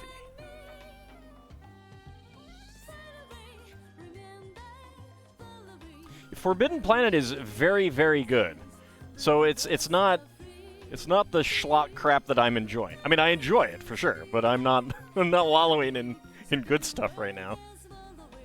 977 for minifigs. All right.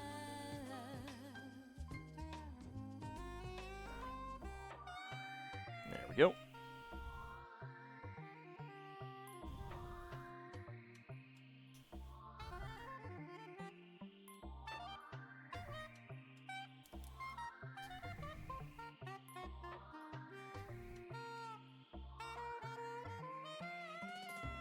It's fun watching some of these old bad movies and seeing actors and just being like, You know what? I'm kind of sad that this actor didn't do more stuff because I like them. They're in bad movies, but they're fun.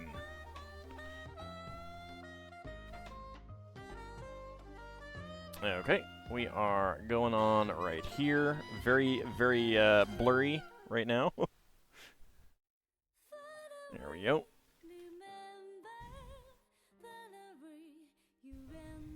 All right, next up.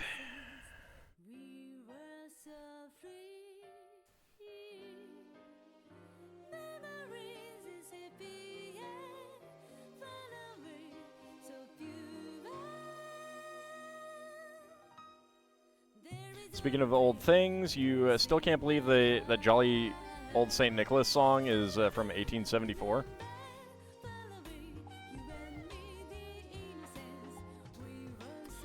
Remind me, is that the Up on the Rooftop kind of thing? One? I forget which one that one is exactly, because I'm not a big Christmassy person, so I'm not super, like, I don't really remember the all the Christmas tunes all that well.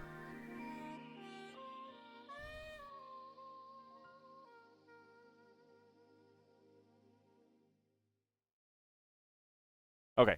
No, I don't know that one offhand. I'll have to listen to it to remind myself of it.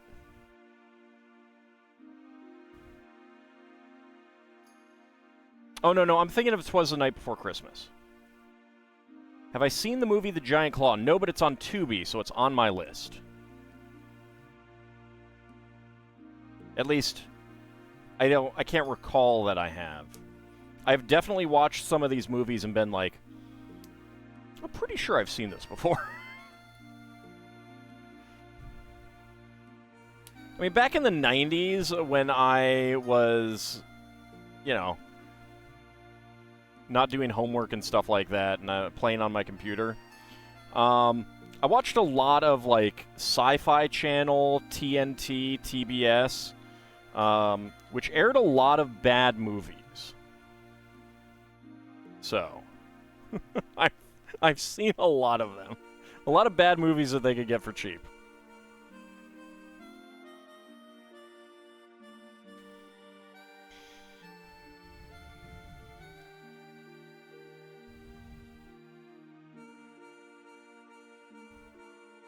Stupid plot point. Oh, that sounds great.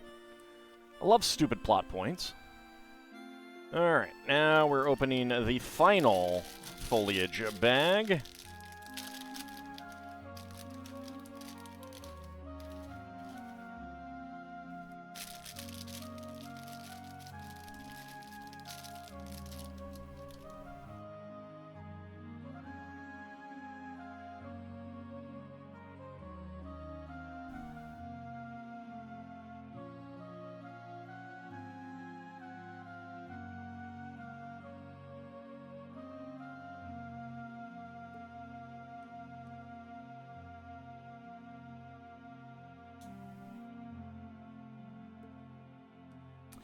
Once I hear that plot point, I will want to drive my head through the wall. No, I won't.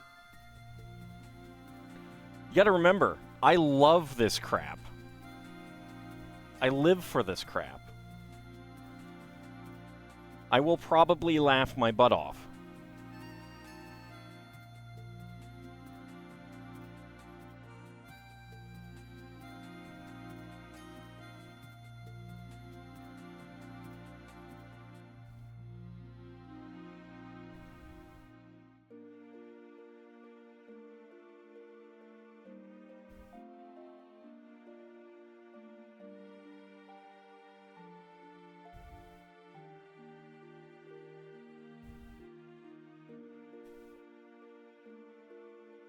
I mean, most of those movies have to have bad plot points. They have to.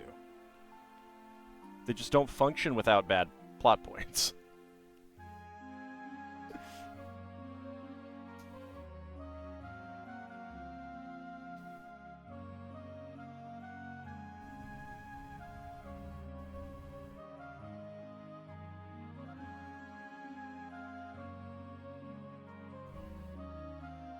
What makes bad horror movies the veg out noise rather than something like old sitcoms or soap operas or dramas? So partly it's because they're over the top. You can't make a drama over the top, really. Because then it's not really drama anymore. Sitcoms, you need the situation, and if it's okay, so the issue with any comedy is that if it's bad comedy is just like, eh. When people try to have comedy and it just falls flat, it just falls flat like a wet splat.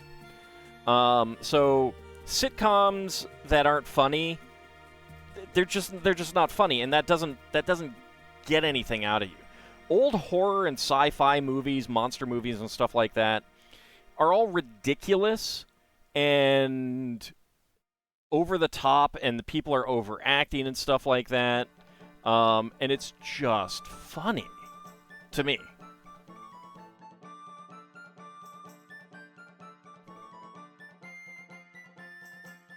I mean, there could definitely be some, really boring ones out there. I watched what appeared to be a movie, Fantastic Voyage, which I think there's, multiple ones of those. But it was actually the first 2 episodes of a TV series edited together. A failed TV series edited together. And it was just kind of boring. Although it did have Ian McShane in a very early role, which is always fun. And it's not the first thing that I've watched this past, week with Ian McShane in it.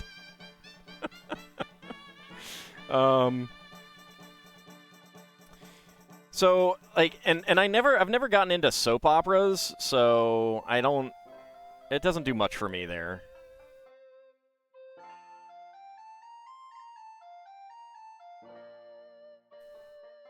Not the Incredible Voyage, this is the Fantastic Voyage.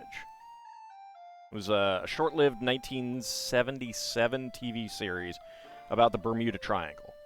Which I was thinking, hey, Bermuda Triangle? Hey, let's go for it. I love Bermuda Triangle crap. And it was just kind of meh.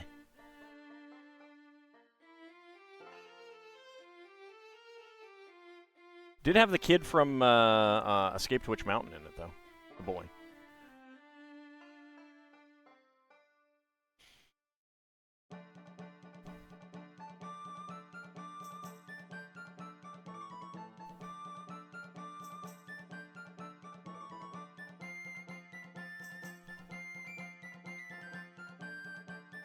So, bad drama tends to just be boring as well, so...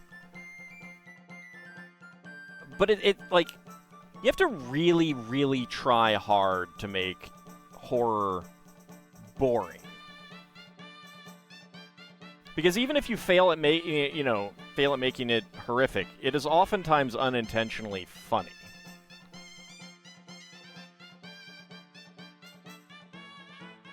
Okay. Gets in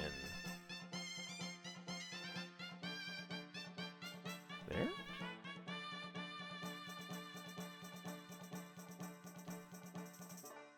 There we go. All right.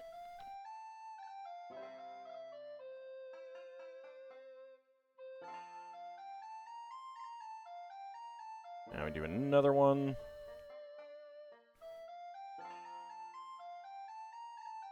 And the thing about, one of the other nice things about horror and sci-fi is that they tend to have fun special effects.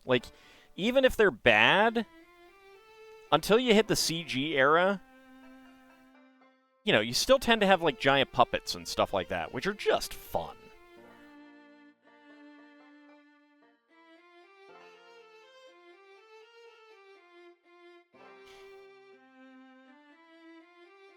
I watched a Journey to the Center of the Earth adaptation that was, I think, Italian with some English actors and stuff like that. And And it had incredibly cheesy, like just incredibly cheesy rubber puppet monsters. But they were so cute.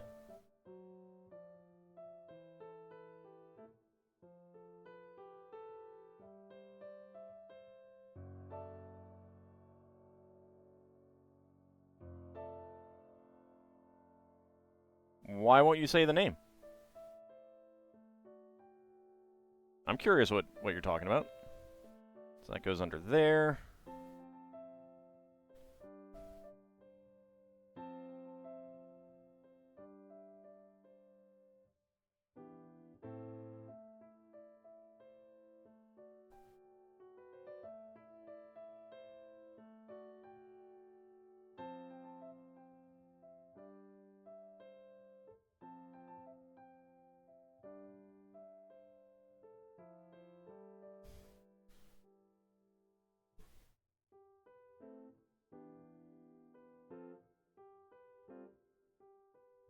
Oh, because it's an adult knockoff. Understood.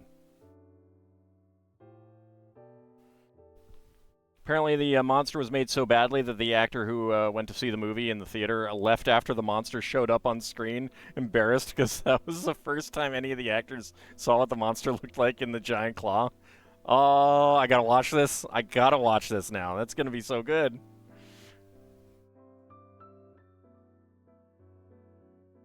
I'm watching that tonight. That is the movie I'm watching tonight, Bahamut.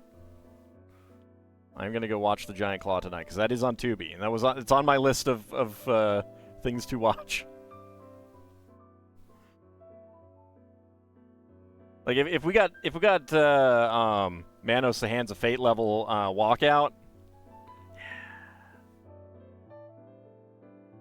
so good.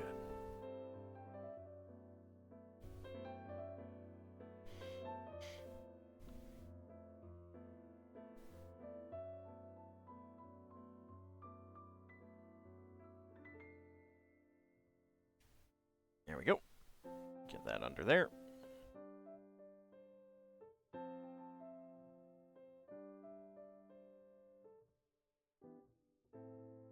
Okay, next up.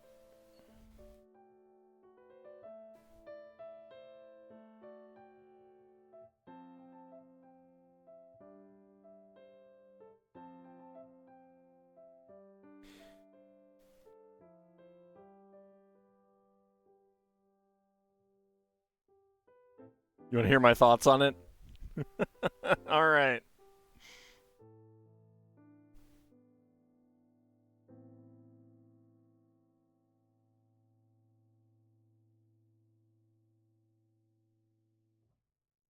If it didn't take organizing, I'd do more like actual watch parties, because they can be fun. Okay, and this is me knocking off the little candle on the table. Alright. Where? Oh, there we go.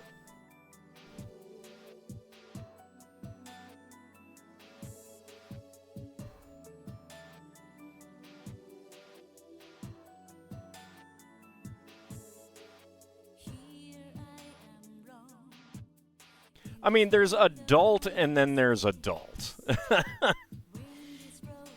Oh, the little kids are searching for the gem hidden. I see. Okay. All right. So 55 bright green foliage pieces, 35 dark green. Did I miss the...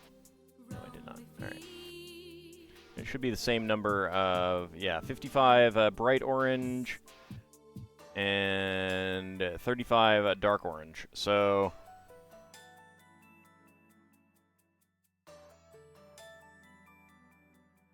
let's see, what about the carrot tops? 47 versus 45. All right. So, first of all, extra pieces. 1, 2, 3, 4, 5, 6, 7, 8, 9 bright orange carrot tops. 2 bright orange foliage pieces. Black 3L bar, black bar with clip, black 1x1 cylinder plate, and dark brown lightsaber hilt. And then, of course, our 35 dark green foliage pieces, 55 bright green foliage pieces, and 45 bright green carrot tops as extra parts. Quite a few extra parts. Knock that off again, jeez.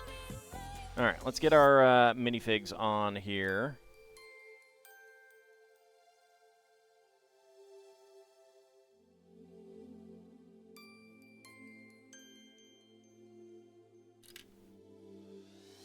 Where can I put you? I'll put you right here. There we go. Little boy. He can be on the steps. There we go. Alright. What am I going to do with all the extra parts? Hoard them, as the dragon I am.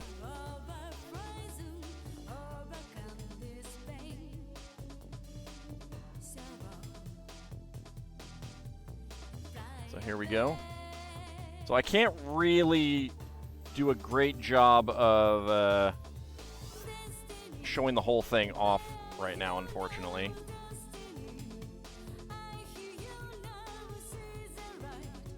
There is the bathroom.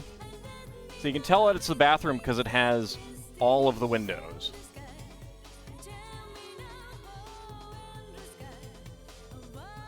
But it is a very nice set.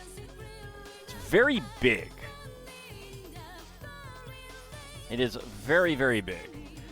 A-frame cabin is definitely on the agenda to be made soonish, depending on the schedule of other things that I want to build, that I end up building. Okay. But yeah, also, like, I have no idea where I would even display this if I were going to display this. The RPG player inside you approves of my hoarding. Well, I'm also a dragon. So I do have nebulous plans to build with these things, to build, like, you know, castle dioramas and stuff like that, but of course I don't have the space for it.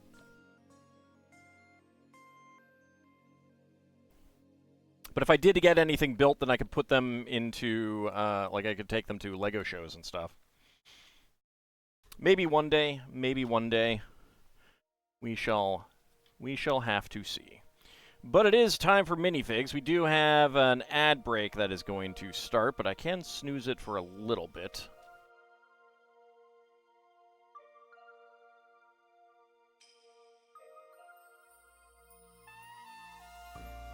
Alright. Let's go ahead and pull that out. Pull our minifigs out.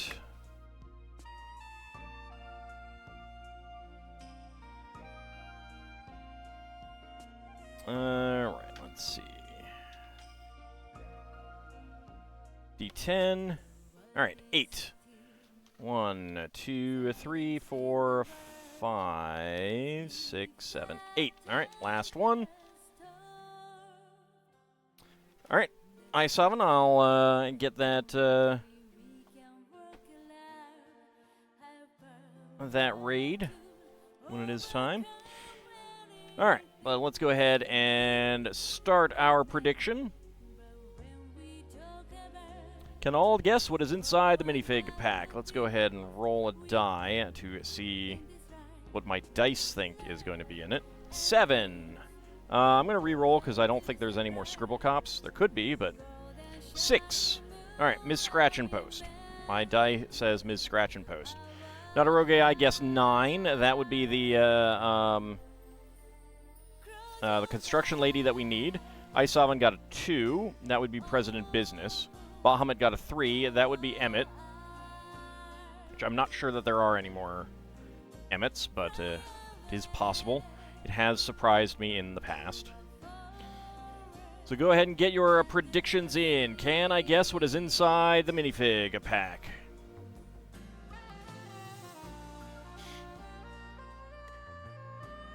A Minotaur hairbrush manufacturer. I guess it's better. I guess he's not a paintbrush manufacturer, because then he'd be like using his own tail bristles. Leonin monster in a black and white horror movie.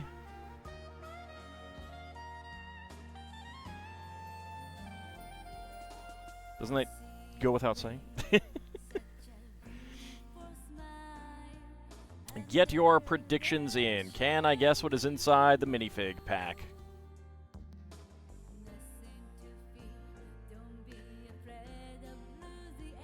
Alright, just a few seconds remaining. Let me get my timer all ready.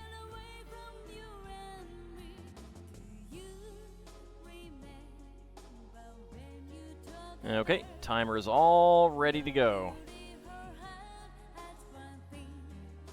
Horse or boar hair for those? I mean, but they could use Minotaur tail hair. Alright, predictions are closed. So let's go ahead and see what we got. And go. Oop, what is this? This feels like it could be a unique piece. Oh, alright. Alright, ooh. 10.01, it is President Business. We have another President Business.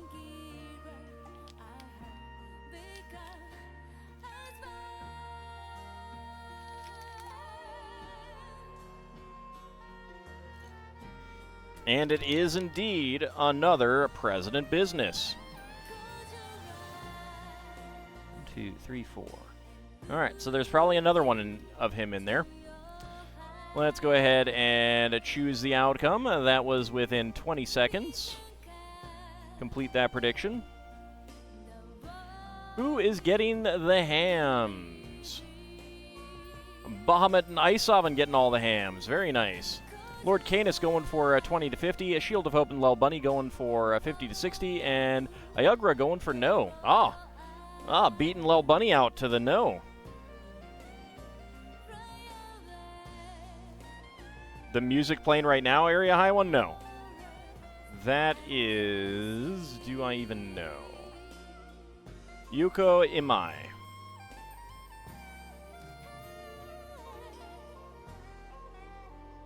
Let's make him angry, you know what? No 9, nope. Now, I do like his torso. It's a good torso. I don't care for the hair. But the Octan mug is fantastic. So yet another President Business.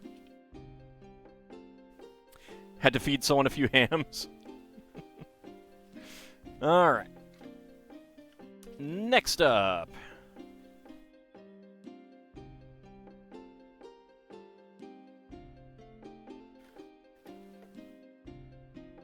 Alright, first of all, 1d6. Alright, 5, so we're going here. My dice really like going here.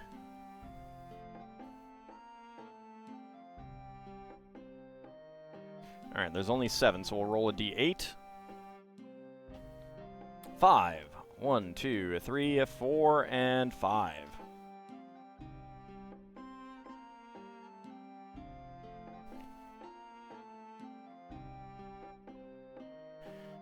Alright, start a prediction. Can all guess what is inside the minifig pack. Get your predictions in.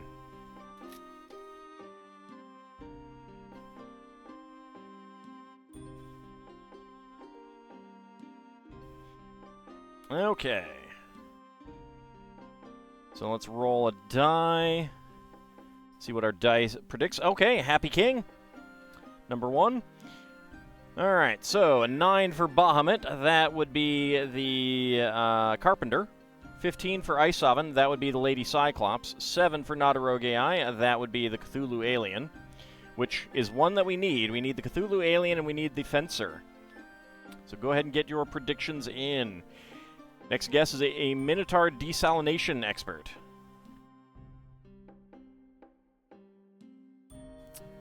So he's not very salty, is what you're saying.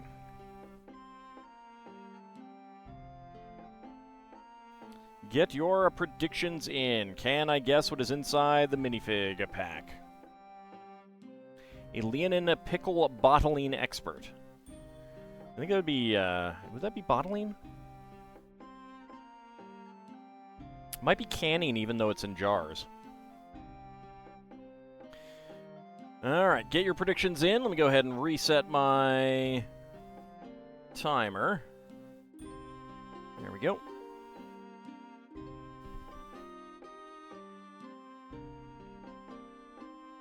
It made sense in your in your brain. I'm highly amused that I said in your like I read it. I read it in my head, brain, but I said jar. That was great. Canning, bottling is for fluids. I mean, there's fluids with pickles.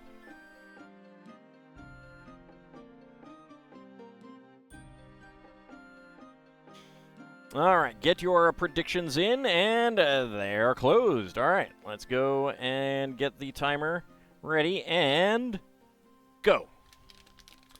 All right, what do we got? What do we have? We have a piece here.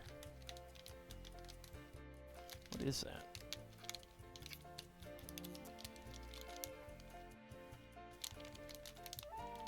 All right, maybe I should feel for another piece, because it's throwing me off. No, I think that's going to be the one. I think the instructions are getting in my way. What is that? Is that just a head? No, that's not just a head. What is that?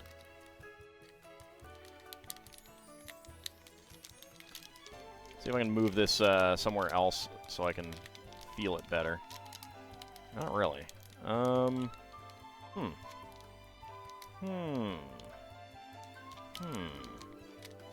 What is that?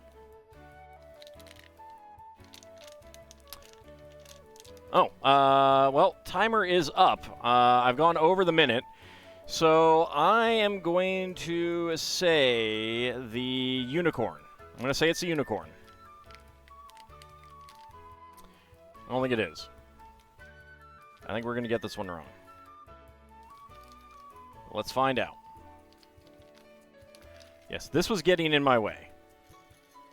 Oh! It's the Cthulhu Alien. I figured this one would be in the middle. All right, I was feeling this. But because it's kind of like this rubbery plastic as opposed to the hard plastic, it wasn't moving very well. It was stuck and not moving. All right, well, let's choose the outcome. That is going to be a no. Complete that prediction. All right, the ads are running. All right. That is Lel Bunny getting all of the hams, not sharing them with anyone. Kinjir and Bahamut going for within 20 seconds. Lord Canis and Isovan going for 20 to 50. Shield of Hope going for 50 to 60. Very nice. But we have gotten our first Cthulhu Alien. There we go. Mark that. That is a success on our Cthulhu Alien. Get his head on there. Could also use this as a as an Illithid.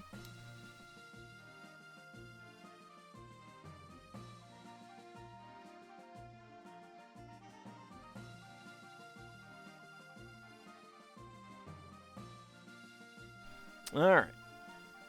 Let's go ahead and zoom in on him.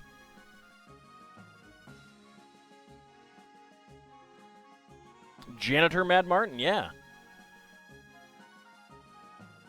So there we go. We got interesting torso and legs.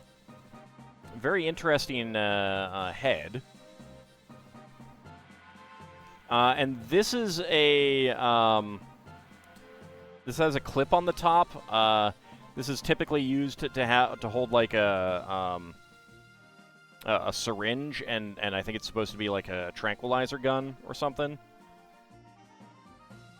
But you can put all kinds of things up on the on that gun. It's pretty neat. I don't know that I have any of these pieces, these gun pieces. So very, very fun to get, and you can have multiple Cthulhus. Yeah, I don't know where Mad Martin's been. I don't know where he's been. Hopefully everything is going okay. I know that he works in the school system, so maybe he's just been really busy lately. That's entirely possible. All right. And our final minifig for the night is going to be a Spiderman. While our ads run. Let's flip that back.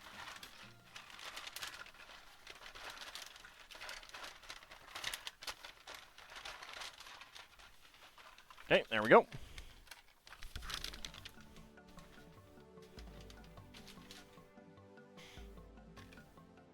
Okay. Let's start a prediction. Can all guess what is inside the minifig box? Get your predictions in. So I will shake it, and then I will roll for it, and then I will weigh it. Probably got attacked by Gith. That could be. That could be. All right.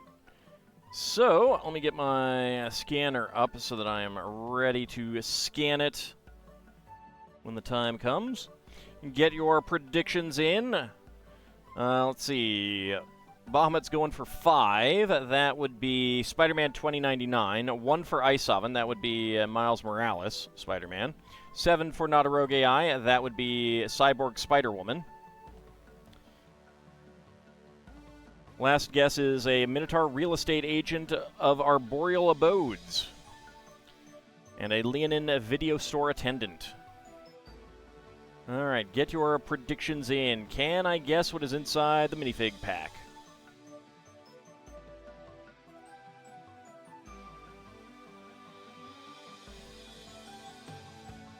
And will I get it with a guess? Will I get it with a die roll, or will I get it with the weight?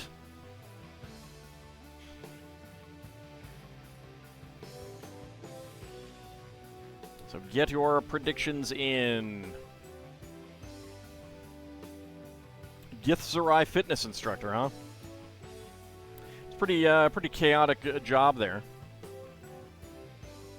All right, just a few seconds remaining to get your predictions in if you have not yet done so.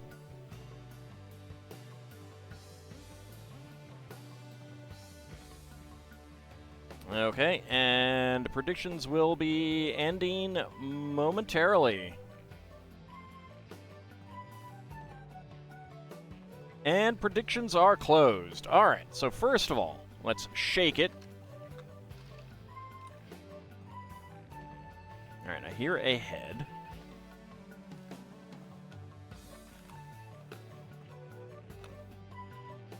I don't hear any other heads.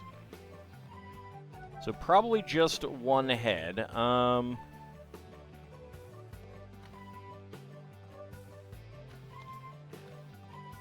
Okay. I'm going to say Spider Bite. That is going to be my guess. Let's roll the die. 3. That is Prowler. And the weight... 17.36. We have a head, so I am going to say that the weight is Sun Spider. So we'll go with Sun Spider for the weight. All right. So let's see what it is.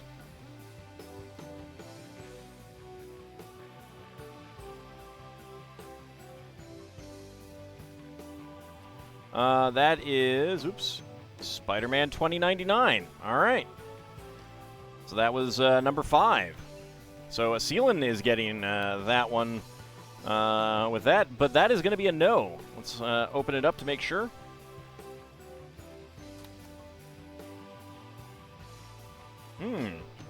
A plastic cape.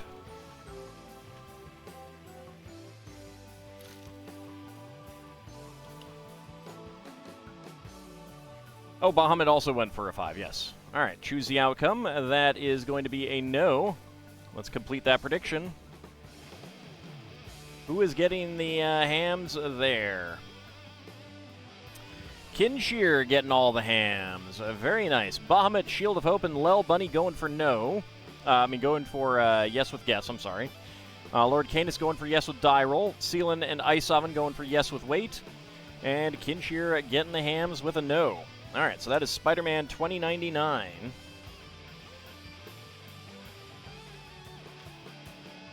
All right, let's go ahead and put him together.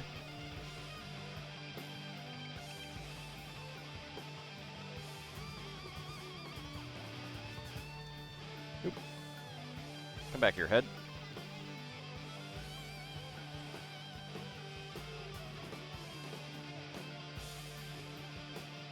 Go ahead and punch this out here.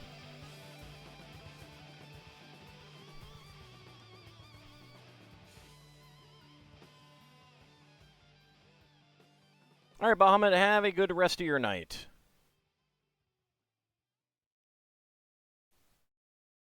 So we'll go ahead and get that on that hair.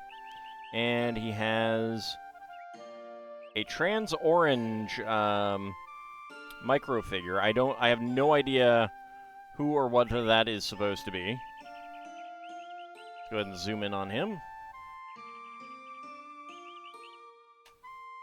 They all had guesses, so you chose the lowest amount to bet on? Yeah, no, I realized that. Where's my mouse cursor? There's my mouse cursor. All right, let's go ahead and zoom in there.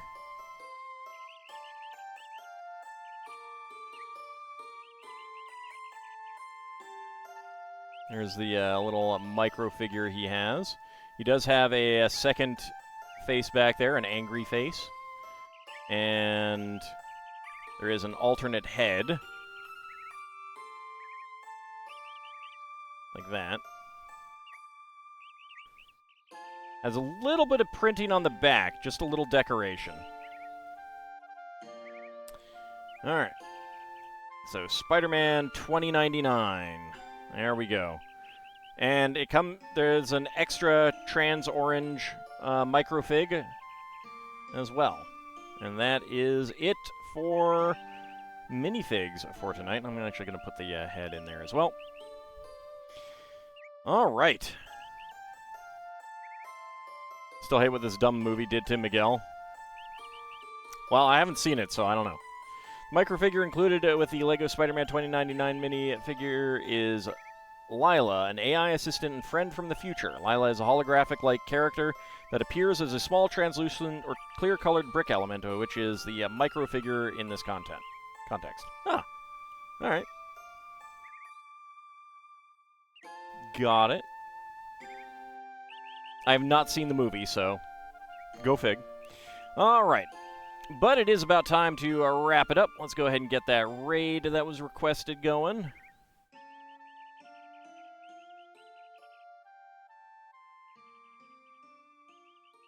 All right. Playing some Power Wash Simulator. All right. So I want to thank you guys for coming on out. We will be back we'll be back tomorrow for some more Spelljammer. No, Enterprise is not next week because the Enterprise isn't going to be released until next on the 28th. That's when it can be ordered, I believe.